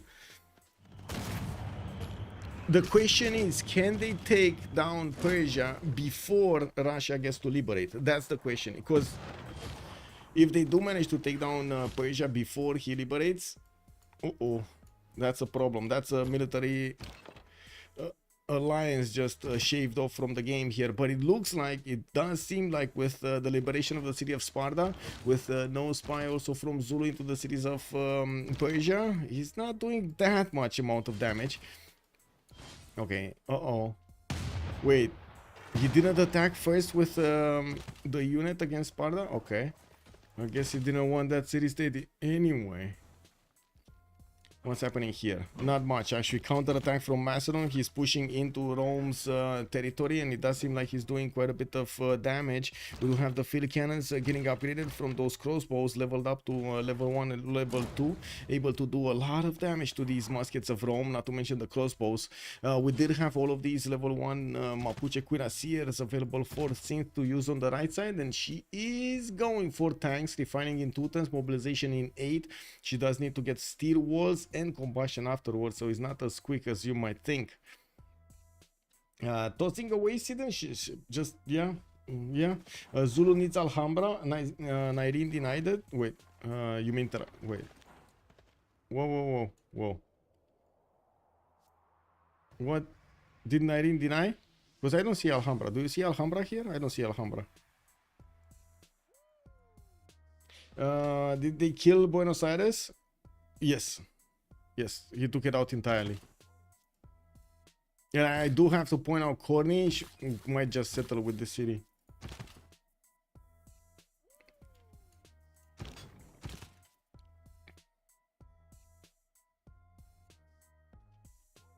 Can they invest gold? Not really. They cannot invest gold to get one of the bombard cores, and I do see that Zulu doesn't have any bombard cord in the queues. There will be a problem because he cannot take Tarsus quickly enough. That 75 fortification is going to be strong enough, and by the time he is working on that city's defense, I'm pretty sure Russian tanks are going to be starting to liberate the cities of Zranka and so on. That is going to be a major problem. Left side, no attacks here coming out from Persia. He did deploy quite a few pikeline shots, and let's see it. Let's see it. Can we? No, no, not enough movement. Not enough movement. Okay, that's 0 and 2. Yeah, not enough movement. With the tank army coming in, it's gonna one-shot some of these units. It does seem like Zulu's army is gonna keep on smelling that settler from far away, but not gonna manage to actually get it close. We do have a Cuirassier army also available for Zulu now, with field cannon cores able to do the shots from afar. We do need to see if he's going to manage to get to his own ballista, his own combustion, his one-turn rifling. I mean, it's going to take quite a bit of time to actually get there. That might be a bit too much time. A bit too much time. Wait, did Corny actually not move this settler for some time, or what happened here? Because I think it came out a few turns ago, right? Anyway. So we do have this city, and we got this city, Tarsus. 2 cities remaining for Corny, and of course big boy Ben is coming to the rescue, with Ben going for his frigates. Totalitarianism, fascism also finishing up in 2 turns. If he does manage to get enough units, and of course with his 200 faith a turn, he's buying out quite a few every few turns. We're gonna see him deploy them to the east to try to be successful. In the tourism screens, he's 323. I do see space. He's starting to defend with 300 culture, which is pretty good at this point in the game. 17 out of 83 tourists to get the culture victory.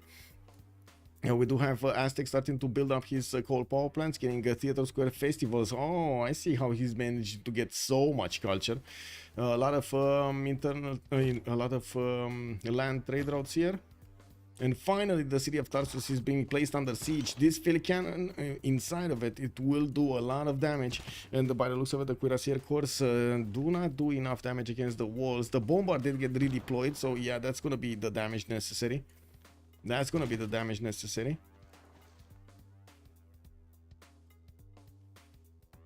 It's all about the settler. All about the settler. Do we have here something? Yeah, it looks like Macedon is actually pushing back Alexis Kremp with a lot of strength, and Alexis Kremp is starting to lose his ground.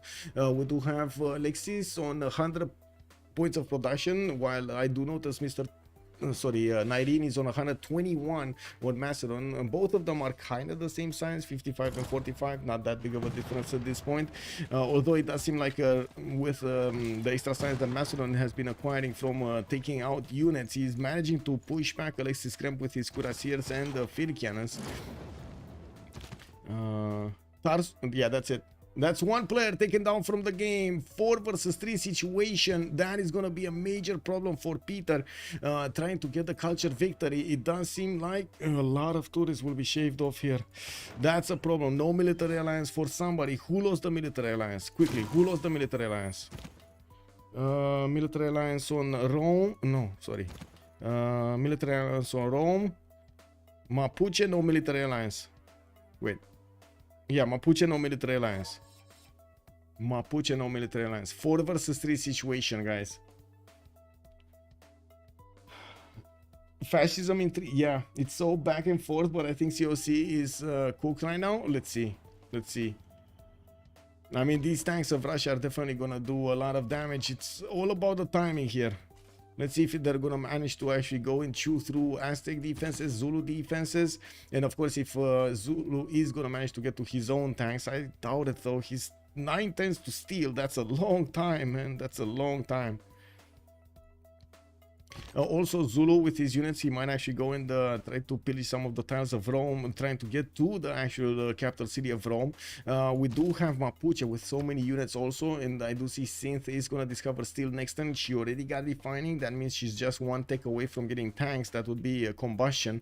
And of course, Ben having fascism, an extra +5 on each of his units against his opponent is going to be amazing. He already has an overwhelming damage against his opponent. If he's getting an extra +5, that's just too much. Too much.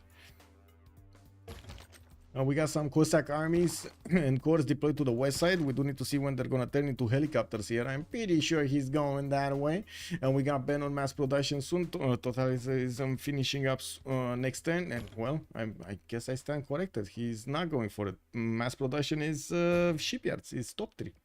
It's not going bottom 3. Not going for those things.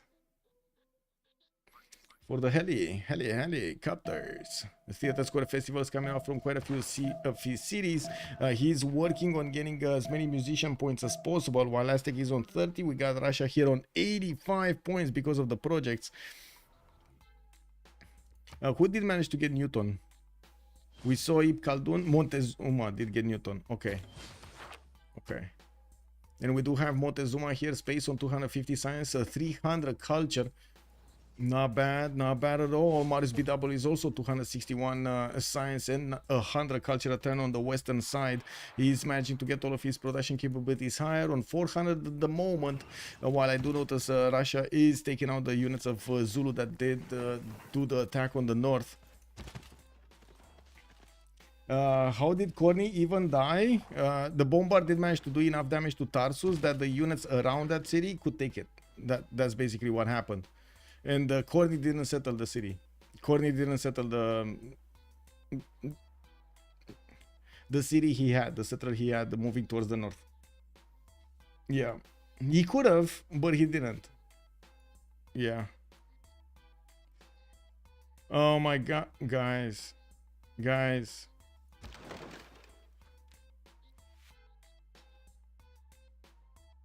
Look at this.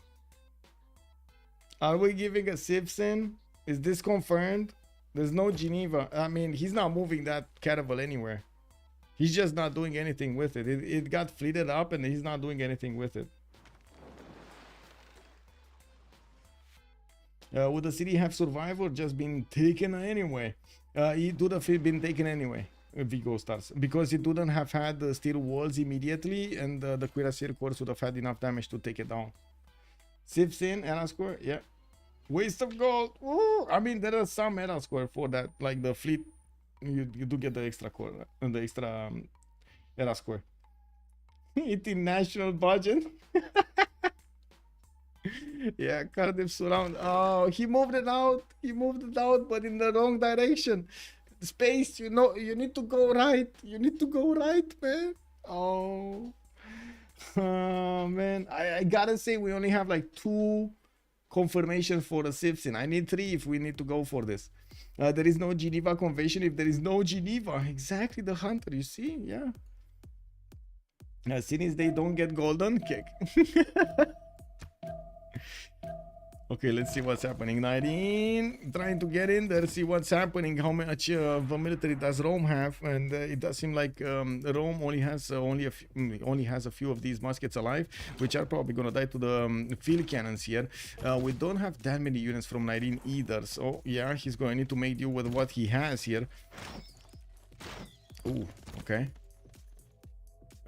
Zulu's military is all clumped up to the west of Gordian, and I think the question is he going Rangul Mapu? Is he actually going Rangul? Oh my god, he's going Rangul Mapu. These are all the tanks this is where the tanks are going to be upgraded here from synth. Combustion in 2 turns, mobilization in 4. Also, I gotta say, tanks from Russia are not moving yet quick enough towards the south to try to do some damage here. Anyway, he can't liberate anymore because the cities, the empire got taken out entirely. He can't liberate anymore the cities of Corny that got taken out. CS wars and politics, yes. Okay, there we go. Zulu is finding a target, a juicier target in Rome. And of course, we're going to need to see Mr. Toes deploying a lot more units here towards the south. This one gonna... no. Okay. I was wondering if that one got a promotion, but I think the Cuirassier got a promotion. Yeah, yeah. Okay, level 1 spy here. Do we have any level 2s anywhere? Zulu would need to redeploy his spy somewhere, and I don't see it in Rome's territory at the moment. I just see Macedon has a spy here. That's it. Does Russia have a spy in Montezuma? No. Does Russia have a spy in Zulu? Yes, he does. He has in Kangela. Okay. Why is Ben researching suffrage? Does he not want fascism? He wants fascism to get the card, and that's why he's building the National History Museum. And after he's gonna finish National History Museum and will get the fascism +5 card, he's gonna switch to democracy and can actually get the +10, right? There are 2 cards. You get 2 cards. Fascism, legacy, and what was it? There was something from democracy. Something with anyway, I forgot the name. Tanks go vroom vroom. Yep. Russia having fuel problems with the tanks. The pipeline through Persia got taken out. Wait, pipeline through Persia? Okay, interesting. Okay. I guess that was a pun. True resources could be an issue. Okay. Okay, Rome did manage to build the walls in that capital city, and we do have Mr. Toes needing to move forward. He's gonna get some pillages here on the way towards that city center, and of course with the bombard, he's gonna do massive amounts of damage against the walls.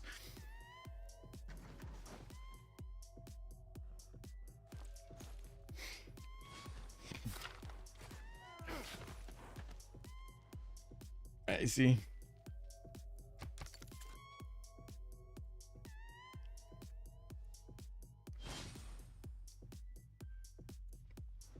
I don't see Russia actually wanting to go on the counter-offensive here. I just see him trying to get his culture victory, with National History Museum finishing up next turn. He did get another musician. He is, well, gonna give Aztec the next one, and we're gonna need to see if he's gonna manage to get Leonardo da Vinci. There aren't enough IZs on the map here from the players to get those industrialists quickly. We'll see. We'll see how things are going to evolve. It does also seem like Alexis Krem did stabilize the defense against Macedon. He's not going to lose cities, but he did lose a lot of tempo and gave Macedon a bit of gold from his mines. While I'm pretty sure Mr. Toes pushing in from the northeast is going to be a major problem here. We do have the bombard doing the damage against the city of Rome, and that another capital might be taken down by Mr. Toes. Did he just... Wow. Wow. Okay. Sure, build a road, bro. Well, I guess that city already had a road anyway. That tile, I mean. Okay, Ben sending his tanks to the east.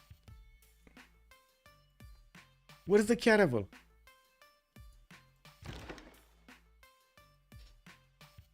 The finest hour. Thank you, Eleanor. Much appreciated. It's back in the city of Xochicalco.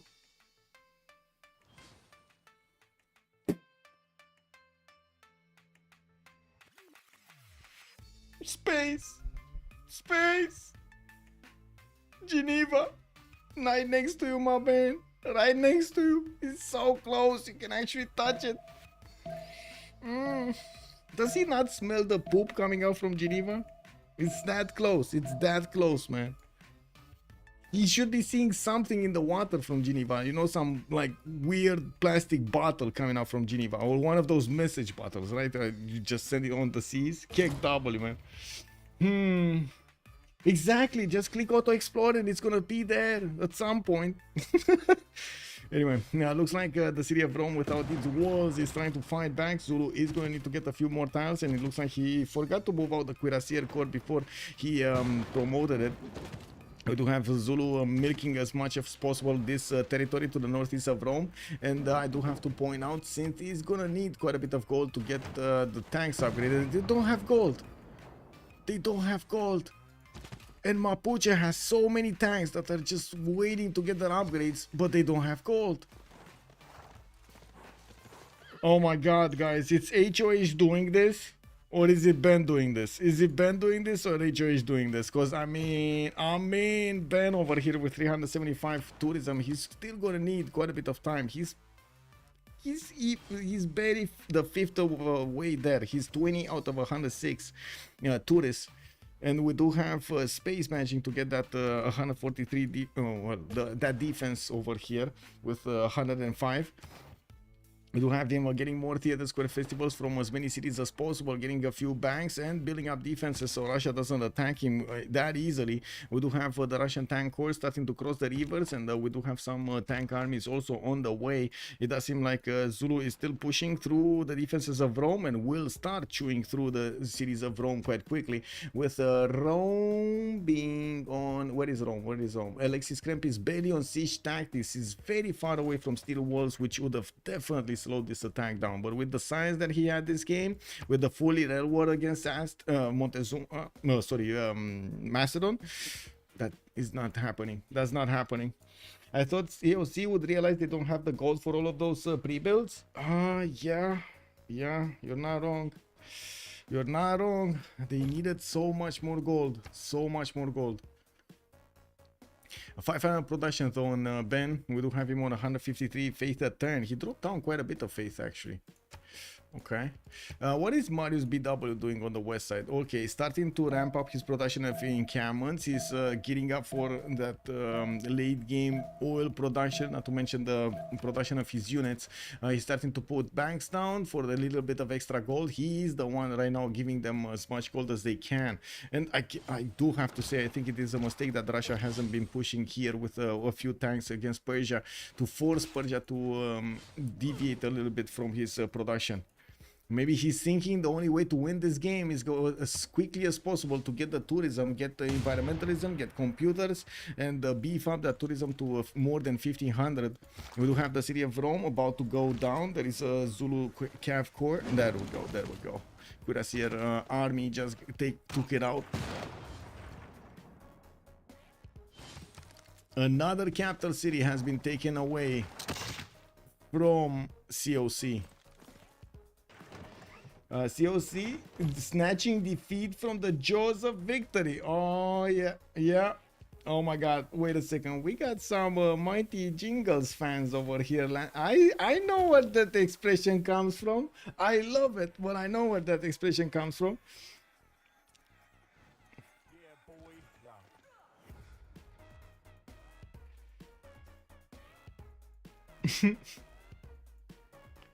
I mean, he's a very cool dude, man. He's a very cool dude. The Mighty Jingles, amazing. If you see his cat, so like, she's a beauty.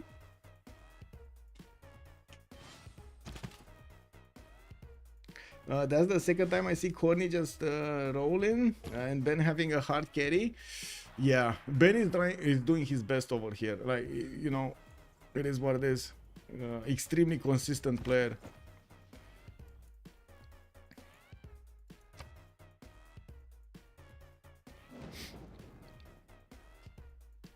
99, we got to 99. Let's see who's gonna be the 100. We got one more like necessary on YouTube and we're getting to 100. We did it, chat. We're doing it, just one. It's gonna happen. I trust it's gonna happen. It should happen. It's not mine, it should happen.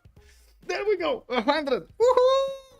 We did it. 100 likes on the video. This is game 2, Soberman, out of a best of 5, but it's actually 4 games that need to be played, not 5, 4 games, because COC already had a win extra from being in the upper bracket, and I gotta say HOH is coming out swinging. I gotta say they started off this series swinging as much as they can against their opponents. They're like wildly swinging over here. Beasley, thank you so much for the 100 PDs. Thank you, sir. 100. Antium got the walls. Achillea trying to get the walls. We got Mr. Toes with a few of these cuirassiers that will do the damage.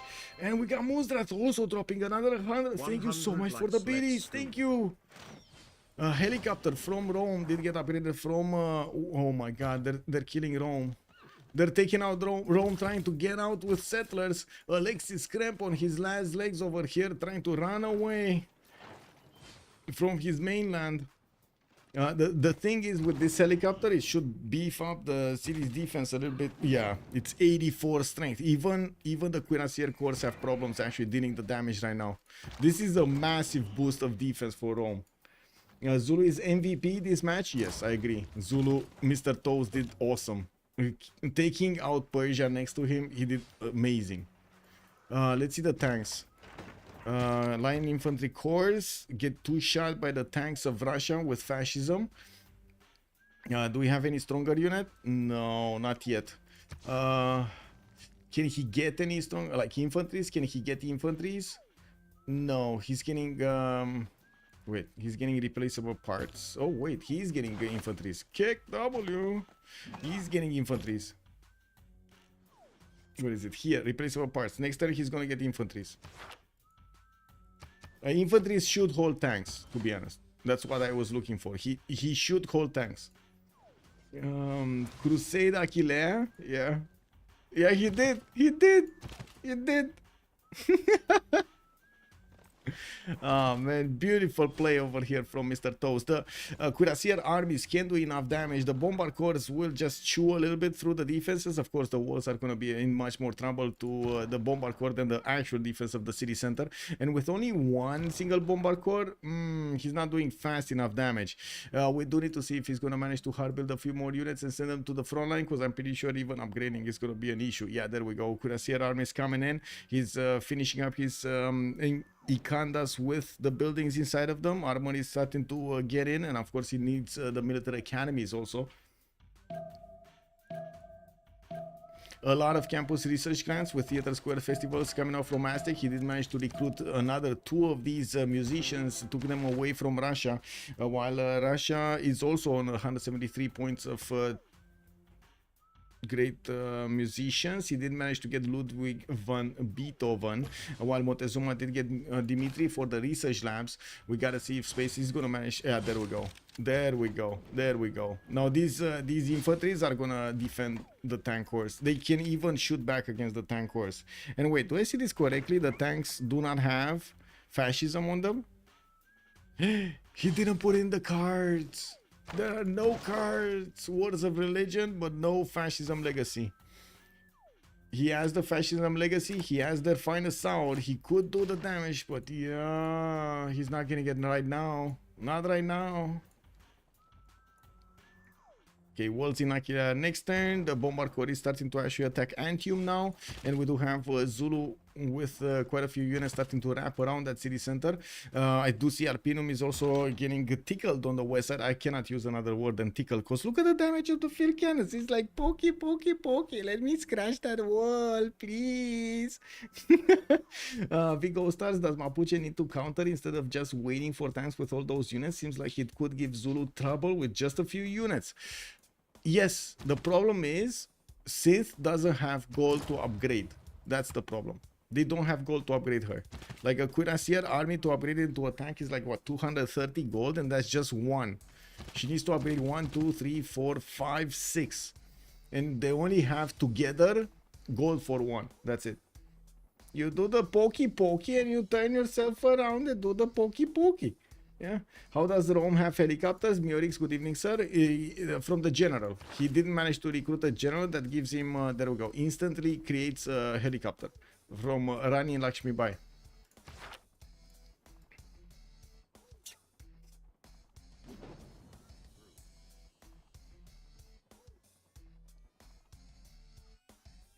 Okay, tourism, 27 out of 116. No, okay, nothing happening there. Ben is on 485. He jumped up considerably. He's also starting to get through the top 3. Steam power finishing up next turn with 274 science. It's gonna take a while to actually get to computers. 675 culture is gonna put him quickly to get environmentalism, which is gonna be a massive boost, 50%. Now with his rock bands actually starting to pop off, he's going towards Mapuche cities to try to play them. I do have to point out, usually you do need quite a few special spots for these rock bands. You can't only rely on good campuses. You do need some wonders, you do need some theater squares, and a lot of the times you need a lot of them actually. Let's see the rock bands play. I'm really curious what the rock bands are gonna do. Asylum History, we got Space Rock. We do have here Blonde Stones. Okay. By the way, this is probably one of the few wonders that doesn't do anything for the rock bands. It really doesn't do anything for the rock bands. The Blonde Stones are a ghost to 11. Okay. Did they manage to trade over the ocean? I don't think so. No. Man, they didn't even manage to find Geneva. Vlad K, can you imagine this, sir? Can you imagine Geneva has a galley 1 tile away from Chempoala and they never managed to see it?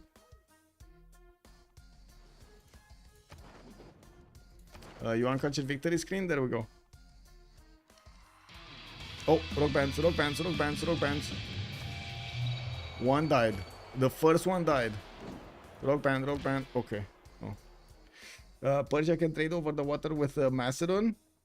Yes, they are trading. They're not trading over the water. Oh my god, man. All of these units are going on the land towards Pella. They just asked Mr. Toes to carry. Yes, basically. Mr. Toes is carrying. Level 3 Bombard Core. He did manage to pillage most of the tiles, milking those mines of all of the gold. Mr. Toes is gonna need to finish the job on Antium and follow up with the other cities. But again, Zulu is getting big. He did jump up to 141 science, 74 culture. It's just taking him quite a bit of time to get to tanks. 5 more turns, and we're gonna need to see if he's gonna start having damage against Russia here and or Mapuche. Geneva red card, yes. I mean, guys, I need to put a Civ6 in for this. This is incredible how much science Montezuma doesn't have because he never actually moved a caravel. It's not like he doesn't have a boat. He has a boat. He just never moved it. You know what I mean? Oh, man. Okay, Civ6 approved. There we go. There we go. And Sasu came from Twitch to like, yeah, yep, it did. Thank you so much. By the way, we did manage to get to 103 likes. This is incredible. Thank you so much. Thank you so much. Come on, man. They must know there is a city state missing. They can count. Yeah, you say that. It doesn't seem like it's happening. 13 turns of Caravel doing nothing. Oh my god, you actually counted. Yeah. It happens. I mean, it happens. You know, sometimes you're so distracted, you're so focused on something else that you totally forget that you could just, you know, expand your vision a little bit. How much gold has HOH banked up to upgrade tanks to Russia? A lot of it. They have thousands. And I do see Marius BW is actually upgrading something here. He's upgrading tanks. Okay. Well, it's not like he's actually gonna do that much with them, right? They're only tank corps, and Russia has tank armies and soon will have helicopter armies. Ben is trying to get to computers though. He needs to. Not to mention he needs radio so he can get all of those broadcast centers going. And that one actually did get quite a few album sales and tourists, but still 30 out of 120, very far away from getting this. Ben is managing to get 729 tourism, and this should be before environmentalism and or computers. That's a lot of tourism before. Still not quick enough. This is when Zulu actually needs to get going, right? He's not that far away from getting combustion in 2 turns, and also Montezuma is starting to get aerodromes down. Montezuma will probably try to go for jet bombers, and Zulu is gonna carry with the land units. If we're gonna have this combination between the 2 players, Russia should go down. There shouldn't be a way for Russia to defend jet bombers plus tank armies from Zulu. Sajui, hello there, sir. By the way, good evening. What does the Caravel do exactly? So the Caravel basically is a water unit, right? It's the only way to actually enter the ocean and discover what's going on, and also kind of the only way to actually get to islands. The only thing that he needed to do with the Caravel is move it here, not even outside of his borders, just on that border. That's it. He could have moved it here and he would have seen at least 1 galley from Geneva at some point. He never moved it. Do we get to see nukes? We might. Let's see. It's the first ocean going boat. That's also through Vidgo Stars. Yeah.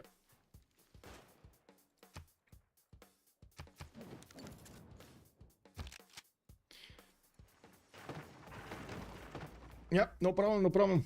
Caravel is a medieval era Renaissance. Monstras. It's Renaissance, sir. Come on. Yeah, like an answer is saying, also Caravel is like -4 GPT. Okay, we got the level 3 artillery here from Zulu. This will help out take out the walls much quicker. You can see how they can one-shot the Antium walls and two-shot the Achillea walls.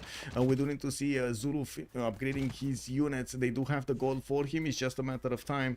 I don't think he has mercenaries plugged in. Oh, he does. Professional army. Okay, it's fine. It's fine. He can upgrade his cuirassier corps directly here on the front line. It does seem like the tank of Russia did get pushed off by these infantry corps. We do have the infantry going towards Cardiff and taking that city down. While to the west, it does seem like Rome did manage to finish off the Macedonian units. Yes, that city was under siege. It's not under siege anymore. Not even having steel walls was too strong for the Macedon to actually attack into. Uh-oh, fire axis crash. Uh-oh, 19, come back, 19.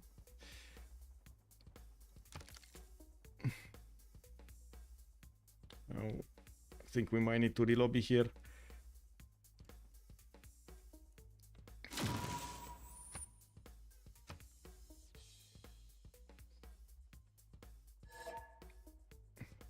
Yeah, look. Cartography is here. It's right after the Renaissance era. Right after it starts. No problem, no problem. I mean, come on. We're all doing one mistake here and there. This is such a complex game. Aquarius philosophy also, hello there, sir. Unless BBG changes, again, he can move in deep water too after cartography. Yes, that's true, Aquarius. Yes, that is true. It's so true.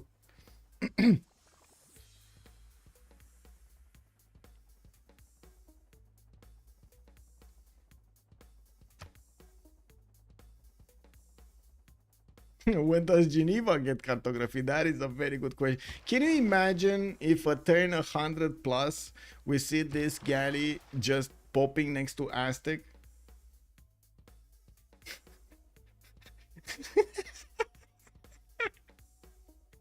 Oh, this is gonna be insane. I can only imagine. Man, I would like to see the face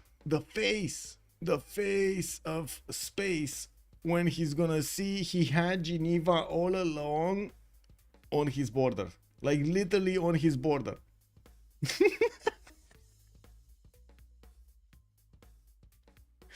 Oh man, this is gonna be funny.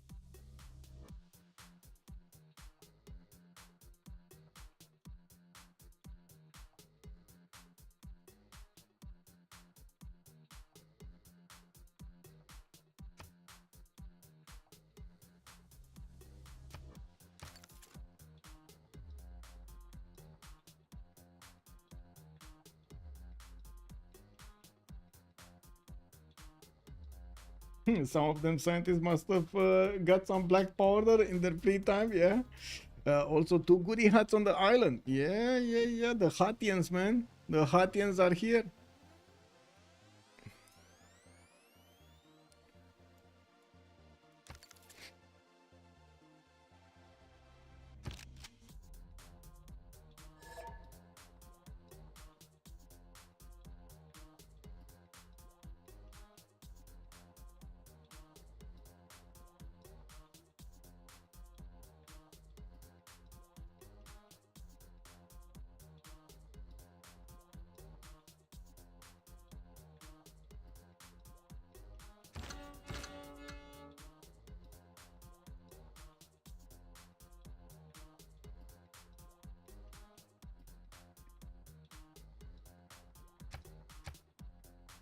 Big question here if Ben can actually get what he needs. Big question if he can get what he needs. He's at the bathroom now. He's coming back.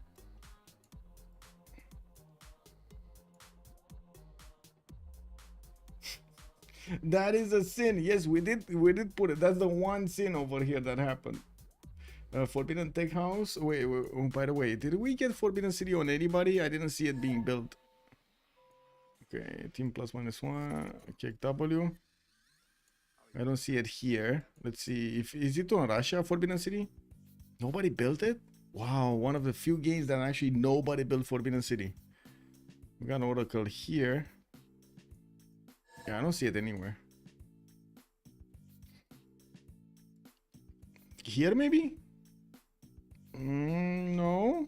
No. No. Nope. Nobody built Forbidden City. Kick. You're talking about Geneva having Maskerman? Oh, I see. Okay. My bad. I was thinking you were talking about him not seeing it. You see. The Copper Potty. Whoa. Wait a second. And Sasu, you're sharing +18 stuff? No. What is that, man? That was the Intel stock today in the toilet? Commander King, good evening, sir. Yeah, man, I don't know what. Man, I mean, totally predictable on Intel. Totally predictable. I do have to make a mention. I don't understand why anybody would blame, and even their CEO would blame them not being on AI stuff, like being on the edge with AI stuff, because the only job they needed to do is make a good CPU. That's it. Can we agree on this? Chat, do you agree with this? They only like to have stocks, to have income, to have a profit. They only needed to do good CPUs. They didn't need to go into AI. They didn't need to put AI on anything. They just needed to do good CPUs. Is chat agreeing with me? That Tiki Hat has forbidden knowledge. Yeah. Bad CPU is a Civ sin. Yeah. Oh, a rogue man played and died. Another one played and died. Ooh. Yeah, unfortunate. Because I don't see neither in Geneva. They don't have. I mean, city states have a way of getting those resources. They have a way. A secret way. Okay. Cardiff is gonna go down to space. I do see Zulu did not upgrade his tanks yet. We do have him going for plastics. He's starting to get Cav armies out of his cities and getting some Theater Square festivals. Okay, that's a lot of Cav armies, by the way. That's a lot of helicopters that he's gonna have running around the map here, and he's gonna want to take out Rome quickly. And I'm pretty sure he's gonna want to go inside of the cities of Russia and try to pillage as much as possible, just bypassing the tank armies with those helicopters extra speed. Mapuche did upgrade one of his tanks, one of her tanks to the south, and can do quite a bit of damage against Macedon if needed. There isn't much that Macedon can do against Mapuche's lands here, and I do have to point out Mapuche did reposition quite a few of her Cuirassier armies from the eastern flank to the southwest, so she can handle Macedon much easier. We do have tanks of Marius starting to move towards the cities of Russia, and this is where it starts. Russia is going to start getting attacked from multiple sides, and the question is, can he keep up the effort to get the tourists fast enough so he can get the tourism victory, or while he's getting attacked from multiple sides, or the pressure is going to be enough to slow him down and deny the victory? It's complicated. Yeah. AI is the new buzzword for companies. Guys, did you see Logitech actually put an AI button on the mouse, and they want to pay? They want us to pay a subscription for it. Did you guys see that? AC Black, good evening, sir. We don't know who's winning. It kind of smells like HOH, but Ben does have a cultured victory possible. We do have him on 873 tourism a turn. He's 41 out of 129. Tourists to get this victory too. We do have him getting attacked though, and this is the major problem. As in, from the west side, we do have Marius BW sending quite a few units, which are, well, as you can see, they're not gonna easily take out the Russian units. It's gonna take them a few hits, and the Cossack armies can definitely defend in the city of Novgorod, but with quite a few tanks needed to be deployed, and Russia needing to spend his faith on getting new units to defend the city of Novgorod, this is gonna be a problem. He's not gonna get the faith to actually get the rock bands and send them to get more tourists if he doesn't have that acceleration that he was basing his cultured victory on. He might not get there in fast enough time, in a quick enough time. We do have Zulu actually not following up his attack to the west side. He's repositioning his army towards Sranka from what I do see. Even the Cuirassier armies are starting to retreat. He just took over the capital city of Rome and I guess, you know, moved out. Yeah, well, right now, Rome, it's not like he's a threat, right? He's like 28 science and 18 culture. The worst he can do, he can just, you know, tickle the city of Rome to death. Descra, bună seara, domnule, și bine ai venit. How's the culture victory looking and who lost a settler? You mean who lost his... nobody lost a settler, but Descra, you gotta see this. You gotta see this. Do you see the Geneva? Do you see Geneva?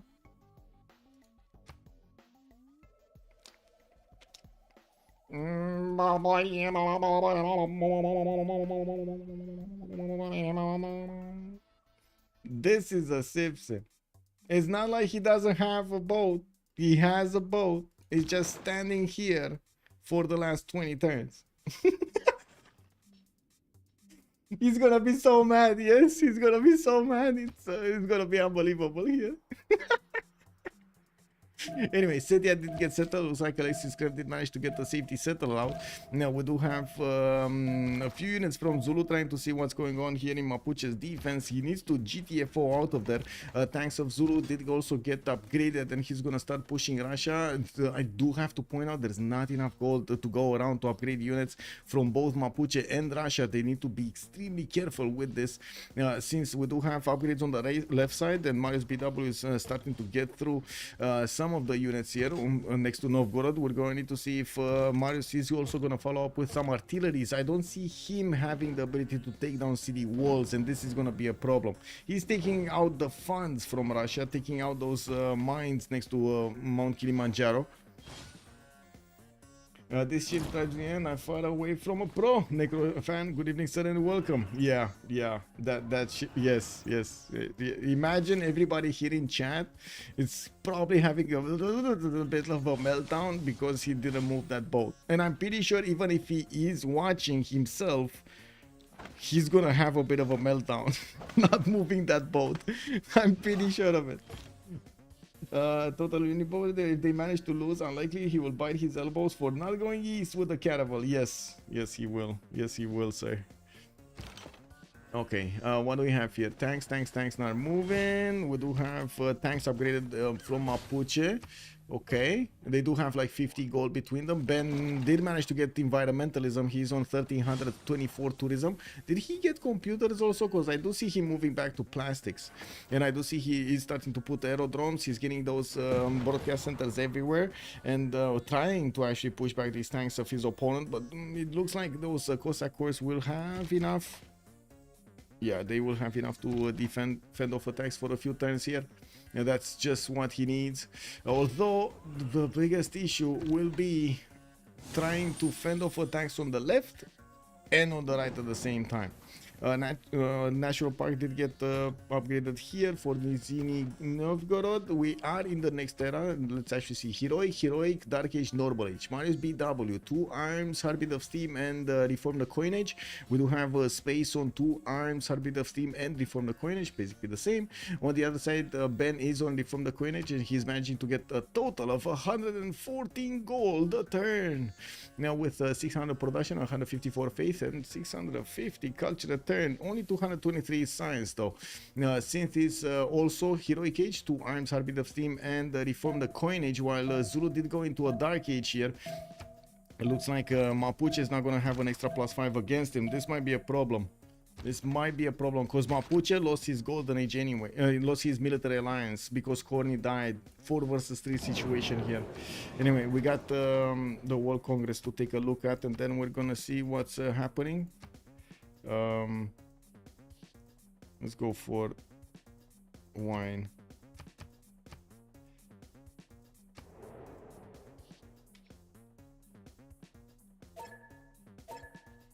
Okay, be right back. 2 minutes. Culture victory screen, yes sir. 46 out of 136 is not that close. Natro, hello there, sir, and welcome. Chill Brains 96. Ben got a scientist. No. No. He got Alan Turing though. He's trying to get Alfred Nobel, but Diplo is not gonna happen. Darth Yarek also, how did Zulu roll over? Oh, you gotta see it, bro. You gotta see it. I need to get to toilet. Toilet, big toilet.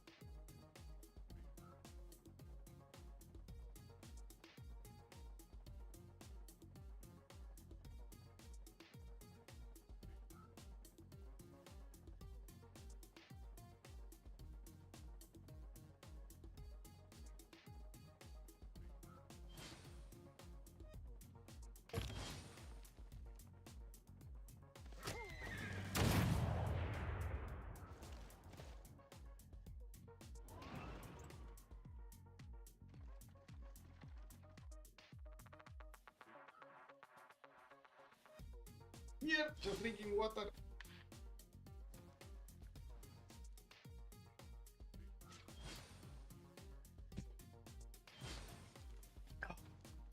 Lord forbidden. Is that a sin? That's a good question. Okay, let's see what's going on here.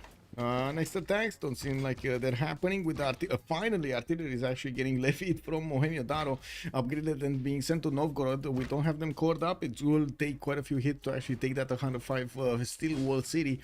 And with aerodromes being put down, and of course Ben having enough science to get to his environmentalism didn't get up. So 1400 tourism. We do have him 52 out of 146. Finally, the countdown timer to victory did start up. It's taking him quite a bit of time, and of course with Zulu starting to get in the borders of Russia, we do see at the moment he's heavily losing this fight against Russia.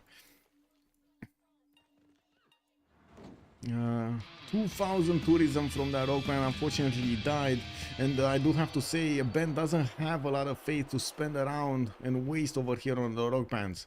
I think that was his last one. Didn't he just buy one here? No, that was his last one. That was the last rock band. That's a major problem. That was the last rock band. Montezuma. Yeah, there we go. There we go. He's starting to get the infrastructure going. We do have him getting radio into, and I do see capitalism coming out soon. He needs that aluminium. He's starting to get biplanes out of his cities, and well, in the World Congress we did have coffee granting no amenities, gold minus 25% cost, and Peter Ben did lose 2 Diplo points.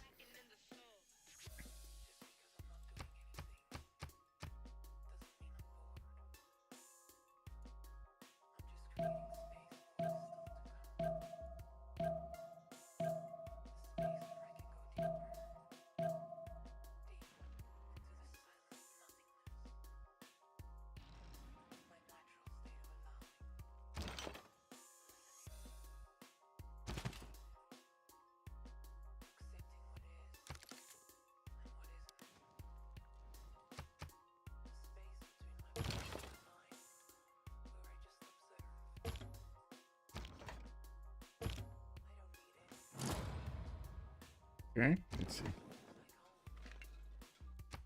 Uh-oh, cultured victory imminent. 64 out of 146, 47. Look at Ben go. Victory in 10 turns. Well, I mean, that was with the Rock Band playing last turn. He's on 1888 tourism, 1888 tourism, and of course Ben is gonna get his synthetic materials in 2 turns, capitalism in 2.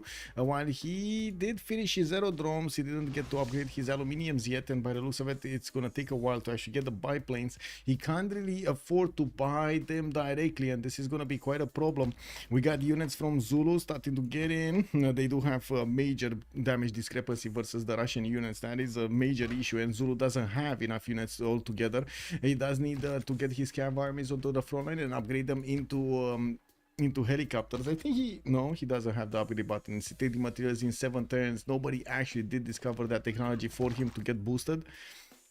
That's I guess more time for him to get all of his units out. You see the cav armies coming out in droves from his cities. Okay, Macedon is starting to get a bit more gold going. He's only on 69, but Macedon, he's on 144. I mean, Mr. Toes is 69, Space is on 150, and Marius BW on 223. Novgorod is starting to get tickled down, and we do have these artilleries benefiting from a balloon. This is going to be amazing, much easier to shoot the city from 3 tiles out without giving that city the possibility to attack back. I think, wait, I must have about what is Aztec bonus right now? I think it was +4, it might be +5, let's see. Okay, he did manage to get fascism, intel, and +5. +5 for the luxury attack bonus, yes. That is more than enough for his jet bombers. Space 4 turns for advanced flight. Okay, he's going bombers, not jet bombers. Oh, well, I guess he does want fighters. Kick. What is it? 285 science. It will take him some time to get to jet bombers. Oh well, it's fine. I guess it's fine. I don't know if it's fine. We'll see if it's fine. Statue of Zeus in Puel Mapu. That's gonna give a few free units here for Mapuche to benefit from. Tank armies in 7 turns, getting hard built from the city for Huili Mapu. Looking at the production capabilities, since they managed to jump up to 377, while I do notice Ben is on 600. We do have Marius BW on 565, and Space is gonna be 436. Let's see what's gonna happen here. This is very important. How many shots does he need to do? A lot of them, right? He needs to do a lot of them against the city center. Yeah, a lot of them. A lot of them. Oh, he's even moving away from there. Okay. Culture victory is almost halfway there. 72 out of 149. Ben, 1952 points of tourism on Ben. Okay, I guess the big question is, can Space start attacking quick enough? That is the big question. Can he get enough bombers and fighters to start attacking the Russian units or not? Because at the moment, all of the Zulu units are stopped over here by Russia and Mapuche. Russia and Mapuche combined are stopping the Zulu army. And not to mention, Russia is stopping the Persian invasion on the west side. Yeah, Gadley. Necrofan also, there is a little question from me. Does the minus gold cost from Congress affect the upgrade cost of the units? No. It's only buying units. It's only the buying of units with the gold. They need to kill Russia or HOH. Will still lose this. Yes, they need to kill Russia. They need to take him down. No problem. I think it even says, right, the producing or purchasing military units using the chosen currency type is minus 25%. It's not upgrading units.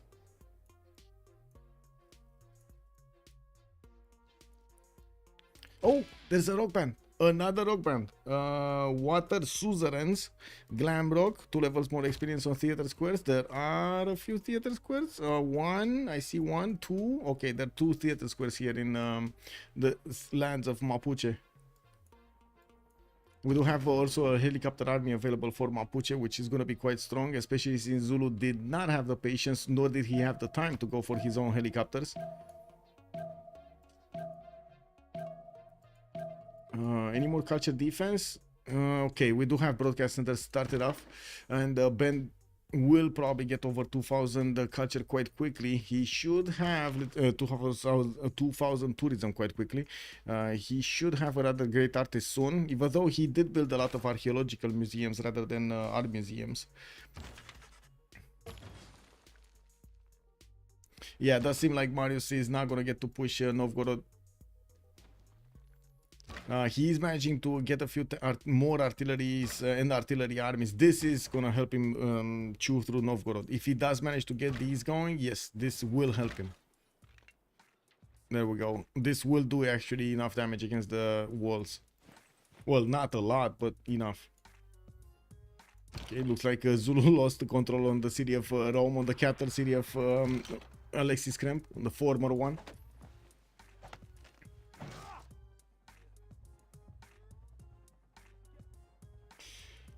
1.8 in tourism, he might be able to pull off a culture victor, but I would be surprised if he does. Yes, I mean, I think he wants to know the answer to that question as well. I assume Russia has finance hour plus fascism. Yes, yes, he does. Yes, he does. He's prepared, man. It's Ben. He knows exactly what to do, right? It's not like he's in the first rodeo. 17 out of 163. Okay, we still don't have him on halfway there. Oh man, the defense over here on Montezuma is amazing. We do have the fighters starting to show up, and they're starting to be deployed on the west side. The biplanes will need to return, get the promotions going, or deploy in the cities of Zulu in the borders to actually get the promotions going. Aztec, I mean, infantry armies are starting to move through the north, a few of them, and of course he's trying to also help out the Zulu tank corps go around this, try to get into the main line of defense of Russia, into the main cities. While from the west side, we're going to see Mario starting to get closer to the city of Novgorod. We are just a few seconds away to see what's going to happen. Water Suzerains did play, did get 80 album sales, should be around 1,500 tourism. We'll see how much it changes here. We'll see it soon.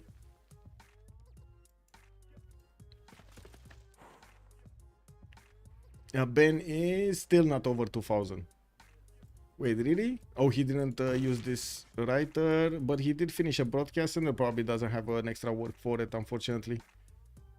Oh well. What is Marius doing here? We got the commercial hub investments coming around. I do see bombers. Okay, so they're gonna bomb Russia from two sides, basically. That's what's happening. They're gonna bomb Russia and shell Russia from two sides. That would require Russia to get a lot of anti-air defense, which of course right now he's getting it in the form of fighters. We'll see if the fighters are going to be enough to stop this attack. With Governor Victor also deployed in Novgorod, he's going to get the possibility to go for the anti-air initiative, which is giving him another 25 points of defense on all of those anti-air guns, which is amazing, by the way. Okay, looks like Tver is happily being kept away from the enemy's grasp. We do have Zulu that needs to retreat to upgrade these, but he still did not manage to get synthetic materials. He's going to get the boost from Marius BW soon, and still is hard building, well, pre-building as many of his helicopters as possible, getting the Cav armies out of his city soon.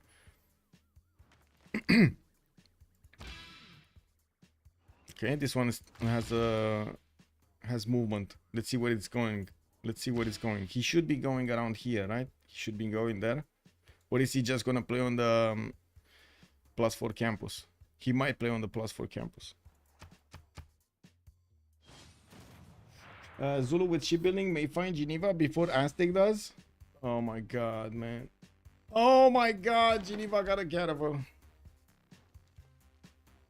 Geneva actually got a caravel, guys. And he's so mad that Persia never found, that Montezuma never found him, that he's not going his way. He's going another way. He doesn't care.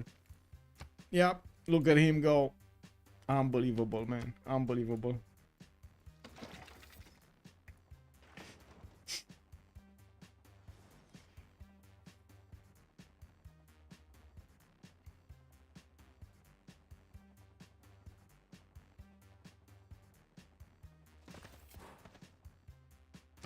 Okay, more of these pipelines coming in. A lot of military engineers for space to create that infrastructure to get quickly to Russian territory with his units. Reinforcements, not to mention getting the airstrips going into this neutral land, so he can keep on puddle jumping his units on the front line. On the west side, we do have Persia clumping up his units to make the defense on his artilleries and of course start his offense against Novgorod. Although Russia did put a biplane right in front of the city of Novgorod, blocking the access to that city center. These artillery armies are going to be able to shoot from 3 tiles out with the help of the balloon. I'm actually very surprised we got a balloon in Ispahan instead of being on one of the units of Persia here. Wait, is he worried that biplane is going to pop it out of the sky? He might be. Well, that's a counterattack. That was fast. Oh man, these tanks with finest tower, garrison commander and charge and everything, these tanks are doing so much damage to Persia. So much damage. Anything here? Helicopters from Mapuche, not doing enough damage against the infantry armies. Yeah, well the helicopter armies will do, but there are not enough of them. And Zulu is trying to get in and start pillaging tiles with his tank corps, dragging all of this army along with him. Okay, let's see capture victory. 1952, he's still 1952, 98 out of 172. That means he did go over the halfway line. Computer says 13 turns. Doesn't seem like it's happening. If he doesn't manage to get like 1,000 more tourism from somewhere, it's not happening. Shopping malls coming in soon though. Moscow and St. Petersburg, and I do see another neighborhood here in Kazan. Shopping mall in Argalansk, Smolensk, another neighborhood, Yaroslav, another neighborhood. Looks like it's gonna be shopping malls all the way for the tourism.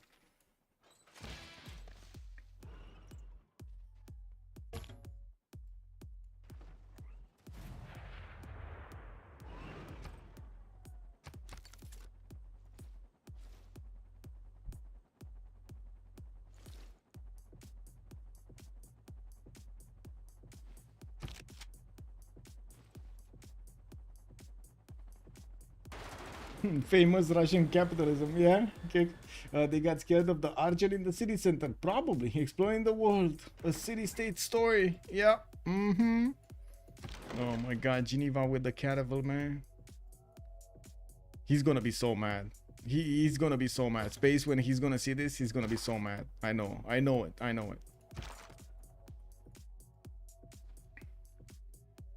Wow, blizzard coming in to improve the fertility of those tiles. It's not enough that he had Mount Kilimanjaro in that city center. He's gonna want more. Artilleries are starting to shell the cities, the encampment, and I do see that Russia will have to double shove these artilleries quite easily. It's not that hard. Let's see, tourism 2,000. Okay, 2,000 tourism on Ben. And taking a look at this, we do have him on 98 out of 172. Okay, he's starting to catch up. Planes, when bombers, biplanes. Do we have bombers? We need bombers, not fighters. We need bombers. Just one. Okay. Did he get another one? Yes, he does have 2 of them. Okay. So he can start attacking actually. You know, slowly chewing through. Maybe he doesn't want to give up his hand. And I'm pretty sure the bomber just arrived. Yeah, he just arrived. He's going to get another one next turn. How many aerodromes, how many planes they get? 1, 2. Just 2? Okay. It seems like too few.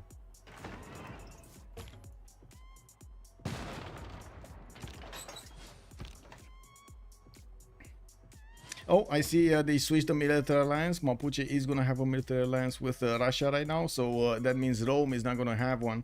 We do have Naidin with only a few units to the west of Arpinum trying to defend off attacks. He's getting his spies out so he can start stealing some gold, stealing some works from his opponent. While Russia is trying to get the rogue bands playing, we're going to need to see if he's going to be successful in getting the tourism from this one. He's getting attacked on the left and on the right, and we're seeing this slowly getting through. 106 tourists out of 173. right before the bombers come in. Ben did go up to another 80 points of tourism to 2080, and well, we're going to see if he's gonna manage to get a good anti-air defense with the fighters coming out from Novgorod, and also with him getting attacked by the bombers. He might have a bit too much on his plate to chew. Did Space find Geneva? No. And neither did Geneva find him, by the way. No. Yeah, it's still there. Geneva got a Geneva might actually come in. He might come in with the caravel. He might actually get to Aztec's borders. I'm starting to think Ben's going to pull this off. It might happen. It might happen. Don't get me wrong. It might happen. It wouldn't be the first time that Ben sneaks in a culture victory like this. Although this blizzard destroyed a lot of his tiles here. Improved quite a few of them, but man, his districts... Oh my god, look at these. His districts, man. Marius BW, stealth tech in 4 turns. We're gonna have the stealth bombers appear soon, and I do have to say his 2 turning bombers in the city of Hangmatana only has a single airstrip. No, 2 of them. Actually, aerodrome, sorry. This is airstrip or aerodrome? Aerodrome, no? Kick. Airstrip. Never mind, it's not an aerodrome. This is an aerodrome. Kick. Oh well. Was that his GMC that got pillaged on Ben? Whoa. Let's see. This? No. Campus library? No, his GMC is here. But yeah, look how many districts got destroyed here. Oh, this is terrible for him. He did manage to get another 48 points of tourism to 21-28. And looking at the culture victory screen, we do have been 115 out of 184. Still needs quite a bit of time to get there. _NL has joined the round table. Escaper, thank you so much for the follow, sir. Much appreciated. Also, the classic Russia turned 80 plus Blizzard incident. Yes, the Blizzard event. The Blizzard event. Classical. Okay, I do see Zulu did manage to get to his helicopters, and now we do see him starting off on his upgrades. They do have enough gold to actually fund all of the upgrades that he needs, and I do have to point out they will have, oh my god, significantly more gold than COC in the next part of the game. And they kept on banking on this in the last few turns. No retake over here of the city of Rome. Nobody wants that city. We do have shopping malls coming out from quite a few cities of Russia, while he's getting the fighters out to fend off attacks on the southwest. I'm pretty sure Persia will need to get to his jet bombers if he wants to keep on pushing his opponent like this. Jet bombers are much more likely to not get damaged when they're attacking through anti-air guns, through fighters, than the normal bombers. That was another one. Water Suzanans did get to 160 album sales. Okay, it shouldn't be that big. Maybe like 118 or something out of 180. Luma, so unlucky. Yeah. Oh, he got it. He got it. He did get it. Finally, he sees Geneva. And look at him putting one in. One envoy in there. Marius BW, man. He did it. There was space. Still didn't get an envoy in there. Oh my god. War department coming out next turn. Of course, we did have fascism on Aztec for quite some time. Theater Square festivals, new amphitheaters also getting built. He's trying to put up as much of a defense as possible. I don't think it even matters what great people are getting acquired, other than maybe some more of those musicians for Russia. That's it.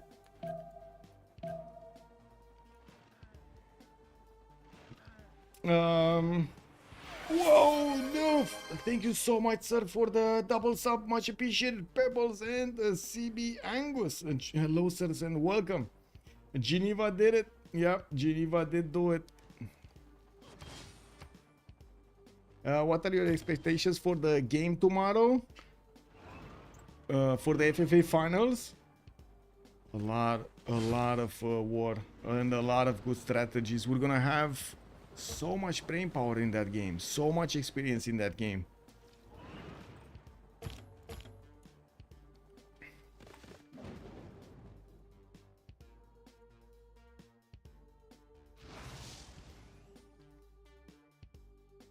Okay. Ben dropped down to 177 science, by the way. We do have him on 2172. He did get more. I do want to see his amenity. Oh, look at the amenities of Russia, guys. I think we know where this is going. This is a problem. The -3 amenities are going to be a significant issue. Looks like the encampment also got taken down quite quickly. We do have a Cossack army trying to fend off attacks next to the city center. Oh, that got upgraded into a helicopter. That's going to be a bit harder to take, but shouldn't be that big of an issue, especially if he does have multiple jet bombers available for him to use. On the right side, since he did get jet bombers technology, space should be, well, soon Marius BW is going to get it. He's going to boost space also to it. We do have Mr. Toes requiring a bit more upgrades. Helicopter armies are available for him, and they are trying to go around the defenses of Russia in the city of Tver.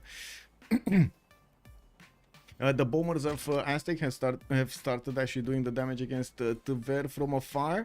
We do have more airstrips being placed by these military engineers, and we do need to see... Wait, is he even attacking with that? Oh, Rock Band died. Another Rock Band died. We do have another one bot though. You know, he's gonna take his place.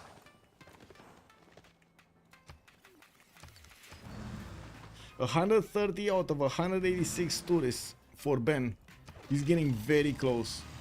2172, still 2172.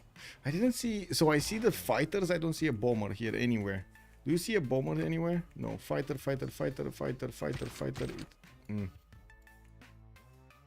Bombers, there we go.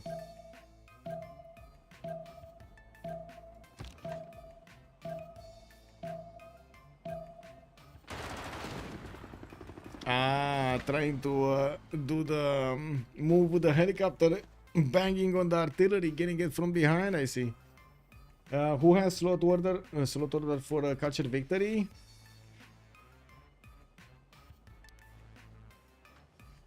Oh, Ben is second to last slot.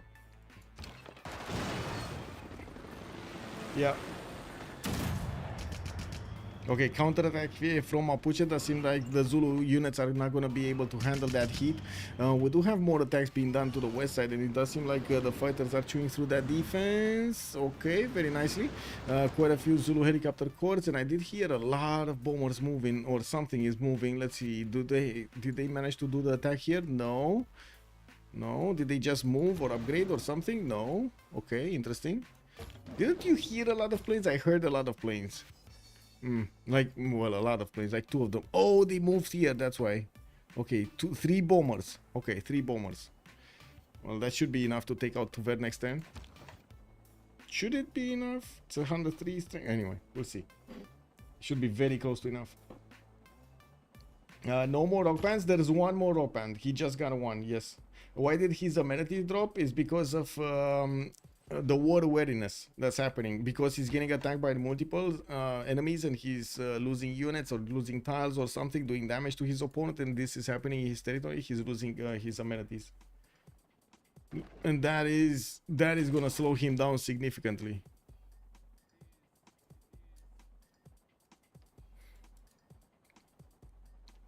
Two more shopping nodes getting built next turn. We got a third one from Kazan, and a fourth one actually from Novgorod next turn, in the next 2 turns.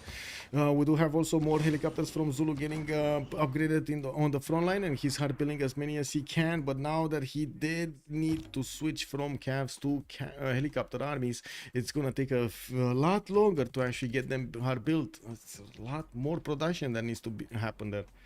Does distributed sovereignty increase distributed sovereignty? Increase tourism?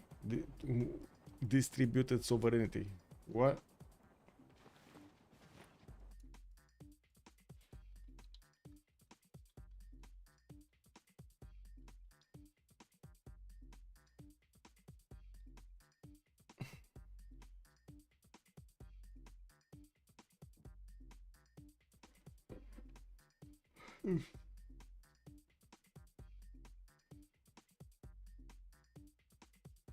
Oh, from the information, and I see. I see. Digital democracy. I mean, Ben is in democracy just. We're gonna need to see if he's gonna manage to switch. I don't think it's gonna matter though. I really don't think it's gonna matter. 139 out of 197 right now. Just needs, what, 60 more? Oh, we just switched. Let's see. 152 out of 203. He's going so crazy right now. He's going quickly on this. 2252. Man, if they don't start taking cities away from him. Okay, that's one bomber, two bombers. Did he get the third one? Yeah, there we go. The third one. It's enough to take the city. That's one city being taken out. Zulu is starting to chew through the defenses of Russia. Ben did not drop in tourism yet. 2252. The tourism he's making is mostly in his city centers in the capital. But I think... Oh, there we go. There we go. He should drop down a little bit though. Wait, he didn't have anything in there? Like not a single book in that city? Maybe. It could have been. Low aluminium or Russia? Okay.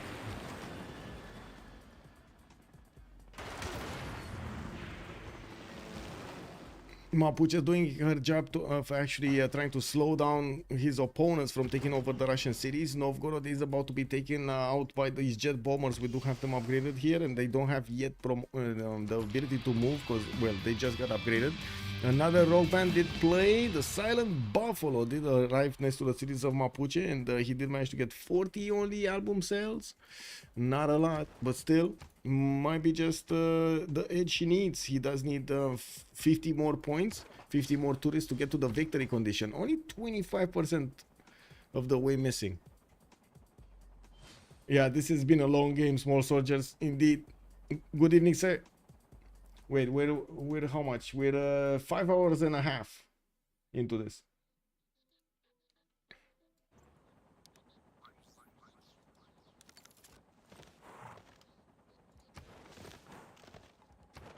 Well, computer says 7 turns, and I do have to point out Aztec will need a bit of time, like a turn between moving these bombers further towards the cities of Russia. We do have Novgorod and Vilnius that are able to be taken out, and I'm pretty sure there's going to be, well, a bit of a drop in tourism, but it might not be sufficient enough to slow down Russia, especially with the shopping malls coming around from everywhere, and of course his main tourism coming around from his main cities like St. Petersburg, Smolensk, Moscow, Kazan. These are his core cities. With the jet bombers able next turn to start attacking the Russian units, we do need to see if they're going to be successful in doing the damage against the city center of Novgorod. I do notice also Persia is taking a bit of a smash down from the Russian helicopter. He just got punched in the face here. The artillery army will need to retreat and somehow, well, get his wounds back. Heal his wounds, I mean. Oh, low aluminium monastic also, not only on Russia. Kick W. Kick W. Usually it's over in under 70 turns, yes. 75% culture victory, yes. 161 out of 210. Looks like the defender is putting quite a bit of effort into this. He's still keeping Ben 50 points away. Aztec doing God's work. We got Ben 2184, drop down a little bit in tourism, not too much, but he's still a little, might cost him the game here. Like every point counts of tourism at this point, at this moment of the game. Every point counts. Okay. He's gonna put a few more of these ski resorts. He does have at least 2 more that I can see that he can put down. Yeah, 2 more.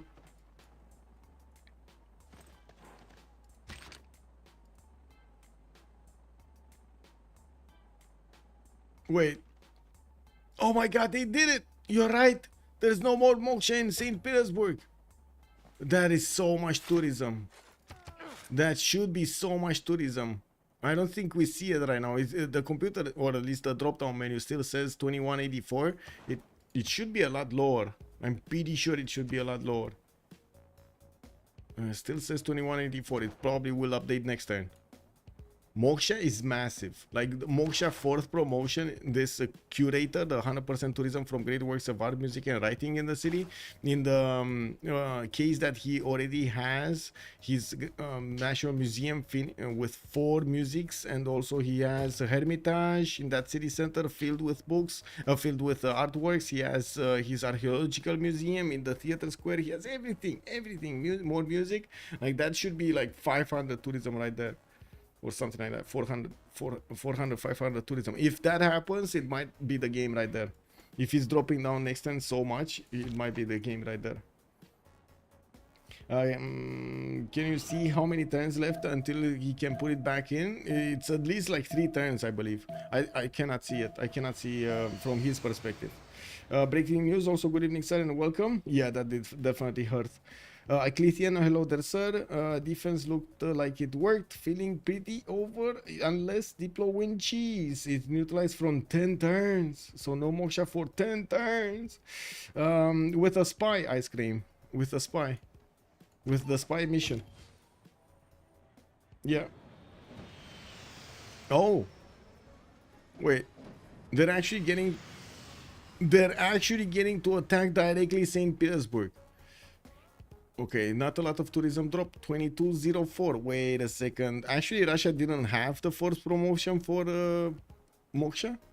Or is it somewhere else and we didn't see him move? No, he's neutralized. Kick W. Okay, this is weird. Am I the only one thinking he should have dropped down in tourism? Kick. Anyway. Let's see what's happening here. 174 out of 217. Okay, he's catching up. He's catching up and actually overtaking the defender. Space is 1,000 culture a turn, and he's getting as many of these theater squares as he possibly can, building up hangars for the aluminium, and of course using the jet bombers to get closer to Russia. Well, at the moment he does only have bombers. Yeah, he just moved them here on the front line on the west side. And I did notice Persia is directly attacking the capital city of St. Petersburg with the jet bombers. He will keep on pounding on that, and there is a possibility for maybe a unit or 2 from Persia to last move, first move, go through the lands of Persia with a helicopter and arrive next to the capital city, or even like from the right side, maybe we'll see something. Rock Band did play. Another 40 album sales got acquired here.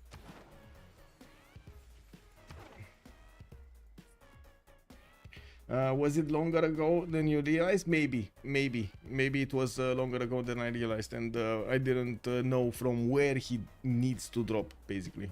Yeah, true, maybe. Okay. Nizhny Novgorod, the next one, getting attacked here, and we do see the bombers managing to get the defenses up to half HP. 4 of them are starting their attack runs, while Zulu's units are just waiting to pounce on that city center and raise it to the ground. That will have a national park and 2 of these, and of course a full-filled theater square. That's going to be a lot of tourism being taken away.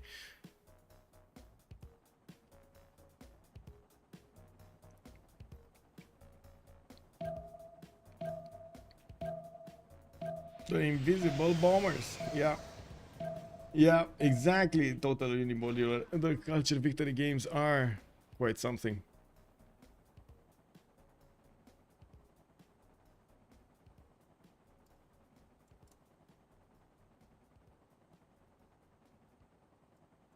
What happens when you capture 3 quarters enemy capitals and last is free cities?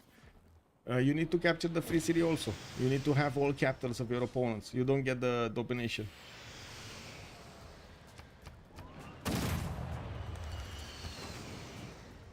No. Oh.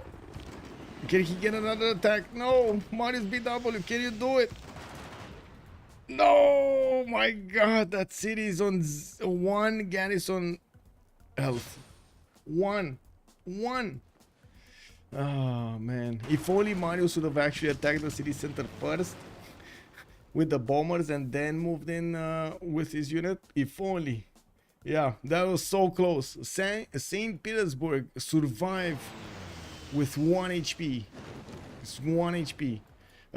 Nizhny Novgorod did get taken down, and I do see Russia did try to, well, get a tank army right next to it. Zulu is gonna start chewing through the city of Vilnius soon, and of course Ben did lose a bit of tourism from those works. We do have him deleting the city center and of course dragging the Mapuche army next to him. Another rock band did play, even though it might not be enough. 184 out of 232 looks like it's still 52 points away.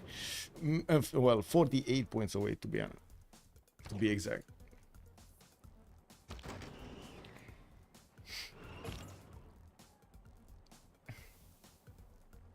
I don't think Russia can do anything. It might be 1 HP capital. Yeah, this is tough for him. It's unbelievable, and I gotta give it to the HOH guys. It's unbelievable. They did manage to get this to a 2-1 right now.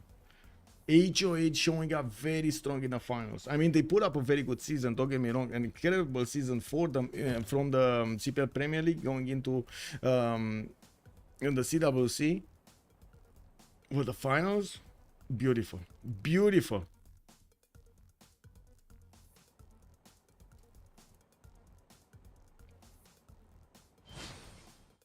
Okay, Zulu, theater squares. Did they actually choose Geneva? No. Everybody got probably a point in there. Space and Marius did get a point in there. Okay. Man, they're still keeping this as a pocket CS. Kick W, man. Tanks coming in. They're trying to get to St. Petersburg. If they do manage to get that, it's gonna be amazing. They don't have Ngulu Mapu, but does it matter? I mean, if they get the capital city of St. Petersburg, there's gonna be so much of a drop in tourism. Lower bracket buff? What's the lower bracket buff?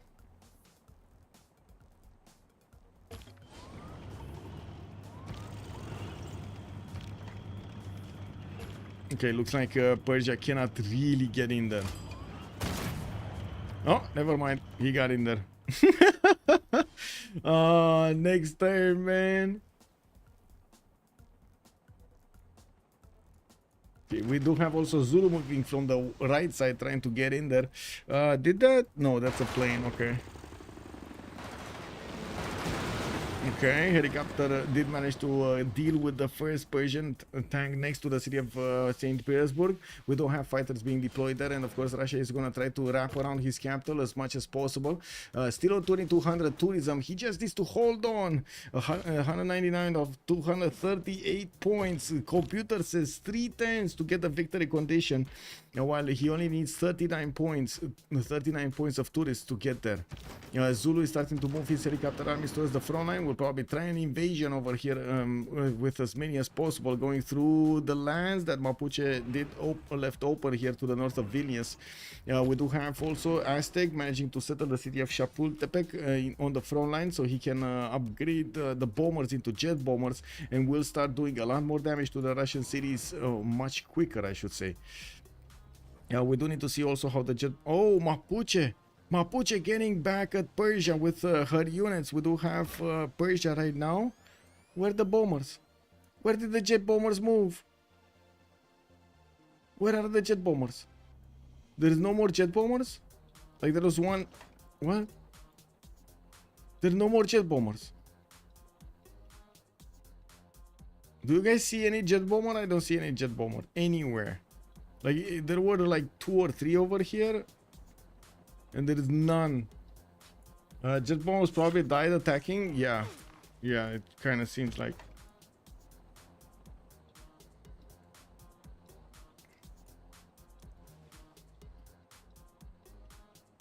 Well, it doesn't seem like they're gonna take the capital anytime soon. This is gonna be amazing. If they do manage to actually keep it like this, it's gonna be incredible. But in get the culture victory even in this one. Search for it, TV Torok. Good evening, sir, and welcome. I don't think the search works as intended, but I guess we can try it out. Jet bomber search. Let's see. Unfortunately, the search engine while using the spectator mode, it's not working as intended. Wait, what happened? That is so cringe. What? The pocket blue CS. Yeah, no problem, TV, no problem. We would really love to actually have that search feature. We didn't find a way to actually make it work. There was a bit of a compromise. If the spectator mode search function would work, you could actually click on units as a spectator and start moving them with the buttons, like move to. Basically, the move to button would actually move units on the map of everybody. The world finally discovered Geneva.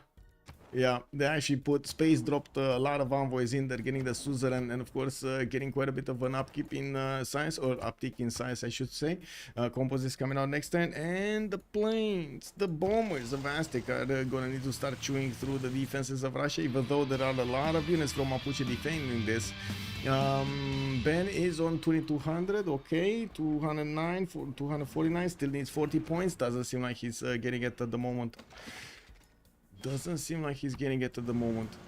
The more time it takes for Ben to actually defend himself, to get to the culture victory, I mean, and defend himself, the easier it will be for Persia, Zulu, and Montezuma to take out his cities.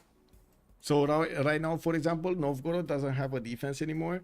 Mosha, yes, is establishing in St. Petersburg in 2 turns, and we will probably see Novgorod being taken out. Moscow following up next, because all of the Russian defense is around the capital. The culture victory only went up by 4% in the last 3 turns. True. Why not drop bombers on units? Well, they are, if they have enough of them. Oh, I do see Zulu is trying to get around with a helicopter army.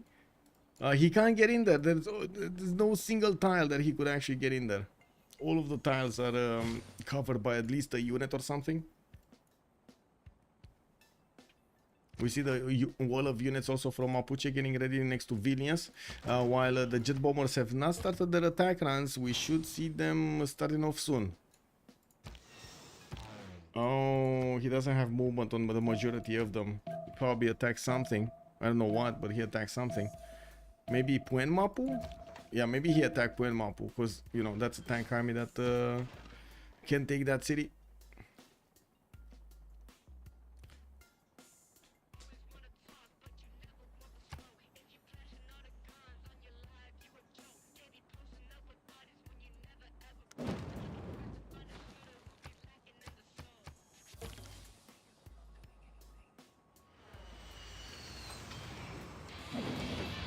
Okay, looks like Novgorod is getting attacked by multiple jet bombers and tank force. That city is going down.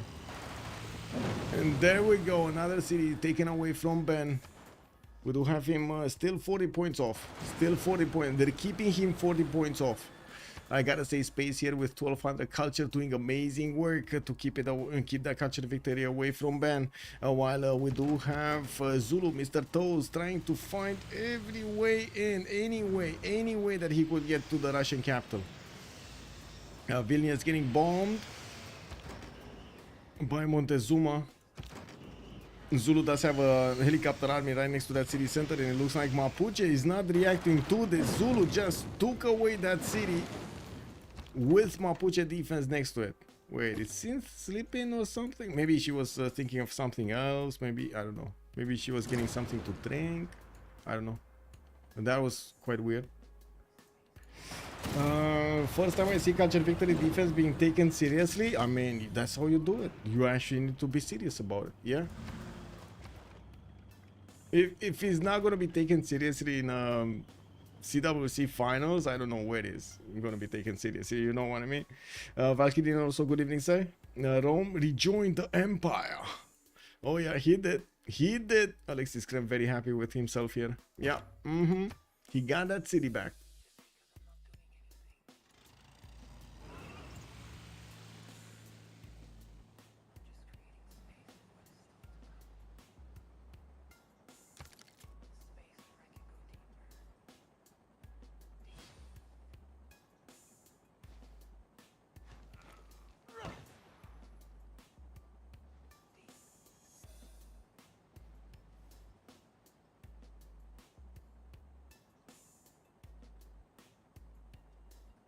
Who is suzerain of Vilnius? There's no more Vilnius in the game. Who was?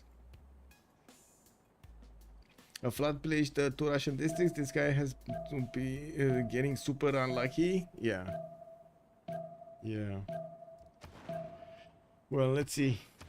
I guess they're gonna play it out until he's gonna lose the capital or something. Try it out until the end. 2023 out of 263. Both armies from the left and from the right are starting to close in on St. Petersburg, and it doesn't seem like Mapuche can help that much here.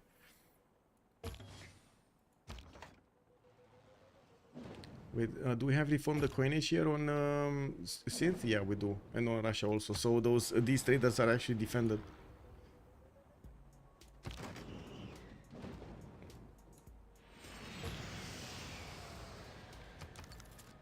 Moscow, next city on the chopping block, being put under siege by the tank armies, and of course getting bombed by the bombers, by the jet bombers. We do need to see also a few more airstrips from Aztec getting closer to Yaroslav, so he can start deploying the jet bombers against the core cities of Russia. I don't think they have enough, nearly enough range from Chapultepec to actually attack Smolensk and St. Petersburg, so they're just chewing through tank armies and doing what they can over there.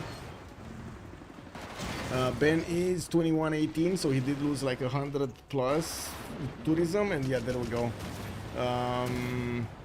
He's not acquiring tourists fast enough anymore than the defender. He's not acquiring tourists faster than the defender anymore. Yeah, not that won't happen. COC praying for a godlike rock band. Yeah, not happening. Not happening. The rock bands don't have their high rolls anymore, that high, right? It used to be like you'd get like tens of thousands of tourists from a level 3 rock band. It's not happening anymore. And he couldn't manage to get one. He didn't get lucky enough to get a level 2 or a level 3. Yeah, 700 tourism is not gonna cut it. Yeah, that's unfortunate. Oh well. Yeah, he died too. And he doesn't have, like, remember, he doesn't have a lot of faith per turn. He's only like 140 faith a turn, only has 100 in the bank. These rock bands are extremely expensive for him. Yeah.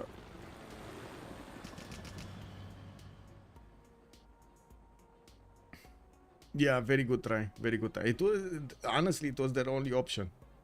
Maybe it would have been a different game if Korny didn't full die here. Because they did lose that military alliance. They did lose quite a few tourists on Russia. Okay, not that many, but they still lost some.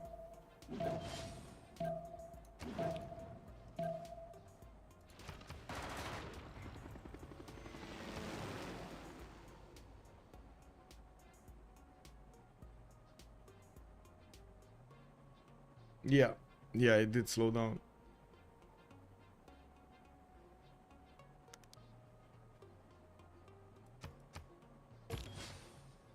Wow, Mr. Toes just got into sterilization.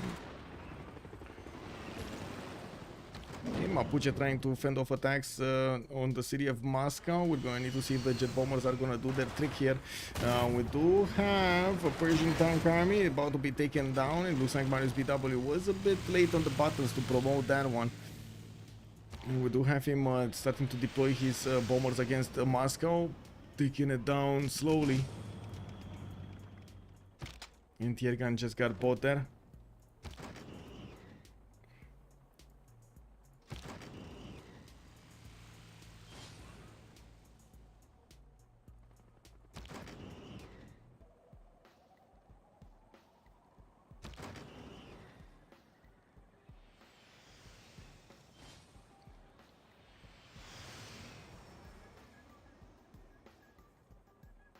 Okay, looks like Yaroslav is also gonna be next up on the chopping block.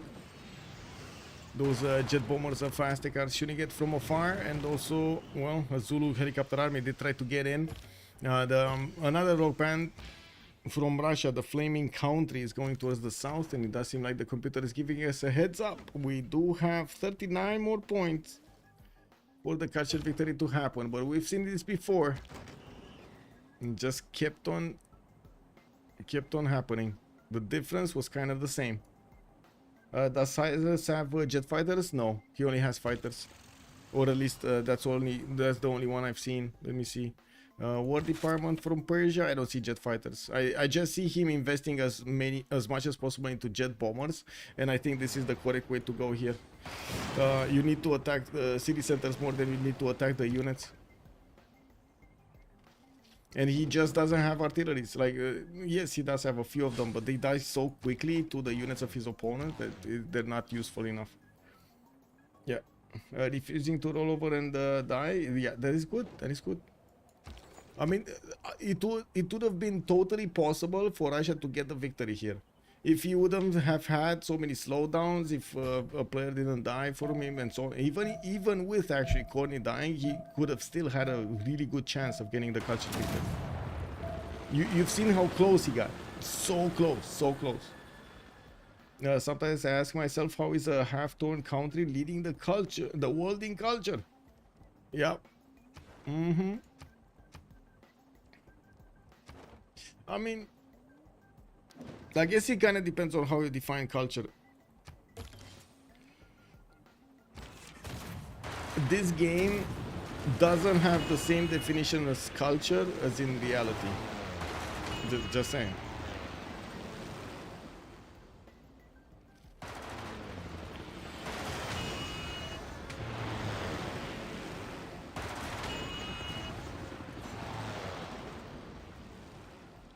Funny Civ win con, yeah.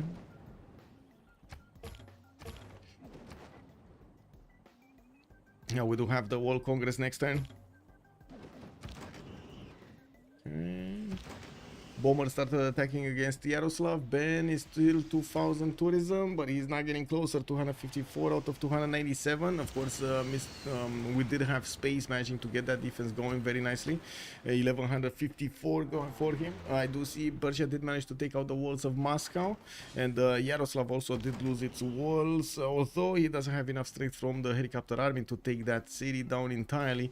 You know, we do need to see if Zulu will manage to keep on moving with these helicopters, getting over there on the front line. Oh, he could have promoted that. Zulu, Mr. Toes, come on, man. Look at the buttons. Click on the buttons.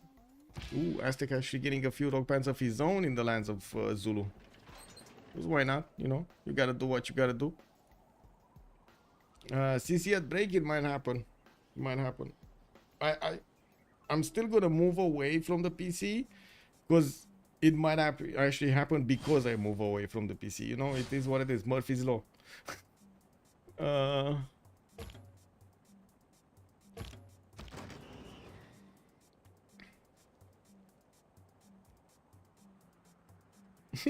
Sasu doesn't know who wants to win. Kick.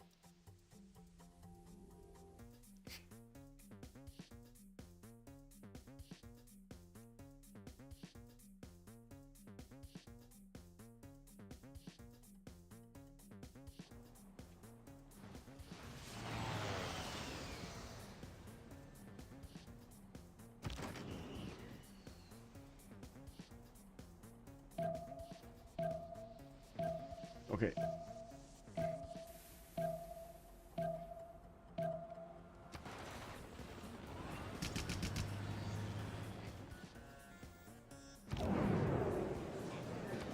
We would have had more games if either one, actually, because it's tied and it's a best of 5.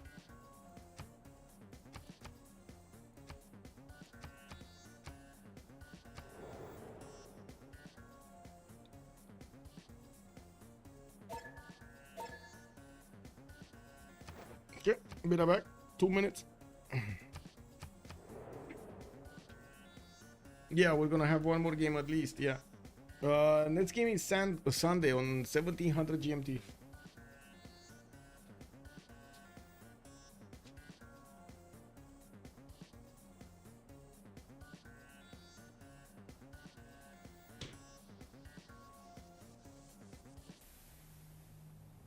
And without any warning. You'll know when it comes. Come.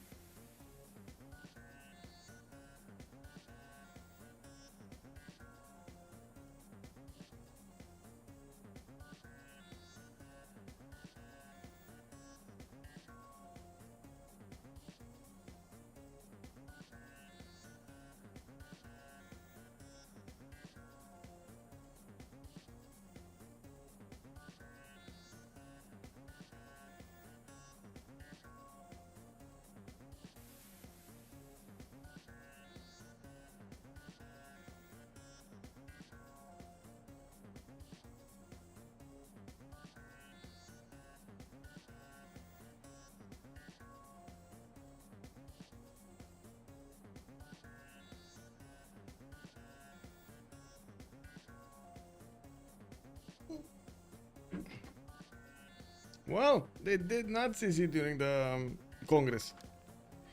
Not the first time HOH pulls off a comeback. True. So true. So true. I mean, that's the advantage you get if you don't give up. Okay, Moscow got taken out. Looks like also a raise to the ground immediately. We do have Ben 263 out of 298, and I do see him on 21-26 tourism turn right now. But we do see the Persian helicopter armies getting close up in person with the city of St. Petersburg. I don't know why he got that artillery core in there, but I guess it is what it is, keeping the tile intact. The tank corps will need a bit of support from those jet bombers if he wants to take out the city of St. Petersburg. And I do see these helicopters of Zulu can try to get close up also from the right side. They should be able to turn their road towards St. Petersburg, right? So they get here and then they need to move another 6 tiles to St. Petersburg. Direct pathway. Moksha is back, yes. Moksha is back. Oh my god, yeah. I was thinking it would have been so funny if you would have gotten the victory. Because of Moksha.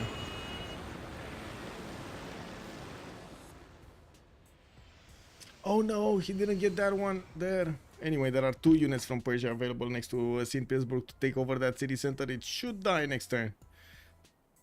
Let's see. It should be taken out next turn, I mean. How many jet bombers are available? 1? Just 1? Really? Okay, that's not enough to take out the city. Like, these tank corps don't have enough damage, not nearly enough damage to take out the city center, and the fighters are gonna chew through them very quickly. Helicopter armies are also gonna die quickly next to that city center. Do we have jet bombers moving here? They can attack Smolensk, Yaroslav. Can they reach St. Petersburg? 2, 4, 6, 8, 10, 12, 14, no. 16 tiles. Was this 15 to attack? Isn't it 15 to attack? It's just 1 tile too far? Kick. The true carry behind the scenes. I think the Blizzard played a role. Yeah. Blizzard played a role, Spice played a role, Offense did play a role. Like, I do want to point out, even if the Persia didn't actually manage to do damage to Novgorod, the fact that he started pushing Russia slowed down those amenities. That's the thing. That's why he pushed. He wanted to force Russia in a situation that he started trading units, so he gets that, I would say, so he does manage to actually get that advantage over his opponent, lowering his amenities. How come Portugal and Rome spawn next to each other with the land closing their sea from Japan? Are we talking about the same game? Moksha got neutralized again? Yes, it did. Again. Oh man, he just got it in there. He just got it in there. Yeah, doesn't seem like it's happening, guys. Well, we'll see. We'll see. We got quite a bit of a defense here for St. Petersburg, and yes, the Rock Bands are still playing in the south. Did we get? No, it died. Never mind. The Rock Band died. It played and then it died. And still 30 plus 40 tourists actually. And that's a GG right there. No way to get the victory. HOH gets a 2-1 against the COC on this Pangea Classic Ridges in the second game of this best of 5. Unbelievable from both teams, I gotta say. Ben not giving up until the last moment. The Sin trying to help him out. Fend off attacks on both sides. We did have on the right side Corny being smashed down by Zulu, by Mr. Toes. Aztecs muscles were just popping out of his shirt over there, trying to actually get that culture defense. And on the left side, we did have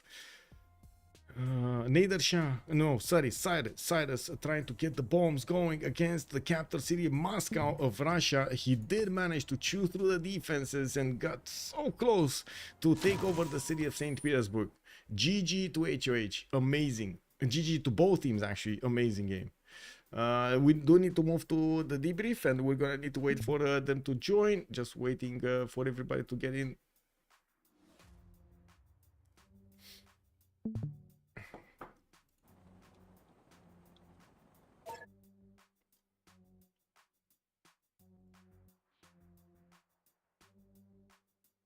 Let me switch my settings.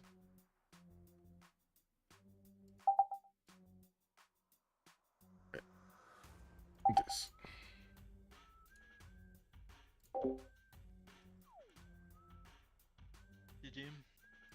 GG, well played.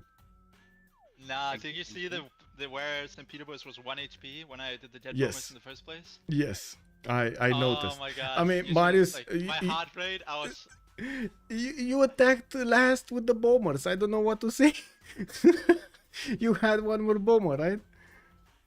No, I think I shot it everyone. Yes, you did. You did. Look back. Look back. No, Yes, you did. If we got a bomber, that's questionable. Yeah. Yeah. I'm sorry, but Geneva was, I don't know how to tell you, one tile away from your border, man. He was my sitting God. there with a galley for like dozens of turns, one tile away from Montezuma's borders. When we found Geneva like turn 80 or like turn 100 I think. Yeah. I was like, oh wait, they had a pocket blue the entire game, and then I go check who is invoice, and the only one with an invoice, Michael the caster. Yeah, I was checking Kinda it almost every turn if Aztec is gonna move his catapult out. GG, man. Nah, dude, we were sitting in draft. I regret so much killing my pooch. That Civ is just not human on this map. It's insane how strong that Civ is. Yeah. Like it. So much damage at the Malon Raider timing. Yes, Yeah. and like it's on this map. It's like actually like unstoppable. Like look at where me. I even have very defendable terrain. I was holding 2 different chokes, and the guy runs all the way to the coast, like through the left side of Mohenjo and into me. Like it's. And the investment he has to do compared to what I have to do to defend is actually ball cancer to deal with. Yeah, massive. Yeah. Zulu also over there carried against Corny. Oh my god. Wait, Ben. What do you mean he? What do you mean he? Huh? Fucking woman, what do you mean This he? doesn't sound like Corny. Wait, Ben. The turn where I started, like in a turn, started turn was hitting your cap with jet bombers. What were you feeling in that moment? Mm-hmm. Cause holy shit, that was a ride. Man, if I don't have to run to the Zulu side to defend, I can run you over so hard with tanks. I was wondering that, but I had pike cores with Victor, right? With 2 one-tile chokes. So I'm not sure how, like, I don't know if you see my terrain down there. But if I give up Susa and Ispahan, it's like basically True, impossible but if to you go lose through. cities, you become way less relevant later. Yeah, of course. I don't have to full kill you, I just have to take 2-3 cities and then I can just sit and go CV, like in the... On the first pause, I told Toes, you know, this game is kind of even, but I think this game to win is on you to kill Connie. And then he said, thank you for all the pressure to put on my shoulders. And then he did it. But yeah. I think, I don't know, we played a bit too greedy with like 7 city commercials. You really need to get a general against Zulu or you just fucked. But it's also like at this point it got like impossible to play in your position, Ben, right? Because also like I don't care about my land at all. There's like 20 fucking synth tanks or whatever in my land, but all my helis is just railroading straight into you, right? And then I think we have like 6 or 7 spies in your cap. Perma removing like Moksha and everything. Oh my god, that Moksha removal, the Blizzard also, Ben was just not lucky this game. Like everything was happening. Luck? No, wait. Luck? The great people luck was insane for them. Computer scientist doesn't finish by like 1 prod, and he gets it by like 10 points, That's whatever. so sad, man. I hope we can hit 2 likes on that. No, but the computer scientist was like a really good, like, that basically made a chance for CV. If you don't get computer scientist, I don't think this game is close at all. I wasn't that far of taking computers. But that, I mean, computers will just give you like fighters and everything so much later, right? And if you didn't have fighters the turn you had, I would have killed the the first city on bombers, right? I wouldn't have to need to wait.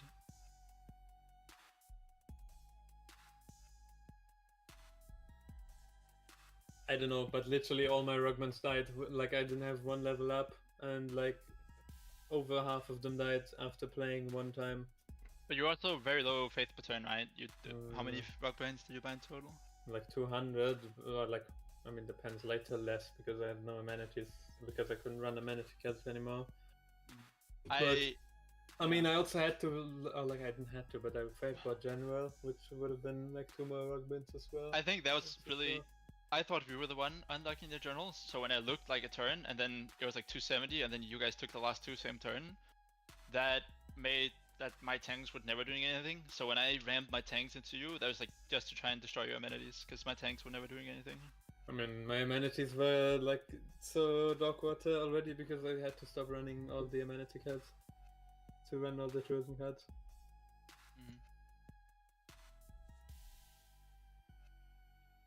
But yeah, I guess really close game. Now, also, by the way, about Geneva, like, you guys met Geneva at some point, right? I guess we Sussed Well, yeah, when they Sussed Yeah, it. we Yeah. met it when you said that. Yeah, we didn't find Geneva until like turn 105 or something. Like, Geneva Yeah, found them. fair enough. They never scouted the right side of their coast.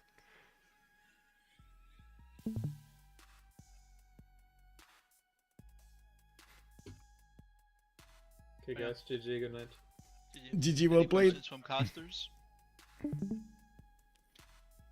Well, there we have it, guys. We heard from COC. We did hear from also Marius from HOH, and not to mention the other opinions over there about what happened in the game. We did have also today HOH managing to get the second victory out of this best of 5 against the COC. COC still has one over there and still will need to equal in the next game. Are we actually going to see 4 games being played out? We're going to need to take a look on Sunday if we're going to have a 5th game or not, or a 4th game I should say, or not. I do want to say I'm quite a bit tired, so I'm going to close this down as quickly as I can. Thank you so much for everything, guys. Much appreciated for the support of the stream, and I do hope you did have a good time with me tonight. We're going to have tomorrow the FFA finals, started off much earlier than usual on 1600 GMT. We're going to have the 10 best players going against each other from the season 2 of the FFA league, from CPL league. Also, much appreciated, by the way, for the likes and new subscriptions on YouTube. Thank you so much, guys. We got to 115 likes. Woohoo! Let's go. I do also want to thank you so much for all the comments that you're putting into the chat. Don't forget to leave a comment down below if you have any kind of questions or anything about the game. Take a look also on, if you want to take a look on my schedule, you can check it out on my Discord, !Discord in Twitch chat, or look at the description of the video down below. The VOD will be saved in just a few hours. It's probably gonna get in there, get out there on YouTube. Thank you so much. Let's see each other tomorrow. Have a great evening. Bye.